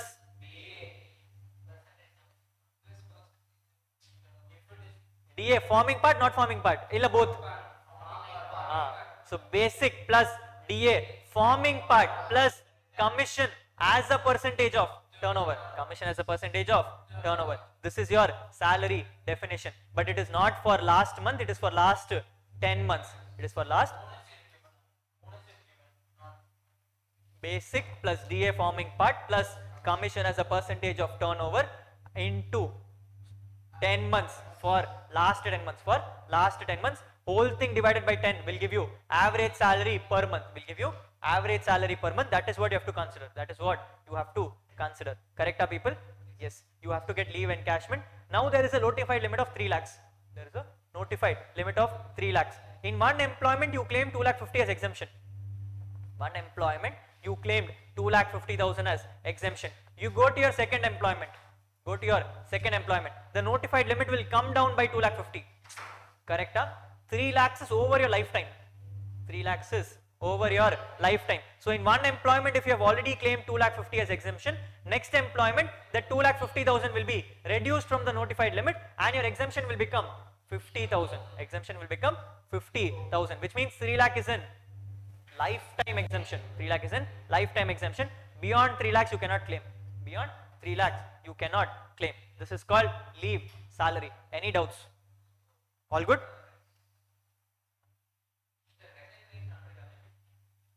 Recognized. Question la kudupanga. Question will clearly come and tell you it is forming part of retirement benefits or it is forming part of employment. If they tell you it is forming part, that means it is included.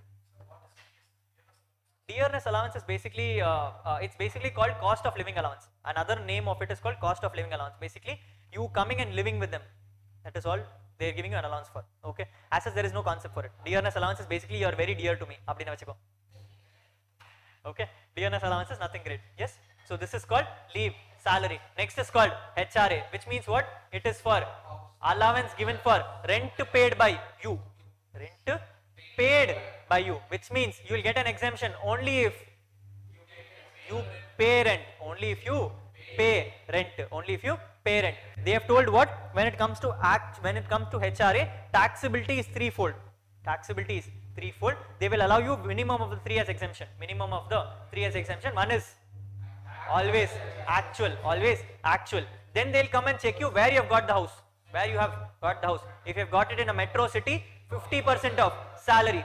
50% of salary. If you have got a non-metro, what is metro? Chennai, Mumbai, Delhi, Kolkata. Avladhaan.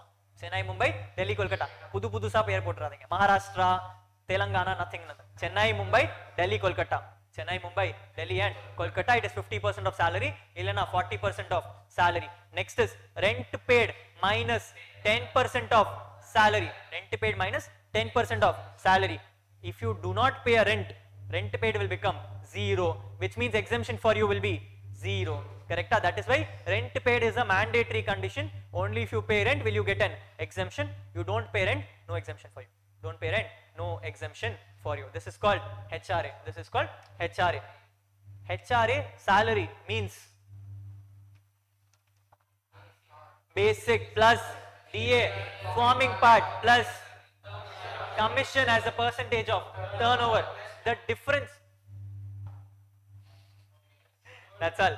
These three, okay. The difference between leave encashment and HRA is that in leave encashment you are doing average salary for last 10 months. HRA you are doing average salary for each month. HRA has to be done each month. HRA has to be done each month. So the month in which you receive HRA, for that separate exemption. The month in which you receive different HRA, separate exemption. If you change your house in middle, this part separate HRA, for this part separate HRA. So HRA is computed on a monthly basis. It is not computed using average salary for last 10 months. Okay, that is why if you look carefully in my material, I would have used your average salary. Yes, in my material I have used average salary. Here I have used salary. This is the difference. Okay, in your ICA material both are salary. In your ICA material both are salary. Wherever I use average salary, I mean what? Last 10 months. Wherever I use salary, I mean what? Each month. Salary each month. So which means exemption will be computed on each month. Exemption will be computed on each month. If I use average salary, exemption will be computed using last 10 months. Last 10 months. This is called HRA. This is called HRA. Any doubts? No. So this is called HRA. We are done with leave salary. We are done with leave encashment. Then we are done with HRA. Next is called special allowances. Kadaya irukum. Very little is important. Very little is important. Only these three are important.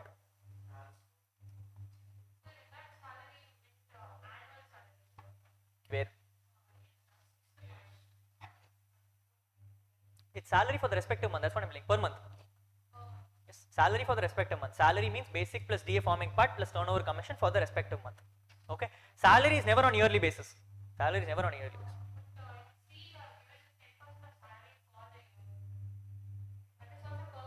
That's what. So it is 10% of salary. So basically, if you will have salary, let's say you have a salary of 10,000, you have to do 10% of that with the respective month. Rent minus 10% of salary for that respective month. Okay. Why I am doing it for year? Basically, I am meaning that wherever in that year, like say you don't have an rent in the 1 month. First 2 months you don't have a rent. That is why I am putting for the year. Okay. So for that month you won't have a rent, right? So basically I am trying to clarify that if you don't have a rent for the first 2 months, it is fully taxable. Balance you will have taxabilities. Yes. So special allowances, only 3 are important. Only 3 are important. One is called transport allowance. One is called transport allowance. Fully taxable for everyone except if you are a disabled person. Except if you are a disabled person, in which case you will get an exemption of 3,200. Flat. Is it a flat deduction or a maximum limit? What do you mean by flat and maximum? If at all you get an amount of 10,000 rupees. Sorry, if you get an amount of 1,000 rupees. You get an amount of 1,000 rupees. Exemption is 1,000 or 3,200? That is called maximum. That is called maximum. Flat means what? In chapter 6 you would have read something called 80U, 80DD and 80U.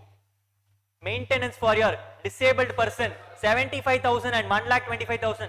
Flat deduction, irrespective of your payment. Irrespective of your payment. That is called flat.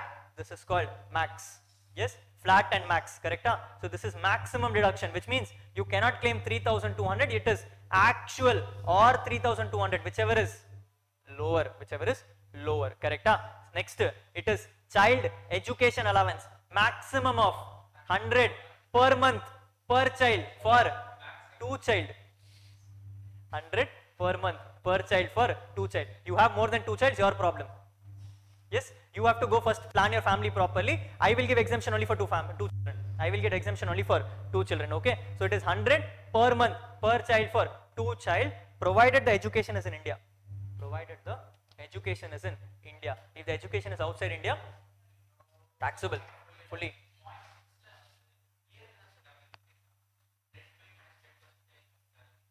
So illada adnanda solren. So it will be April, May, June. So let's say for April to June you have a different salary. Okay, then if you are coming to July to August you have a different salary.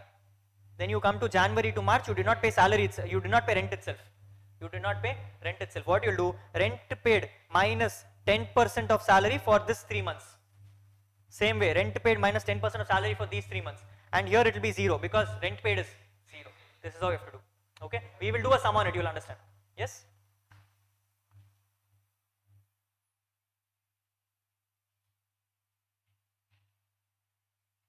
Yes, it is children. Education allowance is 100 per month per child for 2 children. If it is children hostel allowance, it is 300 per month per child for 2 children. Hostel should also be in India. Obviously, no. If your hostel is in India, then only education is in India. Yes, sir. You will not have hostel in India and education somewhere else. Yes. So hostel will be in India, education will also be in India. Only when these two are satisfied, it will be exempted in India. Varna it is fully taxable. Everything else is useless. Everything else is useless. Just be careful when you have something called uniform allowance, conveyance allowance, per diem allowance, daily allowance, all these nonsense. Whatever you actually incur is exempted. Whatever you actually incur. You look at the expenses itself, no. Are these all official expenses? Actually, yes, no. Uniform will get for home or office. Uniform will get for office, correct? If you are doing conveyance, conveyance means what? You are traveling for official purpose. Traveling for official. Someone started articleship here? Someone started articleship?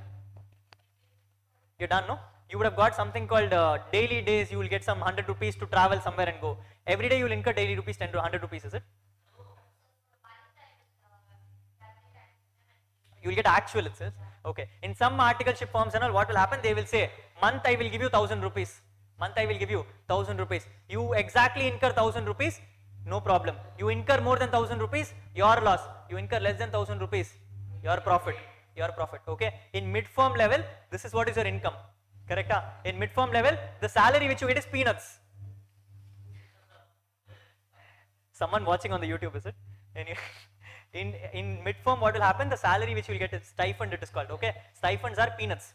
People actually earn more than a big four salary from your travel allowances. They will earn more from travel allowances. People will do all sorts of nonsense. If you get 1000 rupees per month, they will not go for bus and train. They will not go for bus and cabs. They will go local train. How much is local train cost? 100 rupees. 100 rupees maximum. For a whole month, it will cost 100 rupees. 900 rupees in your pocket. 900 into 12 months, more salary for you. Correct? It will be salary sometimes more than your stipend also. Calculate vera pandraru. Correct? That is how it is. Okay. So in these cases and all, what will happen? In these cases and all, whatever conveyance allowance you are getting, if you are getting 1000 rupees per month, but you have incurred only 100 rupees per month, 100 rupees will be exempted, balance 900 is taxable. Balance 900 is taxable. So anything called uniform allowance, helper allowance, research allowance, conveyance allowance, all these nonsense, you have to straightforward. Actual is exempted, balance is taxable. Special, these three are the only thing important. Special, only these things are important. Any other allowance in the world, fully taxable. Any other allowance in the world, fully taxable. One exemption. We just learned tra. Very good. Any kind of allowance given to employees of government living in foreign country will be exempted from tax.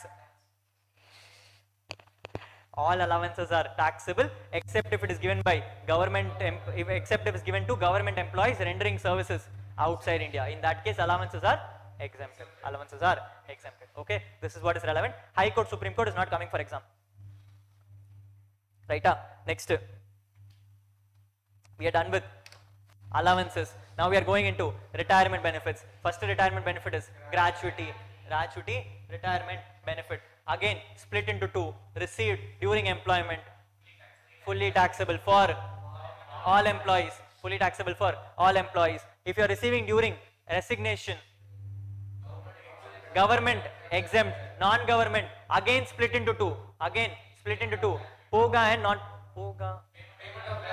Payment of Gratuity Act. That is how I call it. Okay. It's Poga and non-Poga. Payment of Gratuity Act. Non-payment of, not covered under payment of Gratuity Act. Come to payment of Gratuity Act. If you are covered under payment of Gratuity Act, Gratuity Act has given you an exemption mechanism. Gratuity Act has given you an exemption mechanism. It is lower of the three. Lower of the three. One is actual. One is actual. Second is 15 by 26 into number of completed years or part thereof. Number of completed years or part thereof. It's completed years and part thereof. Number of completed years or part thereof into salary. Into salary of the last month. Of the last month.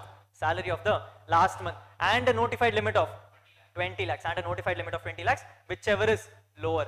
Whichever is lower. So it is actual or 15 by 26 into number of completed years of service or part thereof into salary for the last month. Salary for the last month. Salary for the last month. And notified limit of 20 lakhs, whichever is lower. Whichever is, who can tell me what is salary meaning?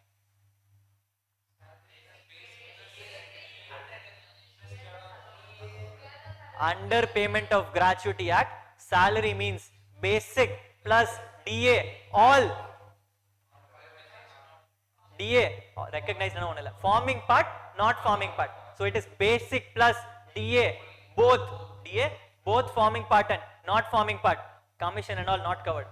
Commission and all not covered. So if your payment under Gratuity Act, it is basic plus DA, both. That's all. Basic plus DA, both. Basic plus DA, both. This is for payment of gratuity. What is number of years of completed years or part thereof? 37.5 years. If you have 23 years and 4 months, round off to 23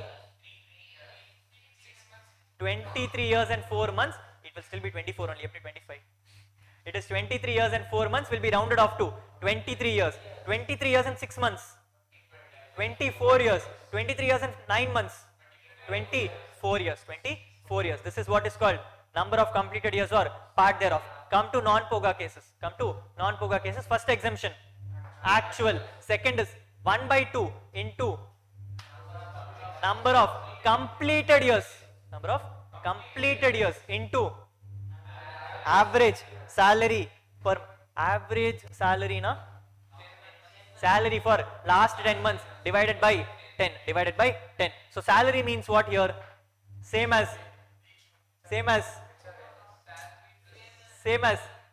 leave encashment. Same as leave encashment. What is the same as leave encashment now? Basic plus DA forming part plus turnover commission plus turnover commission. Correct? It is same as leave encashment. So it is basic plus DA forming part plus turnover commission for last 10 months divided by 10. You want average salary per month. Number of completed years na enna artham? It's 23 years and 9 months. Will be 23 years. 9 months fully ignored. 9 months fully ignored. So even if it is less than 6 or more than 6, I don't care. As long as it is not a completed year, I will ignore the excess. I will ignore the excess. Payment of Gratuity Act. ஏய் எனக்கு புக்ல space இல்லடா அதனால போட்டேன். அது மேல போடுறது easy. அது ஃபாண்ட் கம்மி சைஸ் இல்ல. ஏய் நீ போட்டு பாருடா புக்ல எவ்வளவு கஷ்டமா இருக்கும். Payment of Gratuity Act. Okay, POGA is payment of Gratuity Act. Correct? This is what is salary definition. This is what is number of completed years. These are the computation mechanisms. The notified limit of 20 lakhs. Same as leave encashment. Same as leave encashment. அப்படினா என்ன அர்த்தம்? 20 lakhs is lifetime. Claimed exemption before. Reduce that in your next payment. Reduce that in your next payment. This is what is called gratuity.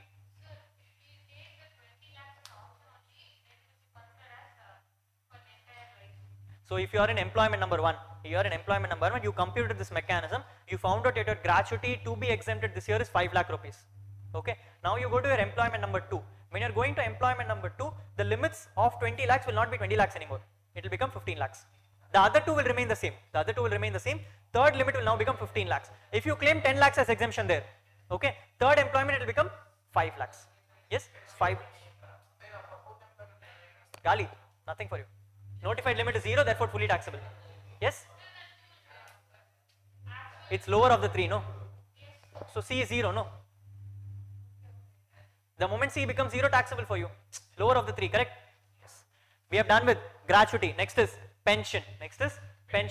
Pension, there are 2 types. You cannot receive it during employment. You can receive it only post-employment. So they have into 2 types. One is commuted pension and uncommuted pension. English. Commuted is lump sum, uncommuted is lump sum.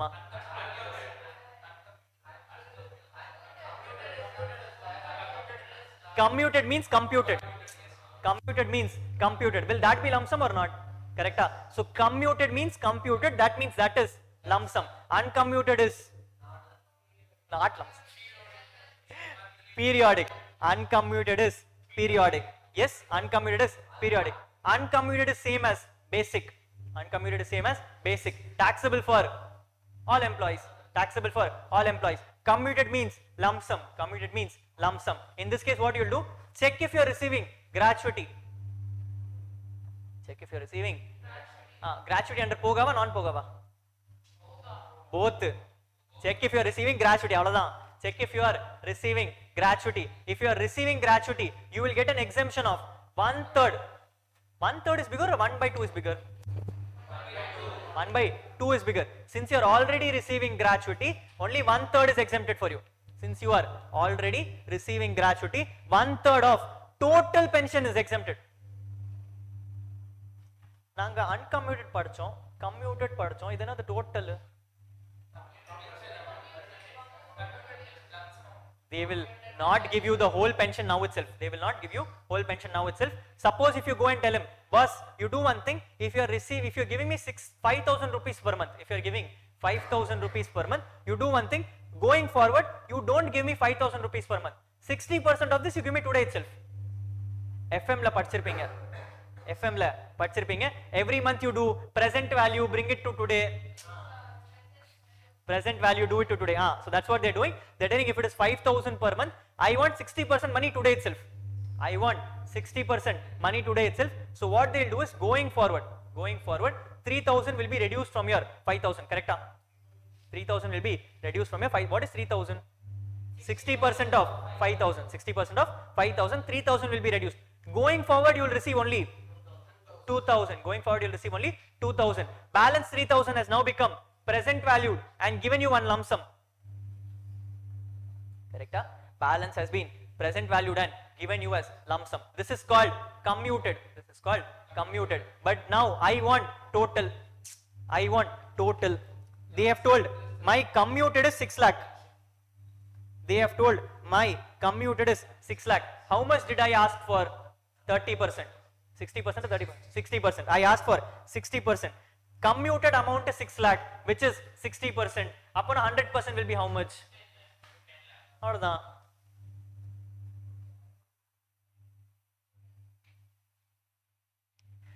12th standard maths, ratio and proportion பண்ணிருக்கீங்களா? Cross multiplication. அதான் state போர்ட்ல சொல்லி தரலையா? 60 lakhs is 60%. How much is 100%? அதானே ஃபவுண்டேஷன்ல வேற பண்ணிருக்கீங்க மோசம். What is total pension? It is commuted pension divided by commutation percentage. Commuted pension divided by commutation.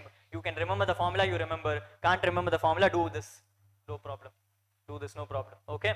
This is what is called total pension. So what you are exempting is not 1/3 of the commuted pension. What you are exempting is 1/3 of total pension. 1/3 of total pension. You discuss what is receiving gratuity. Appa what is the other called? Not receiving gratuity. If you're not receiving gratuity, 1/2 is exempted. 1/2 is exempted. If you receive gratuity, 1/3 is exempted. If you don't receive gratuity, 1/2 is exempted. 1/2 of total pension. 1/2 of total pension is exempted for you. Tired? Even I am tired actually. What is the time? 11:30. Let's cut for a break. When do you want to join back? 11:40. I chair can 11:50. Yes.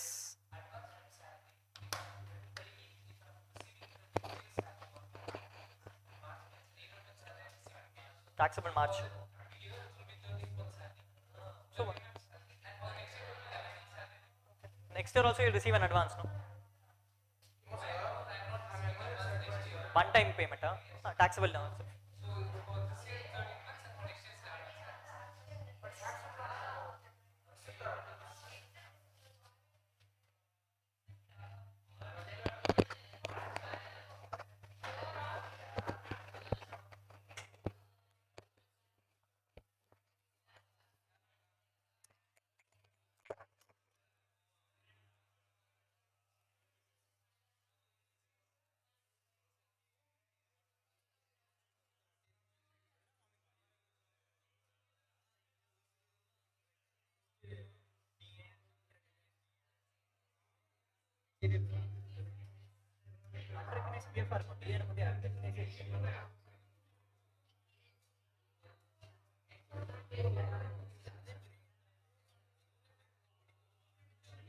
Old syllabus IPCC new syllabus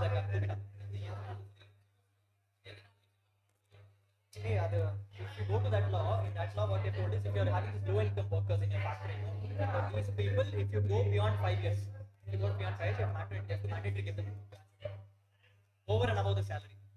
That's ஒரு act இருக்கு. உங்களுக்கு படிக்கிறதுக்கு இல்ல, எக்ஸாம்ல இல்ல.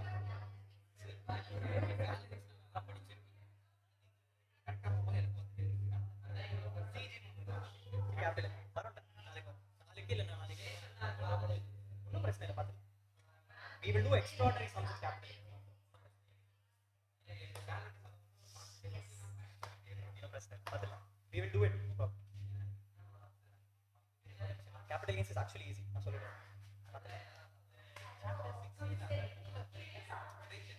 Deduction from gross total income is called chapter 6. The chapter ஓட பேர் தான் chapter 6.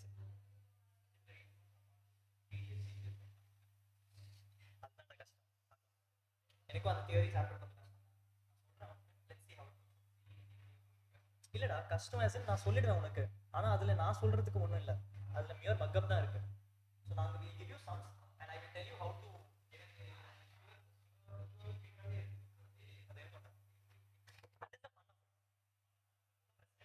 இப்போதான் உனக்கு புரியும்டா. ஐசி மெட்டீரியல் இதுதான் ஐசி மெட்டீரியல்.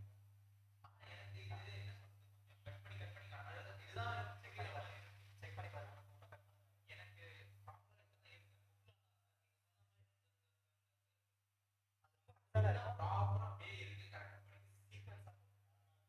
எனக்கு இது பார்க்கறதுக்கு எனக்கும் புரியல, ஏன்னா கடைசியில் நான் ப்ரிப்பேர் பண்ணும்போது மெட்டீரியல் கூட இது பார்த்து எனக்கு ஒன்றும் புரியல, எங்கேயும் என்ன இருக்குன்னா ஒன்றும் புரியாது.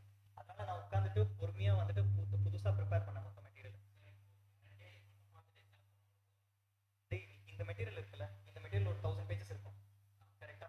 இந்த மெட்டீரியல் 1000 பேஜஸ்ல மொத்தமா சம்ஸ் தான் இருக்கும். அந்த மெட்டீரியல் நீ கட் பண்ணிட்டு இந்த மெட்டீரியல் கூட இது 200 பேஜஸ். ஓகே, இது எக்ஸாக்ட்டா 200 is this, balance 800 is the sums which I have given you now. So இந்த புக்கு தான் இருக்கும், ஒன்றும் பிரச்சனை இல்லை. அது என்ன பிரச்சனைனா இங்கே வந்துட்டு ஒரே கதையை திருப்பி திருப்பியா போட்டுருக்காங்க.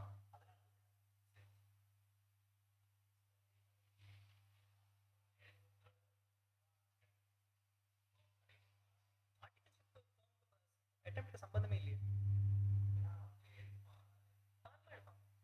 There are people who are still writing after 10th attempt also. People will write. உனக்கு attempt அதுக்கு சம்பந்தமே இல்லை. உனக்கு எந்த ஃபார்ம் வேணும் அதுதான் முக்கியம். அதுதான்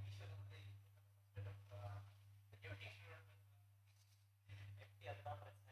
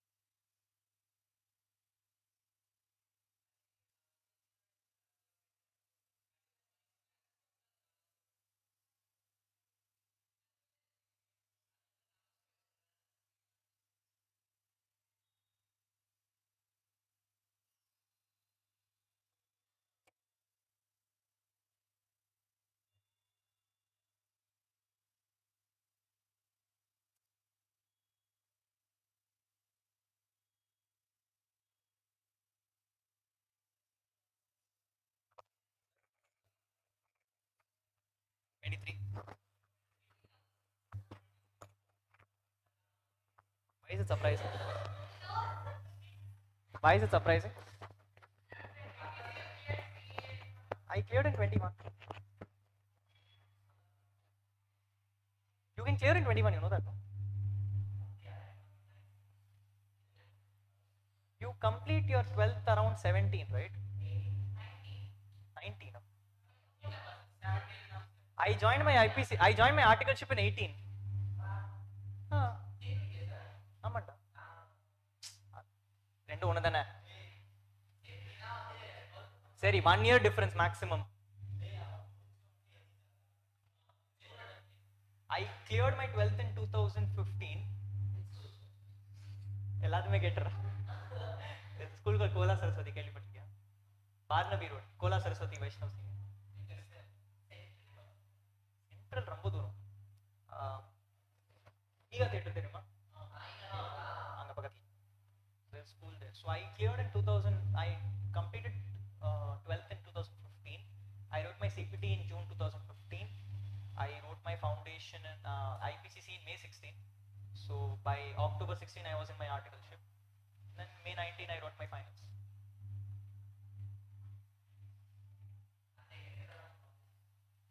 Maybe that's it. Actually at that time CPT was there, no, so it was good for us. We could easily, after 12th itself we could write it off. For foundation people I think 9 months extra happened.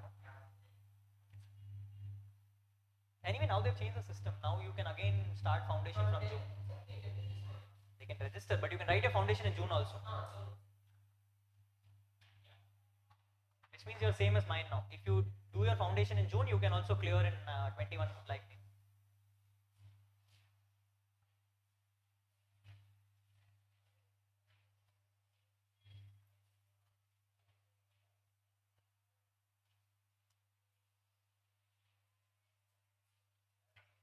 All this is going on YouTube, is it?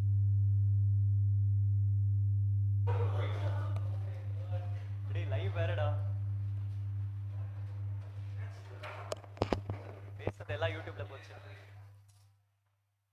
சரி பரவாயில்ல என்னது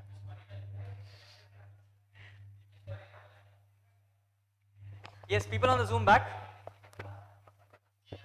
Oh. Yes, so we're done with basics. I'm sorry, we're done with basic, DA, bonus, commission, leave salary, leave encashment, HRA, special allowances, other allowances. Then we went into gratuity, pension. Then we went into gratuity and pension. The other two are there, but it's not so important from exam perspective. Let's still read. Next one is called voluntary retirement compensation, which means what? You're retiring voluntary from the company, for which the company is giving you compensation. They have told you what? It is lower of the four. First one is actual. Second one is salary per month into 3 months into number of completed years. Part thereof is not there, which means excess will be ignored. Which means they'll give you 3 months salary for all the years you have worked. They'll give you 3 months salary for all the months you have worked. Next is salary per month into number of months remaining for service. Be very, very careful about this. First one, it is salary per month into 3 months into number of completed years. Next one is salary per month into number of completed months. You don't have to divide it by 12. That is directly into months. So either they'll give you for whatever months left, they'll give you the salary today itself. Or whatever years you have worked, they'll give you salary 3 months. Whatever months you have worked, they'll give you salary for 3 months each year. Last limit is 5 lakhs.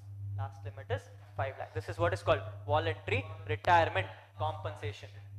There is one small difference between VRS and gratuity and leave encashment when it comes to notified limit. What have we told?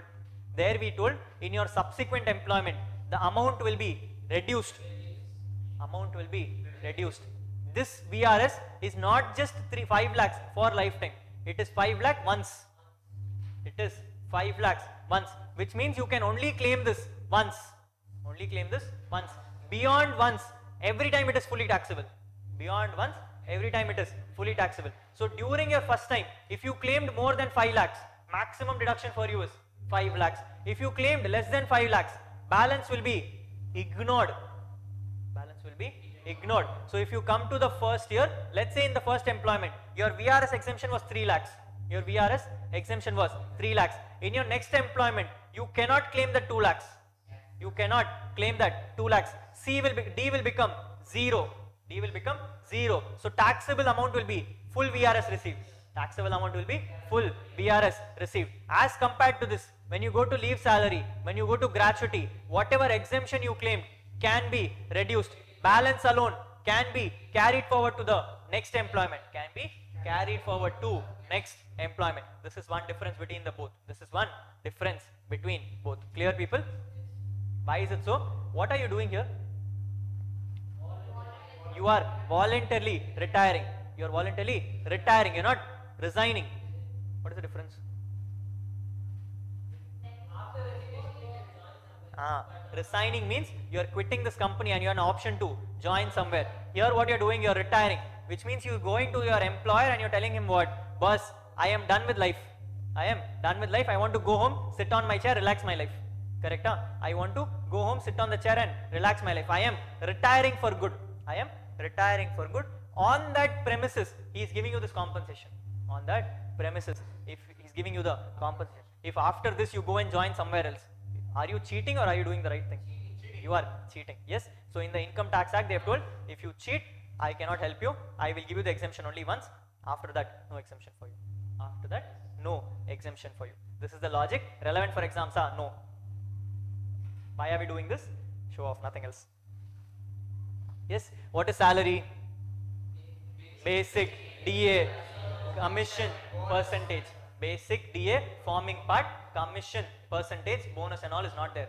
Bonus and all is not there. Okay. So when it comes to leave salary,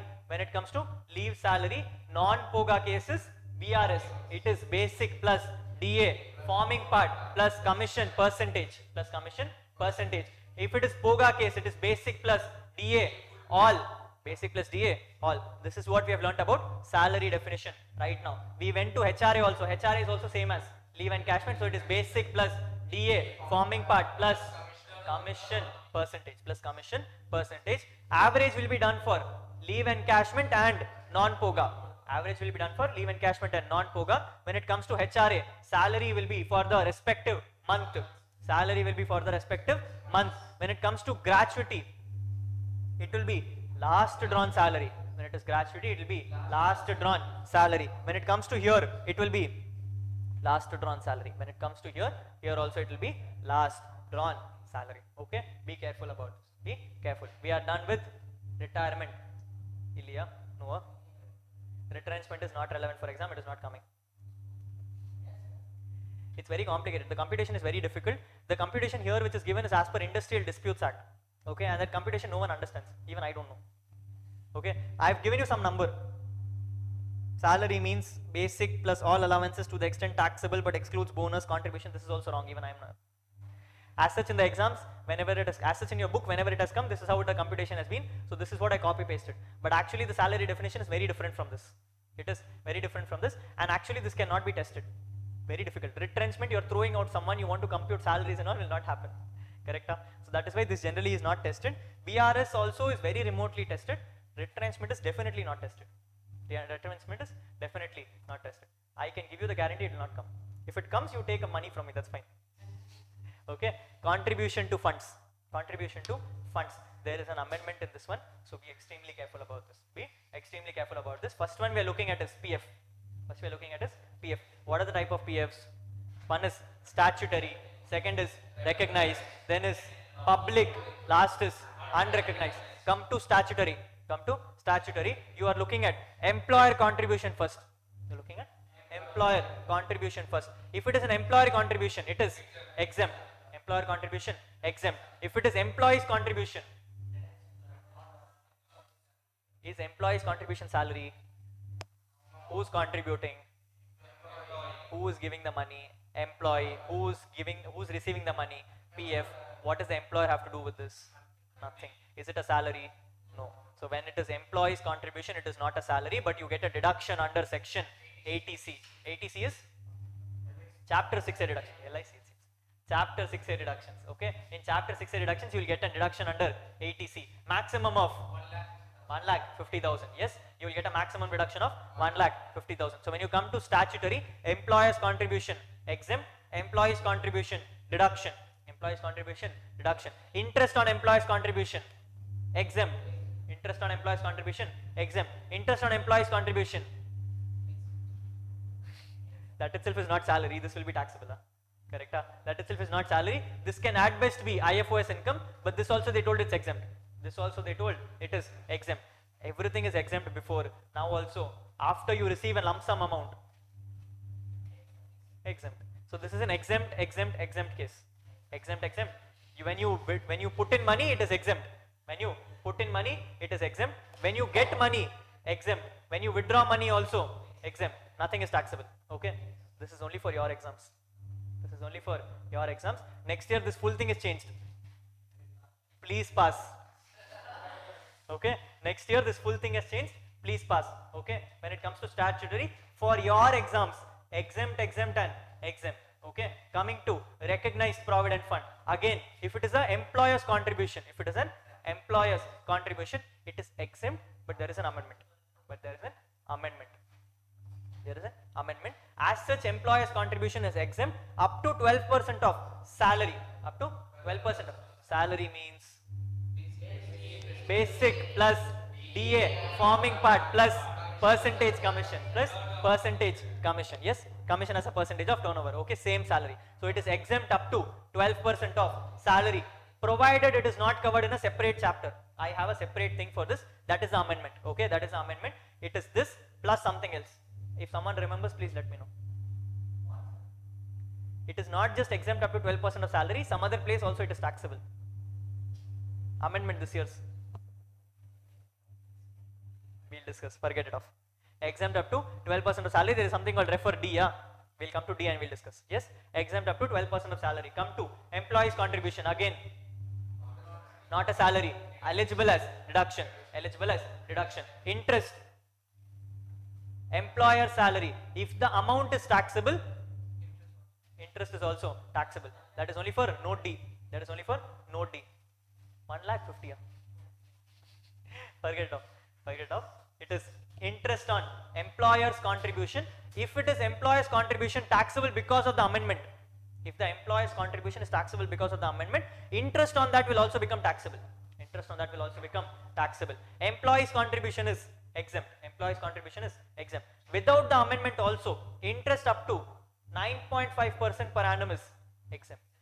9.5% per annum. That is 12% of salary. This is 9.5%. So per annum of what? Percentage of what?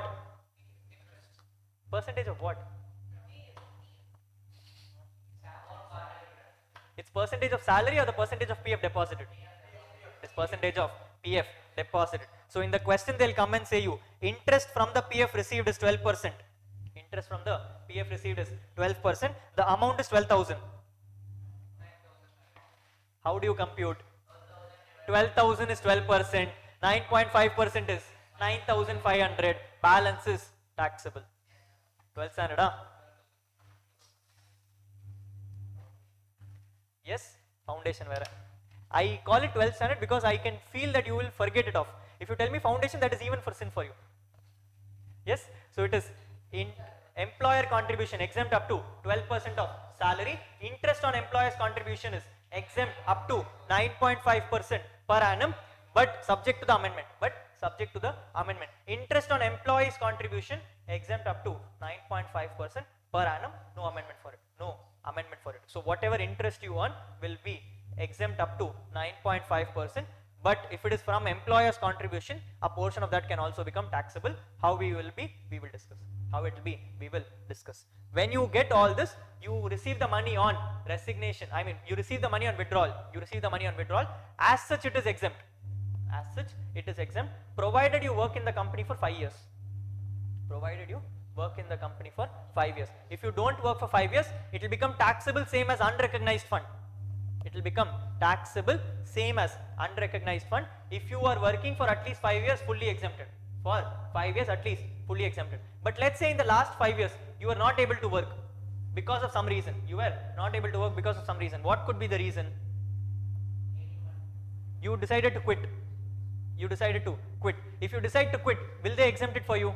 No. You have to join another company and transfer this fund from that fund. Your intention was what? To keep the fund for 5 years. Correct? Is it necessary that you should keep the fund in this company alone? You can keep it in another company also. So if you leave this company and you join another company, this money will also be exempted provided you transfer this to your new company. Transfer this to your new company. Option number 2, company pushes you out. Company pushes you out. Are you leaving on your call? That is compensation. Company is dropping you out. Okay. Are you leaving on your reasons? Who is throwing you out? Should you be taxed for it?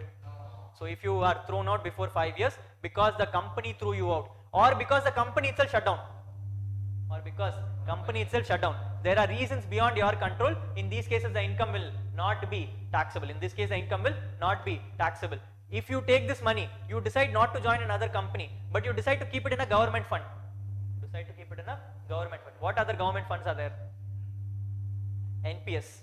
Yes, you take money from RPF, you keep it in NPS, exempt.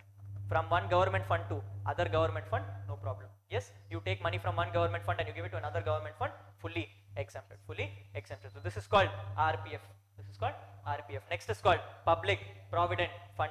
Employer contribution. Possible illa. What is this fund called? Public Provident Fund. It is not because of the employer-employee. It is because there is a random fund in the market. It is recognized government fund. It is a recognized government fund where anyone can deposit.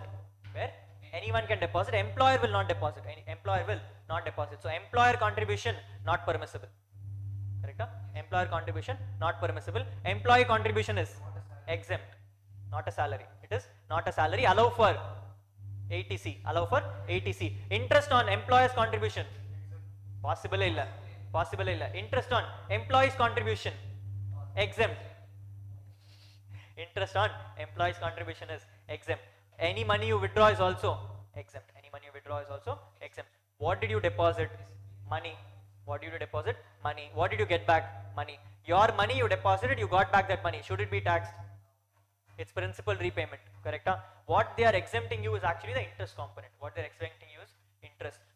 You deposit money, that is not taxable. You withdraw the money is also not taxable. What they should have taxed is interest, but that also they told exempt. Again, this is called exempt model.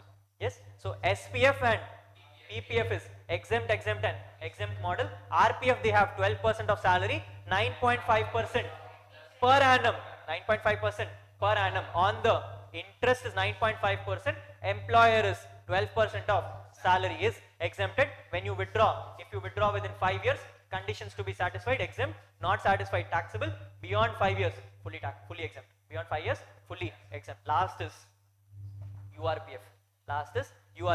Employer's contribution, they told, when you contribute, exempt. Employee's contribution, it is anyway not a salary. Can you claim deduction? If you had to claim deduction, why separate act for it? Yes, if you had to claim deduction, why separate fund for it? You could have done it in other funds itself, correct? So unrecognized provident fund, if you deposit money, it is not allowed as deduction. Interest on employer's contribution, again exempted when accrual. Interest on employee's contribution, exempted when accrued. Appo when is the difference? PPF madri thana irukku. SPF madri irukku. In fact, it is as good as SPF, correct? The only difference now we have seen is ATC. Yes, the only difference we have seen is ATC. But other than that, salary level, have you seen a difference? It is as good as SPF itself, right? Then why did you need a separate for this? The answer is when you withdraw. What they have told is very simple. If you deposit money in URPF, who can deposit? Employer can also deposit. Employee can also deposit. Correct? Employer can also deposit. Employee can also deposit. If employer is depositing, this is taxable under the head.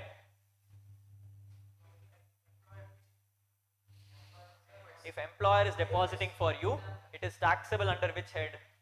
Should be taxable under which head? Salaries. It should be taxable under salaries. Correct? If at all this income was taxable, it would have been taxable under salaries. Employees contribution. It's not even an income. You deposit money, you get back the same money. It is not an income. Not an income. So this is for the contribution. This is for the contribution. Let's say you get interest on this. Let's say you get interest on that. Interest on employer's contribution should be taxed under salaries. Correct? It is as good as employer keeping the money with himself and he's earning interest on it, then he's giving you the full money. Then he's giving you the full money. Is it a salary for you? Yes. So interest on employee's contribution is also taxed as salaries. Interest on employee contribution. Very good. It is IFOs. Correct? It cannot be salaries because it is your own contribution. So what is the sum and substance is that if it is an unrecognized provident fund, it will never be taxed on contribution and accrual. It will be taxable on withdrawal. It will be taxable on withdrawal. How do you tax it on withdrawal? You take, split into two. Employer's contribution, employee's contribution. Employee's contribution, salary. Employee's contribution, not income. Employee's contribution, not income. Interest on employee's contribution, salaries. Interest on employee's contribution, IFOs. This treatment is same as for RPF less than 5 years. Correct? RPF less than 5 years also I told what? It is same as URPF. This is what this is. Correct? We have a chart for this. Yes. URPF chart. Yes. Employer's contribution and employee's contribution. Employee's contribution is fully salaries. Employee's contribution is not taxable, but interest on that is IFOs. Interest on that is IFOs. This is called URPF chart. Same for RPF less than 5 years. Same for RPF less than 5 years. This is for funds. This is for fund of provident. Yes. Next is called superannuation fund. English.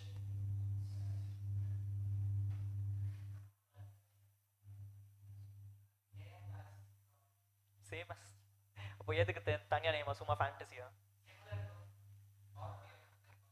Superannuation fund is basically you superannuating. What is superannuating? You are completing a certain age.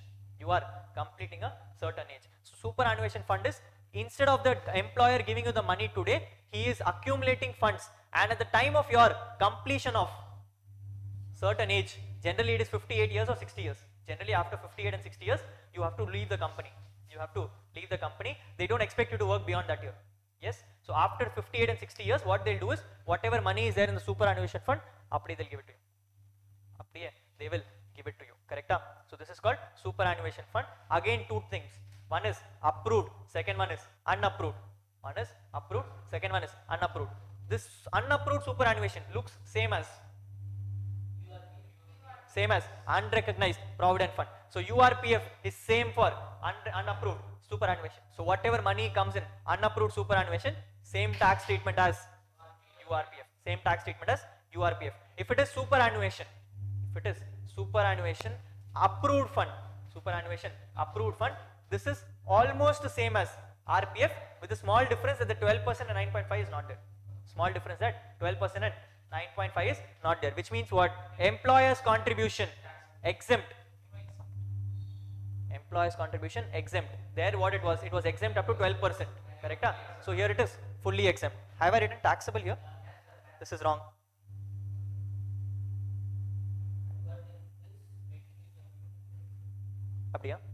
Super. So unapproved, so approved superannuation fund, as such what will happen? This is exempt. As such what will happen? This is exempt subject to the amendment. Subject to the amendment, which means as per the amendment, if it is possible, then it will become taxable. If it is not falling within the amendment, it will become exempt. Same as RPF.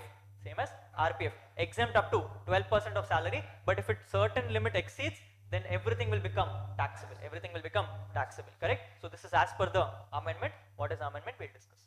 Correct? So employer's contribution exempt subject to amendment. Exempt subject to amendment. Employee's contribution not a salary, eligible for ATC. Eligible for ATC. Interest on employer's contribution. Again, interest on employer's contribution. Again, exempt subject to the amendment. Exempt subject to amendment. Interest on employee's contribution exempt RPF, same as RPF, exempt, same as RPF, exempt. Okay, summarize it very quickly. Superannuation fund, if it is unapproved, same as unrecognized, same as unrecognized. If it is approved, employer's contribution, exempt subject to amendment, exempt subject to amendment. Employees contribution, ATC, employees contribution, ATC. Interest on employees contribution, exempt subject to amendment, exempt subject to amendment. Interest on employees contribution, exempt. This is on contribution and accrual. On withdrawal, exempt. On withdrawal, fully exempt. On withdrawal, fully exempt. Clear? This is how superannuation is. Last thing is called NPS, which is National Pension Scheme. It is fully taxable. Why is it fully taxable? Because you are getting a deduction for this under 80 CCD subsection 2. Correct? As such, employer's contribution is never allowed as deduction. PF and SPF, did we see a deduction?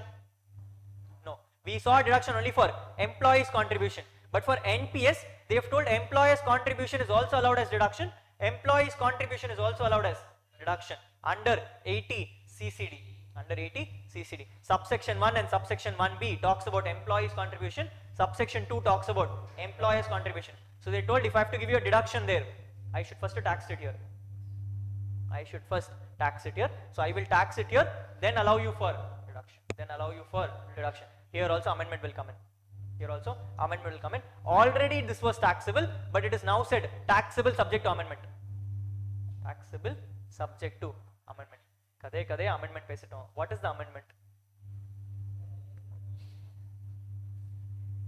From this year, what they have told is an employer cannot contribute more than 7.5 lakhs in all these three funds. More than 7.5 lakhs in all these three funds. What are the three funds? RPF, Superannuation Fund, National Pension Scheme.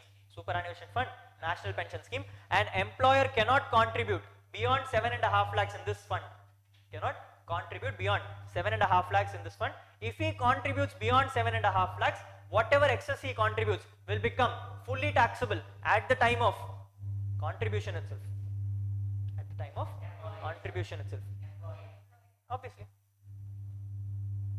If an employer contributes more than 7.5 lakhs in a fund which is RPF, superannuation or national pension, it will become taxable for the employee beyond the 7.5 lakhs. Beyond the 7.5 lakhs. Which means if this year he contributes 8 lakhs, taxable amount for employee is 50,000. Taxable amount for employees 50,000. But that is not enough. That is not enough. Whatever interest which is earned on this 50,000 will also become taxable. Will also become taxable. Correct? This is what is an amendment for this year. Highly likely that will come. Highly likely that will come. Be very careful. They will give you only one exam. As such, if they have to do in practical level, NPS was anyway taxable. So you allocate everything to that. Okay. So you first allocate everything to that. Then you allocate something to the 12% of salary which is taxable. Then you allocate there. Whatever is balanced, then you check whichever interest is lower, you put it there. Okay. That is how you do in the market. As such, an exam only one will come.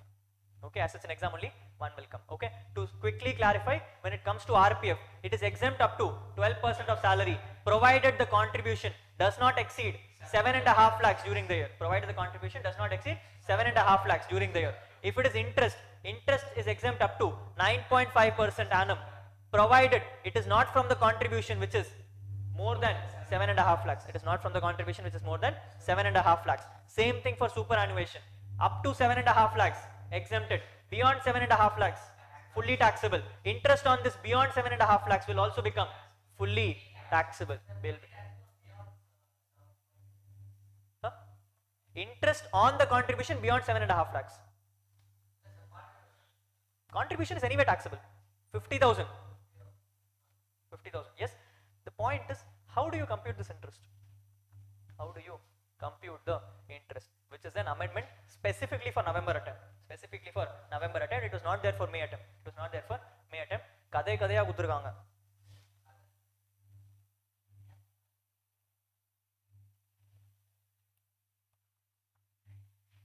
You have to take some opening balance, closing balance, average it out, this number, that number, some multiplication you have to do. There is some F average, PC by 2, R, PC1, TC1, R, PC2, something and all is there. Yes, this is also the simplified version of the amendment. This is the simplified version of amendment. I will give you even better. I will give you even better. You have deposited an FD before? Yes, you have deposited an FD before, correct? Come to an FD. Let's say in an FD you deposited 8 lakh rupees during the year. You deposit how much? 8 lakh rupees during the year, and the FD fetched you 40,000 rupees. FD fetched you 40,000 rupees. FD fetched you 40,000 rupees. What problem happened is, when you were depositing that 8 lakh rupees, it was not your money fully. It was not your money fully. 7.5 lakhs was your money. 7.5 lakhs was your money. 50,000 was your wife's money. 50,000 was your wife money. Now the interest has come of 40,000. Interest has come of 40,000. Can you keep the whole 40,000 with yourself? 50,000 worth the interest has to be given to her. 50,000 worth interest has to be given to her. So how much is the interest for the 50,000? Huh? How did you get it?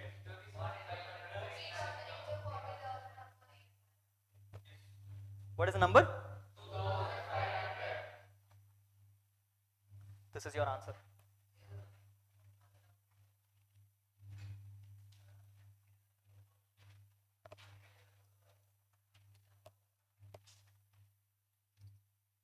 This is your answer.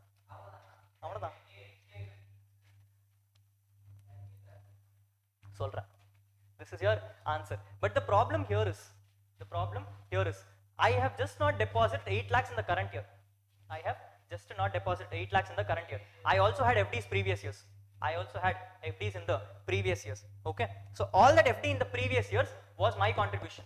All the FDs in the previous years was my contribution. So this 40,000 was not just from my 8 lakh rupees. 40,000 was not just from my 8 lakh rupees. It was also from my 5 lakh rupees I deposited earlier.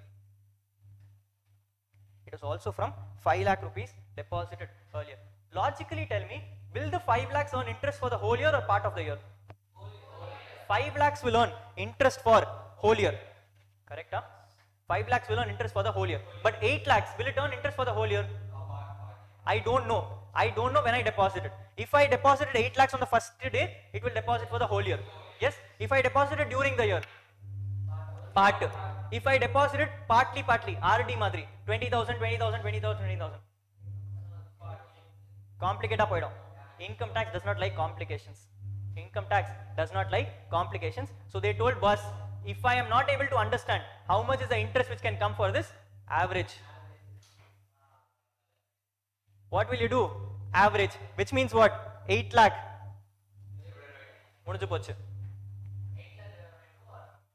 5 lakh will anyway earn interest for the whole year, no?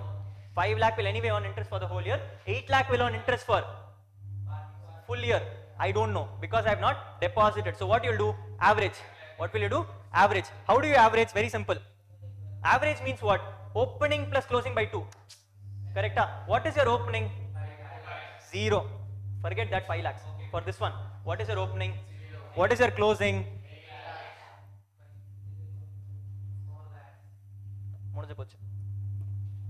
Yes. How will you do this? It is 5 lakhs of last year plus 8 lakhs by 2 of current year is fetching you an interest of 40,000. Appo, what is the interest on 50,000?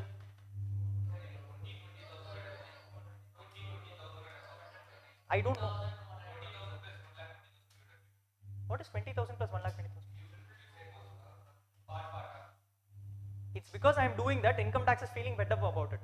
They told boss, I don't know how you will deposit. Will you deposit 20,000? Will you deposit in a single shot? Will you deposit first day itself or will you deposit last day itself? I don't know. So what I'll do? Average. Okay, so what you'll do? Opening balance plus closing balance by 2. Opening balance plus closing balance by 2. Correct? What is the answer for this now? How did you get this? It is 5 lakhs plus 4 lakhs, which is 9 lakhs. 40,000. This is how much?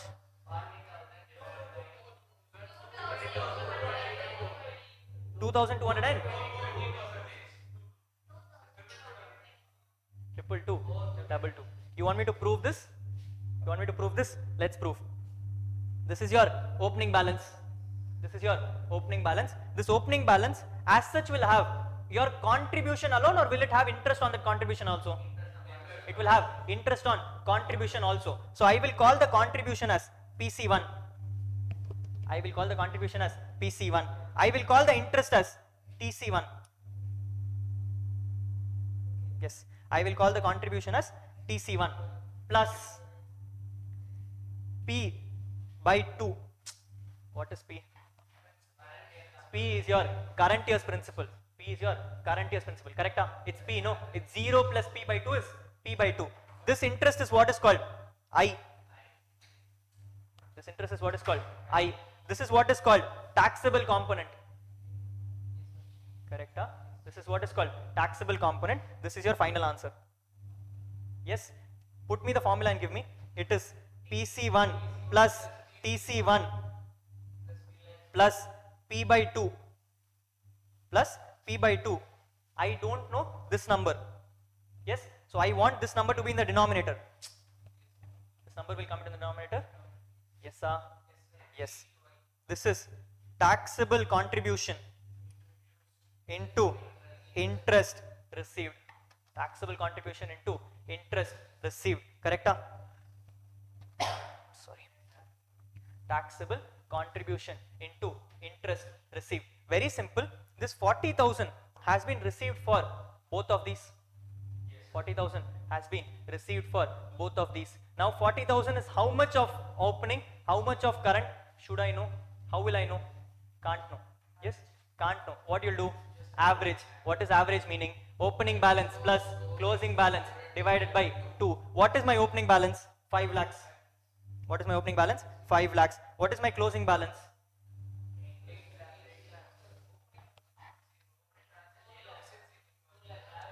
For contribution, opening balance is 0. For current year's contribution, opening balance is 0. But for the actual opening fund of the actual fund, opening balance is 5 lakhs. Closing balance is 5 lakhs plus 8 lakhs.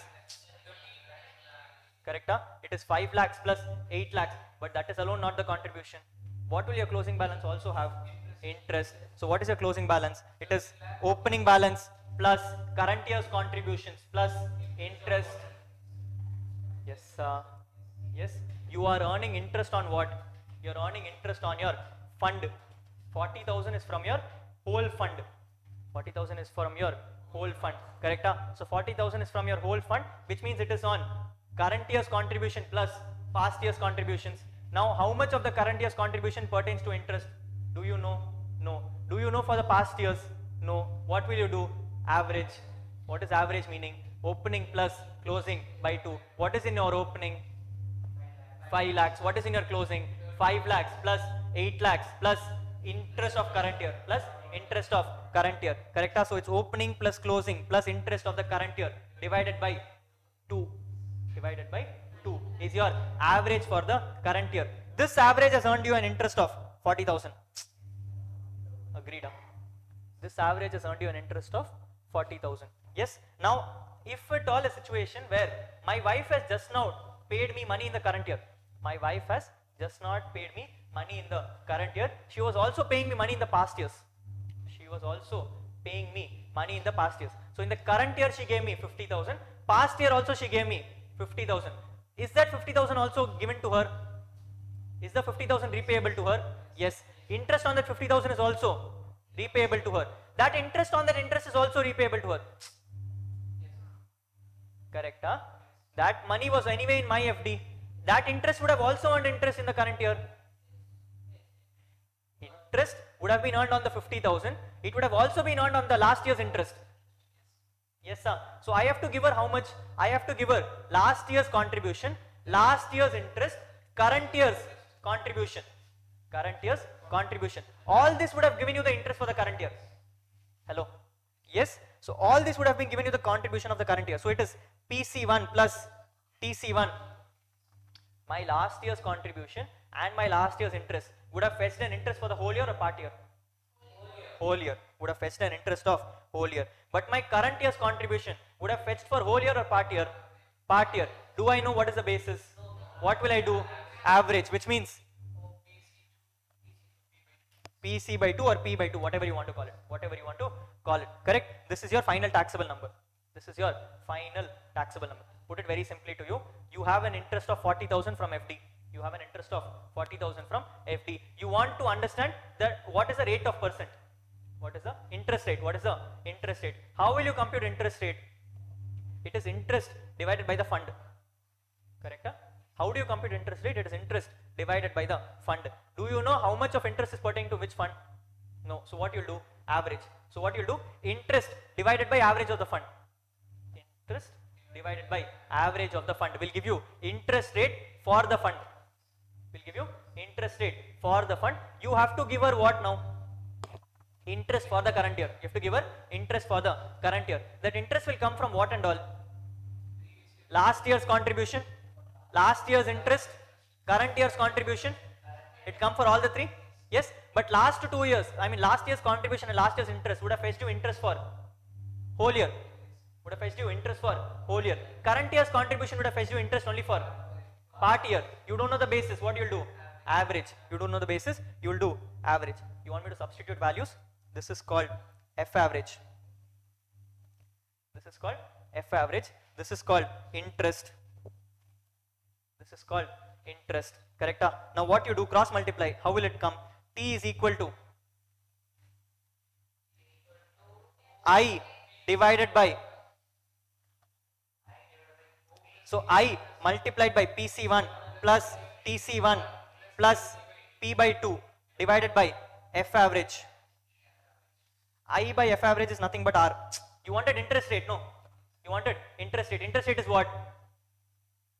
R. Interest rate is R. Interest rate is R. Interest is I. Interest rate is R. Correct? So it is R into PC1 plus TC1 plus P by 2. R velila etharva. PC by 2 plus PC1 plus TC1.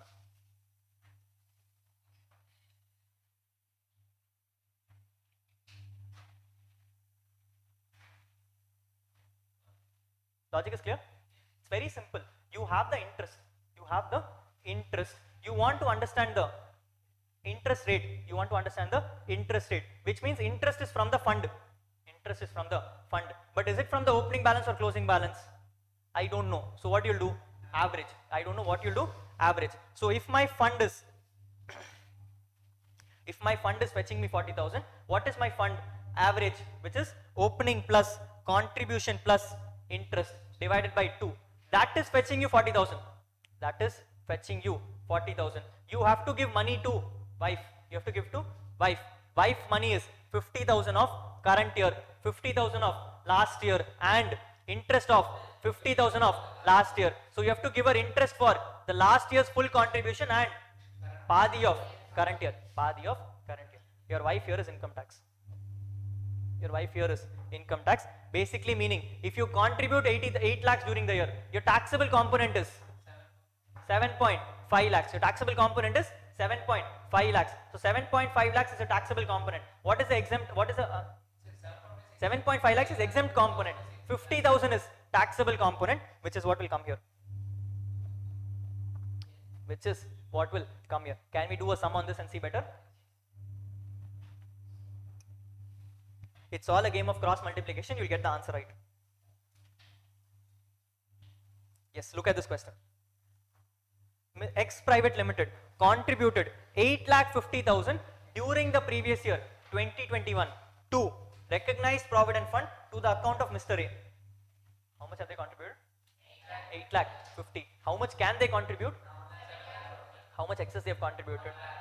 Taxable in the hands of employee. How much? 1 lakh. Taxable as contribution of 1 lakh. Taxable as contribution of 1 lakh. But I still want to compute interest. I still want to compute interest. Mr. A has also made an equivalent contribution. Mr. A has also made equivalent contribution. When the provident fund is giving you interest, it will give you interest only on employee's contribution or employee's contribution also? Give you on both. It will give you on both. Balance in RPF account is given as 32 lakhs. Balance in RPF account. Opening or closing? Opening is given to you. Interest during the year is given as 3,44,250. 3,44,250. Can you compute closing balance? How? Opening is given to you. Contribution of employer plus contribution of employee plus interest accrued during the year will give you closing balance, correct? So what is your opening balance? Your opening balance is 32 lakhs plus 1 second 32 lakhs plus 8 lakh 50 into 2. Why 2?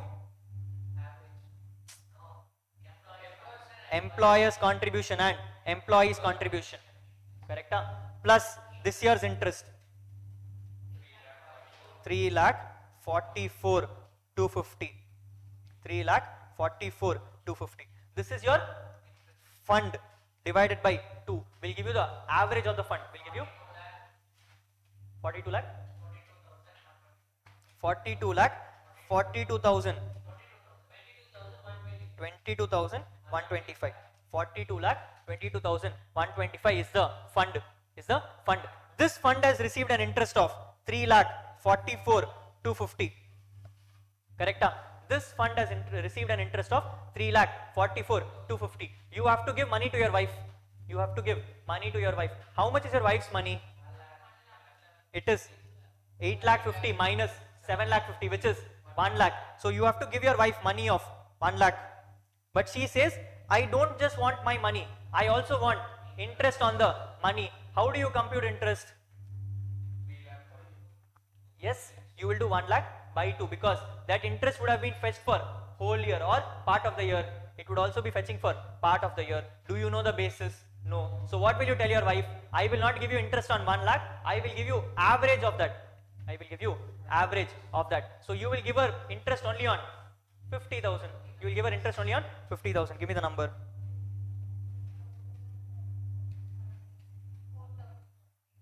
Huh? 4,077. This is what is called interest on your taxable component. So during the year, that person has to pay tax on 1 lakh of contribution plus 4,077 of interest. You want me to verify this?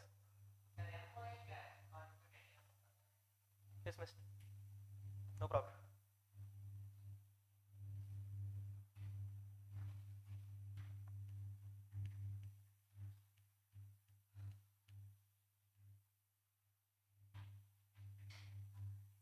$4,077.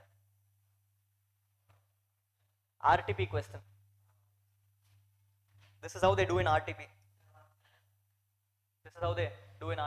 F average, I, R, PC1, PC2, TC1, TC2, P by 2. Not required. This is fine. Go ahead. They want the answer, that's all. Is the number matching? Yes. You want to do this mechanism? Okay, very simple. Yes. What do? You have interest for the current year. You want to understand interest is on which fund? How do you compute average of the fund? What is the average of the fund? Opening balance plus closing balance of the fund divided by 2. Yes, that is the average of the fund. That average has earned an interest of 32 lakhs. You want to understand how much is the interest to be given to your wife. This year, your wife has given 1 lakh rupees. You have given 7 lakh 50. So how much is the interest for her? Is it on 1 lakh or is it on 50,000? It is on 50,000. I will not give her interest on 1 lakh because she gave me during the year. I will tell, boss, if you want interest, I will give you only average.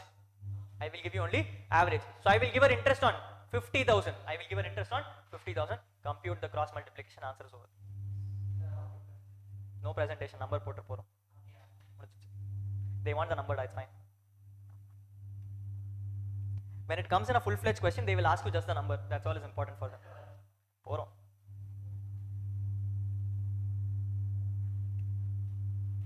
Any doubts here? No? All clear? Purila. Acha, computation kamiknuma. Inge pochu.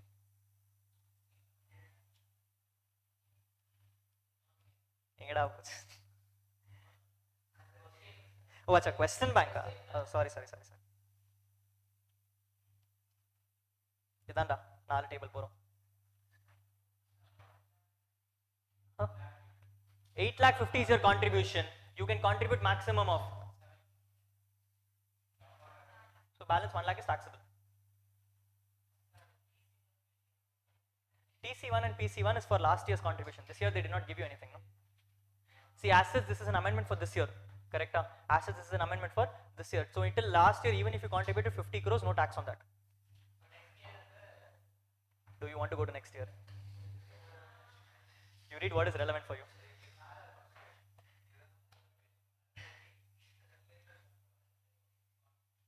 For your exam purposes, this is an amendment, which is why opening balances are not relevant for you.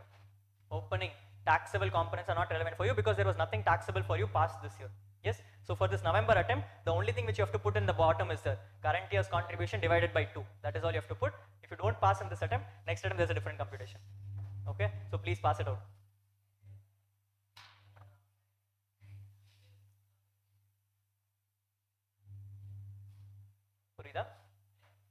Purida? Talavali aachna? We will only discuss the theory today, we'll do the sums tomorrow. Okay?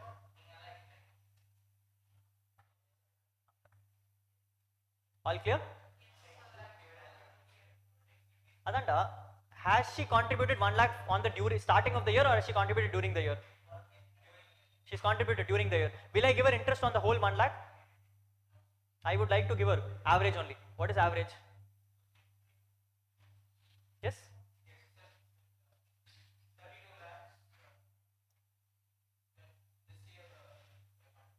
This is opening balance. This fully is closing balance.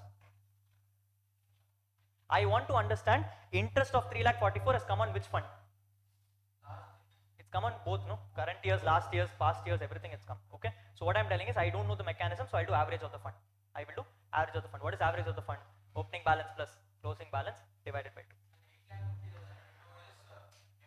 Employees contribution and employees contribution. Yes. So someone, if you want to write the formula in your book quickly, prepare a table.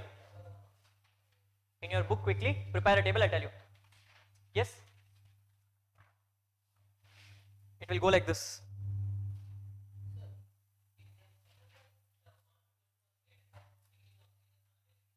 They won't. Where have they given you? They won't give you. It is not possible, no. Employer will pay you every year salary or they'll pay you monthly salary. How will it come? Correct? In your book, this is a 4 column. Yes, in a 4 column on the left hand side, opening balance of fund plus closing balance of fund divided by 2. Yes, on the left hand side, opening balance of fund plus closing balance of fund divided by 2. Here it is, interest for the year.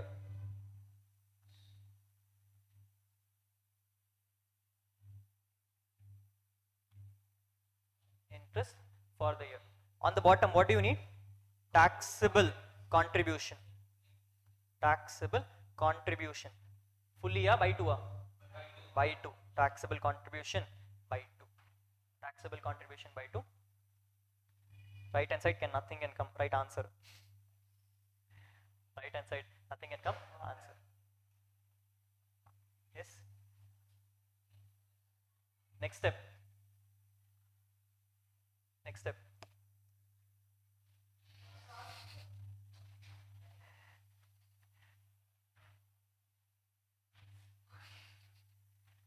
Next step is cross multiplication. Correct? Next step is cross multiplication. This is what is your final answer. Yes. If someone wants to write down, please write down closing balance equal to opening plus contribution of employer and employee. Yes. Opening balance plus employer contribution plus employee contribution plus interest on the fund. Plus interest on the fund. Plus interest on the fund. Okay. Last year's interest would already be part of opening balance, no? Plus current year interest. Next one, taxable contribution. Taxable contribution is equal to employer contribution minus 7.5 lakhs. Employer contribution minus 7.5 lakhs. Employer contribution minus 7.5 lakhs. Clear? They will give you only one for the exam. Da. They will ask only RPF, I'm very sure.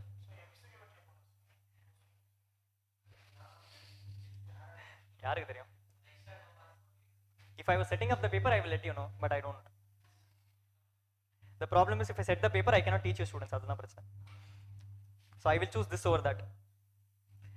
The problem with me is that if I'm setting a paper, no one will pass.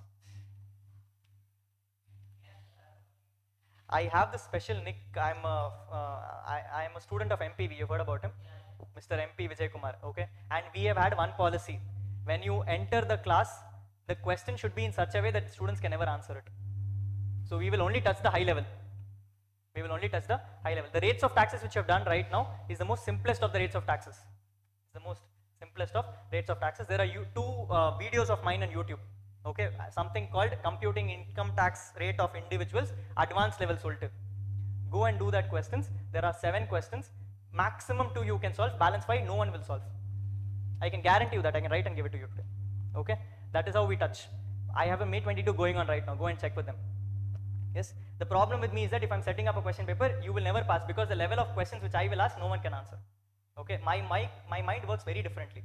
Okay, my intention is very simple. I am clearing you for exams right now in fast track, but when I am in the full course, I am not clearing you for exams. I am actually getting you ready for the market as a professional itself. Okay, so as such, in inter level itself, you can go and hit a CA clearly.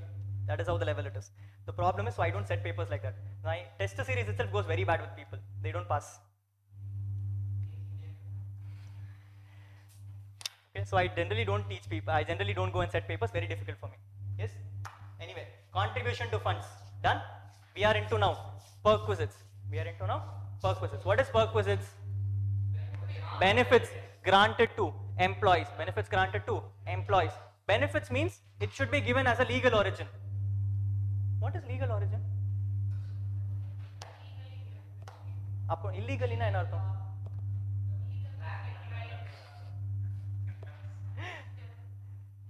Legal origin means very simple. Let's say if I give you a house to stay, I give you a house to stay, taxable under RFA, taxable under RFA. I have decided that I'll give you the house to stay only for 5 months.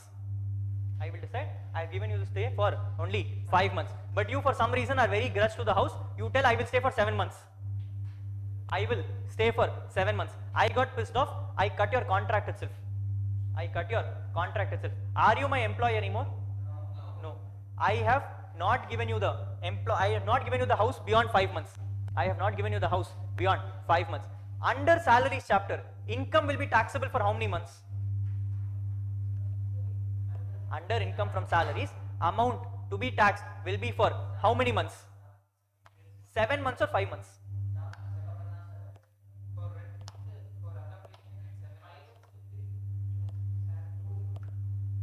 5 months will be calculated under salaries.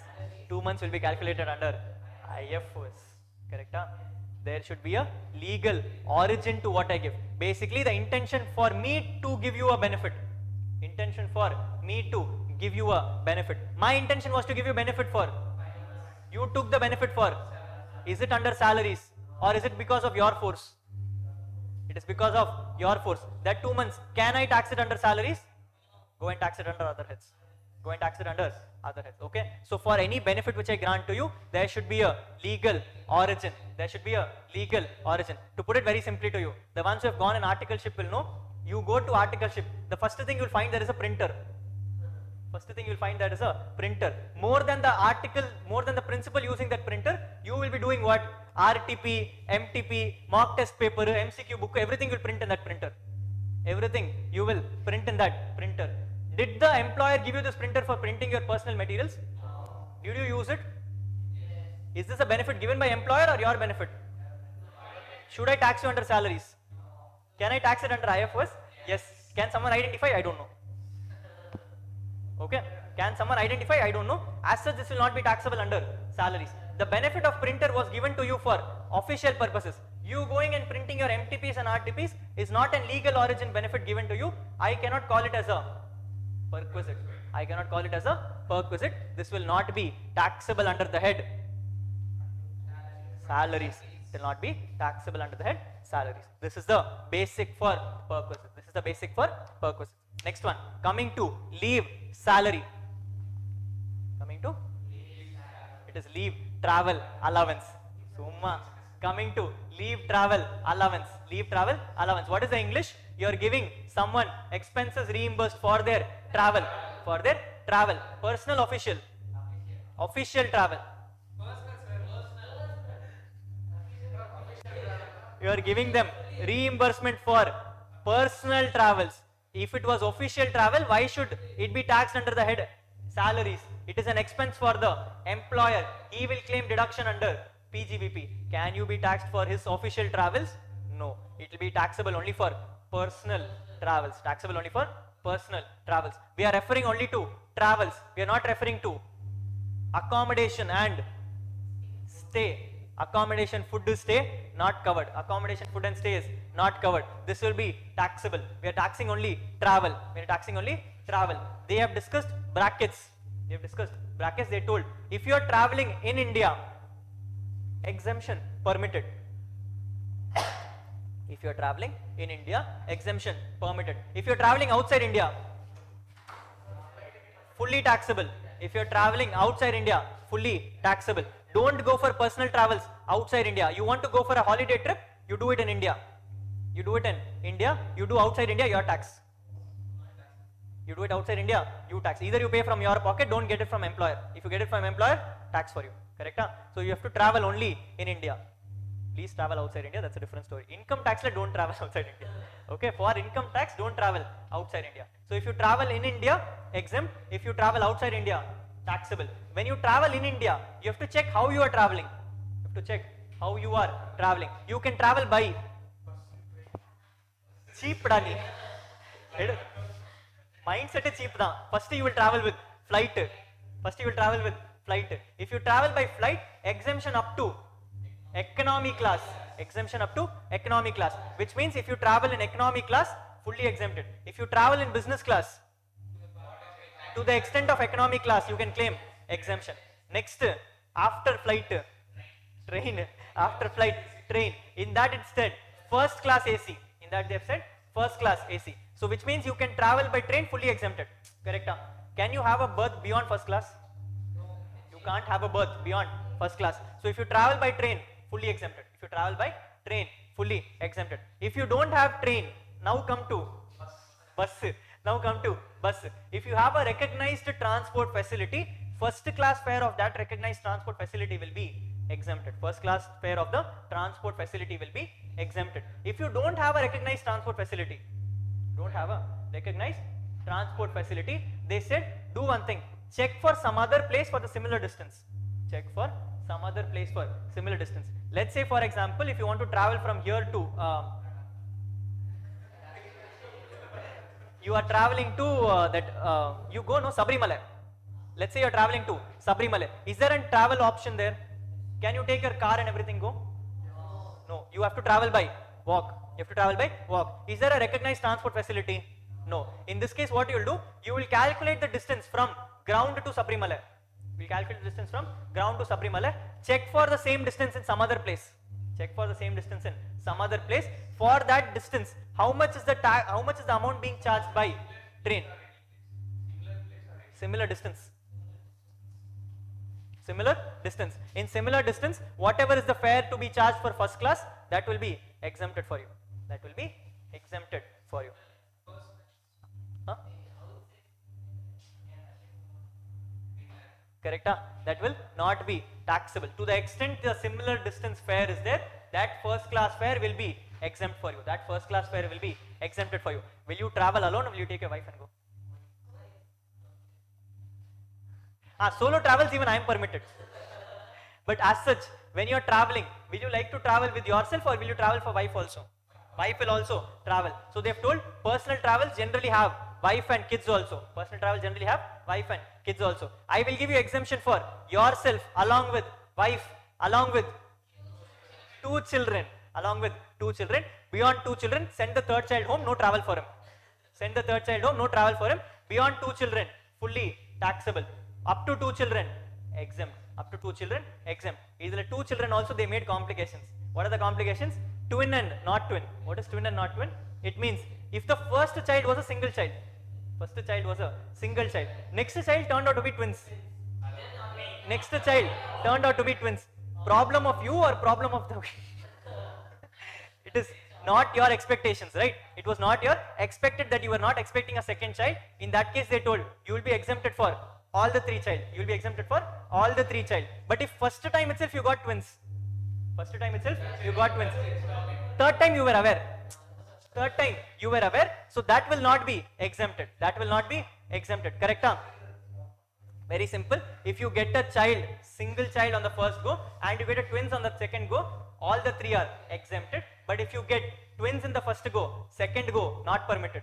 Second go not go and all is well. Cheap mind people, I tell you, no. So what will happen? It is self, spouse and 2 children. Self, spouse and 2 children. Self, spouse and 2 children. But other than that, you can also take your parents and siblings. Provided they are dependent. Only if they are dependent parent or they are dependent siblings, you will get an exemption for them. If they are independent, no exemption for them. They can claim their exemption in their own laws. Correct? So it is yourself, spouse, children restricted to 2, subject to twins. And dependent parents and siblings. Siblings means brothers and sisters. Sibling means brothers and sisters. Travel within India permitted, outside India is fully taxable. Travel by these modes only permitted. Any other mode, similar distance you have to compute. You have to travel expenses only will be reimbursed. Any other expenses which you incur like hotel, accommodation, everything will be fully taxable. How much leave travels can you claim? You can claim 2 leave travels in a block of 4 calendar years. You can claim 2 leaves in a block of 4 calendar years. In a block of 4 calendars, you can claim 2 leaves. This is all from practical perspective. Exam they'll give you only 1 travel. You just have to do exemptions. That's all. Okay, so this is not relevant for exam. The only thing relevant is which mode you are traveling, how many child you have. This is called leave travel allowance. Next, other perquisites. What is the first perquisite? Medical treatment. First perquisite is medical treatment, where they have come and clarified. If you are doing medical treatment in India, you have to do it either with a government hospital, or do it in the employer's hospital, or do it in an approved hospital. Income will be exempt. Any other mode, fully taxable. You go into private clinic and everything, fully taxable. You do beauty treatment and everything, definitely taxable. Yes? Approved hospital means basically if you are doing some very high-end surgery, there are some specified rules. That is part of rules, not relevant for you. But there are some specified diseases for which only specified hospitals can take charge. Okay? Only on those surgeries and everything, if you go to that hospital, it is exempted. Yes? This is for India treatments. Coming to foreign treatments, you can go for a foreign treatment provided you have to check for 2. Are you going for travel? Are you going for treatment? So travel will also be exempted. Treatment will also be exempted. Treatment will also be exempted. How much will the treatment be exempted? RBI will decide. How much is the treatment exempted? RBI will decide. So RBI will say you are eligible for a treatment of 2 lakh rupees. If you incur 5 lakh rupees, 3 lakh will become taxable. So all the treatment and the stay which you do outside India will be exempted. Other than that, when you're traveling, they have told if the gross total income, what is gross total income? Any income from all heads, add clubbing, less set off, you will get a gross total income before chapter 6a. Correct? If your gross total income is up to 2 lakhs, fully exempt. If it is beyond 2 lakhs, fully taxable. fully taxable. Beyond 2 lakhs, fully taxable. When you're traveling outside India, will you take 10 people go? You can take yourself along with the dependent, which means you along with the attendant can go. If 2 people, beyond 2 people go, third person fully taxable. If you along with the attendant go, it will be fully exempted. Who can take treatment? Family members also permitted. So they have allowed for a treatment. They say it can either be you, or it can be spouse, or it can be restricted to 2, not required. You are treating child, all the 5 children will not get disease together, correct? All 5 children will not get disease together, they will happen one by one only, fortunately at least. Okay, so it will be spouse, children and dependent parents and siblings. So it is spouse, children, whether or not they are dependent, parents and siblings only if dependent, You can treat them in India or outside India. If you are treating them outside India, along with them one attendant can go. Should that attendant be family? Not required. Okay, so if at all for your treatment, for example, if the treatment is for your mother, along with your mother, if mother's brother go, is mother's brother your family? No, he is not your family. In that case also it is fine. The person to be treated should be your family. The person accompanying him can be anyone. Be very clear about this. But in that case, the employer is not going outside, so that is not covered under this. Why only employee should feel ill, is it?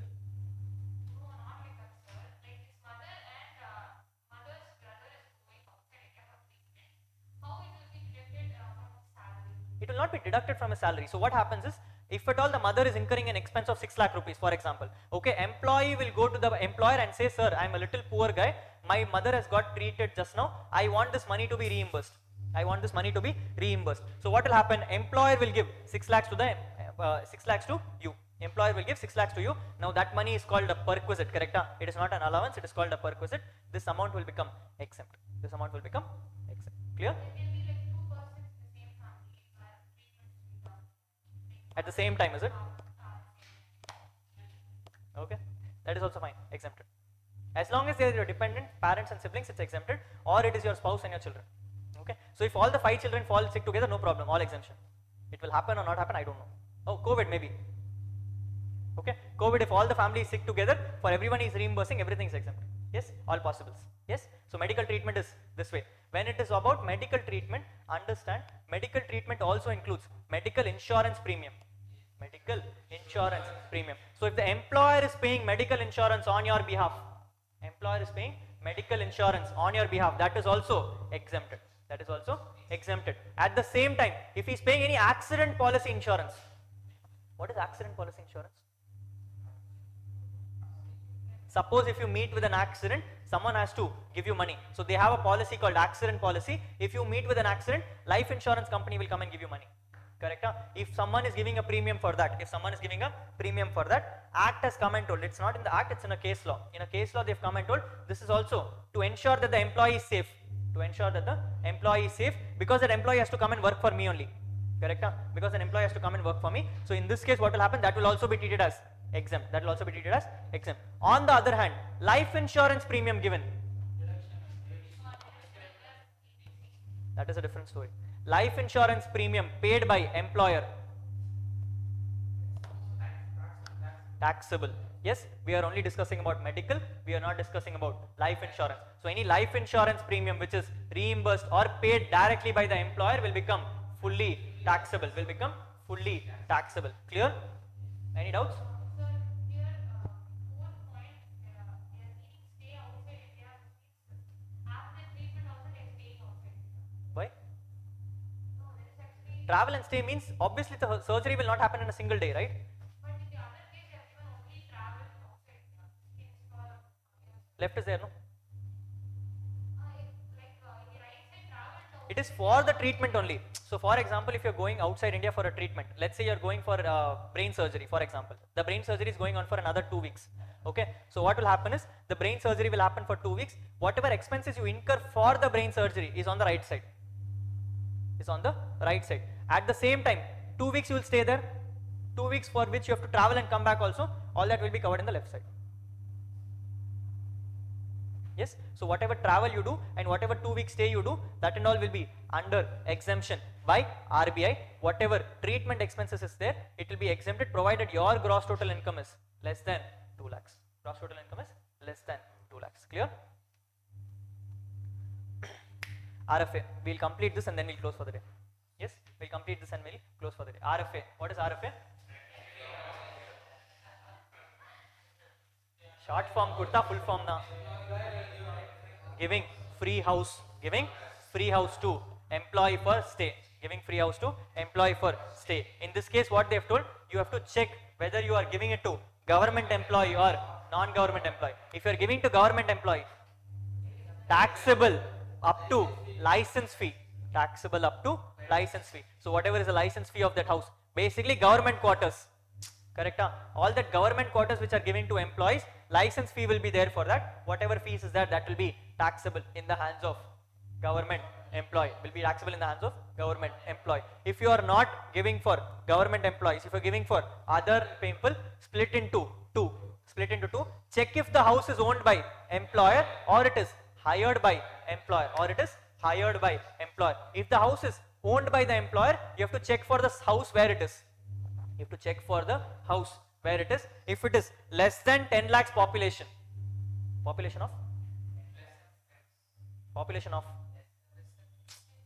city, the city where the house is. If the population of the city is less than 10 lakhs, salary will be up to 7.5% will become taxable. Salary of 7.5% will become taxable. If the population is 10 lakhs to 25 lakhs, it will be 10%. If it is beyond 25 lakhs, it will be 15%. If it is beyond that, it will be 15%. As such, till date, I have only seen the last one coming.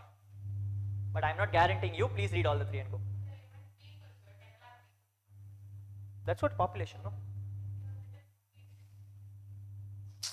Oh, I'm so sorry.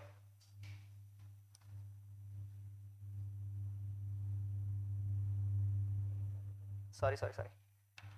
It is population, okay? If the population is up to 10 lakhs, it is 7.5% of salary. If it is beyond 10 lakhs but up to 25 lakhs, it is 10% of salary. If it is beyond 25 lakhs, it is 15% of salary. As such in the question, they will generally come and tell you that the house is in Chennai, Bombay, Mumbai, Kolkata. Populations there will always be beyond 25 lakhs. Salary will always be 15%. Salary will always be. I am not giving an open statement. Please read all then go. Please read all and go. If you are not owning the house, but you are hiring the house, in that case they have come and told it is the higher charges which you pay. The higher charges which you pay or 15%, last bracket 15% of salary, whichever is less. If that is the case, if you are hiring it, it is whichever is less. This is for an unfurnished accommodation. This is for unfurnished. What is unfurnished? Unfurnished is you are just giving a house. If the house has also furniture, refrigerator, AC, anything, all that stuff, that is called a furnished accommodation. So what you will do, split between two. Unfurnished, do this. Unfurnished, do this. Furniture part, what you will do, you will check again if the furniture is owned by the employer or hired by the employer. If it is owned by the employer, 10% of cost. If it is owned by the employer, 10% of cost. If it is hired by the employer, actual higher charges. As such, when you see this thing in perquisites everywhere, wherever the owner is hiring, wherever the employer is hiring, it is always actual higher charges. This is the only place which is the exception. Correct? In RFA alone, there is one exception where they have come and told, even if you are hiring, I will restrict it to 15% of salary. Everywhere else, whatever is the actual higher charges will be treated as perquisite. Okay? So unfurnished is that, furnished is this, unfurnished is the limits, furnished is 10% of cost or actual higher charges depending on the person, depending on the ownership. This is called RFA. When it comes to RFA, you have to again look at salary. Basic, DA, forming part, plus bonus, plus commission, plus all taxable allowances, plus bonus, plus commission plus all taxable allowances. In your book, in your study material, the formula will be in such a way. The formula will be in such a way. A will say gross salary but excluding dearness, retirement, employer, LTC, other perquisites, advance, all that stuff will be there. You want to do indirect mode or you want to do direct mode? Direct mode. Very simple. You want to do direct mode. You will do basic plus DA plus bonus, but DA is forming part. Basic plus DA forming part plus bonus plus commission. Percentage of full. Full. Commission full. There it was commission percentage. Here it is commission full. It is basic plus DA forming part plus bonus plus all commissions plus all taxable allowances. All taxable allowances. Okay, so in your format, if you remember, it is basic on the top, DA only forming part, bonus fully, commission fully. That was the first part. Then it was allowances part. Allowances, whatever was taxed, that you include. Anything in the employment, retirement, ignore off. Anything in the retirement, ignore off. Directly come to this. That is fully your salary. You have to just add this percentage, close the answer. Correct? That is why that format is important. Keep in mind the format. Yes, what is salary? Basic plus DA forming part plus bonus plus commission plus all taxable allowances plus all taxable allowances. If suppose they are giving you 2 RFAs, you can choose to have one RFA as taxable and the other RFA is not taxable, provided you are being transferred to another state. Provided you are being, very simple, you are working in one state, they moved you to another state, you will need some time for you to settle there, correct? You will have furniture and everything here to be taken there. So what they have told is, if you need time from transferring from this RFA to another RFA, I cannot ask you to pay tax on both RFAs. So you have to ensure that you transfer from this state to other state within 90 days. Transfer from this state to other state within 90 days. If you do that, any one RFA at your choice is taxable.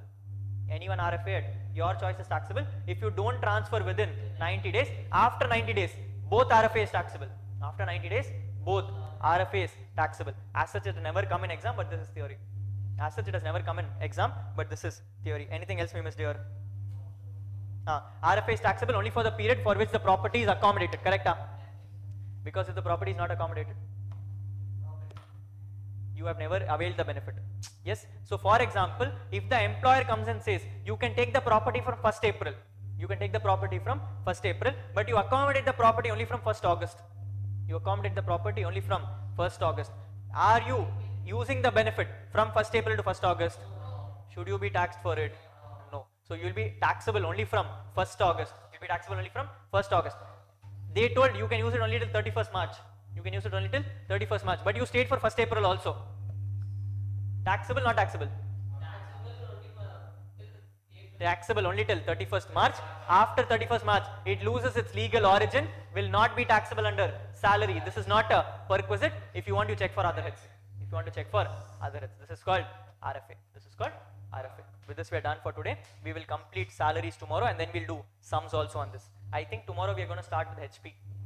I think so. Yes. We are going to start with HP.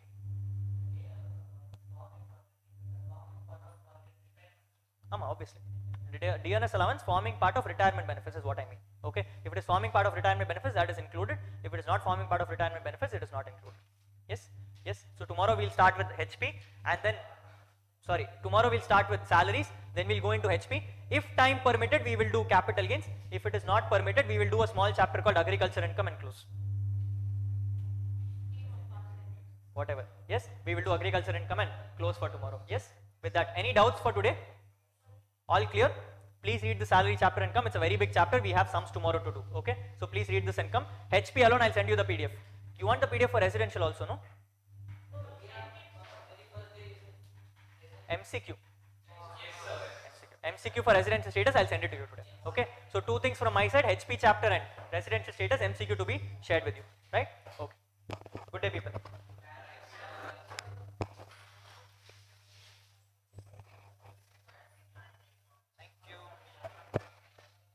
Thank you, people.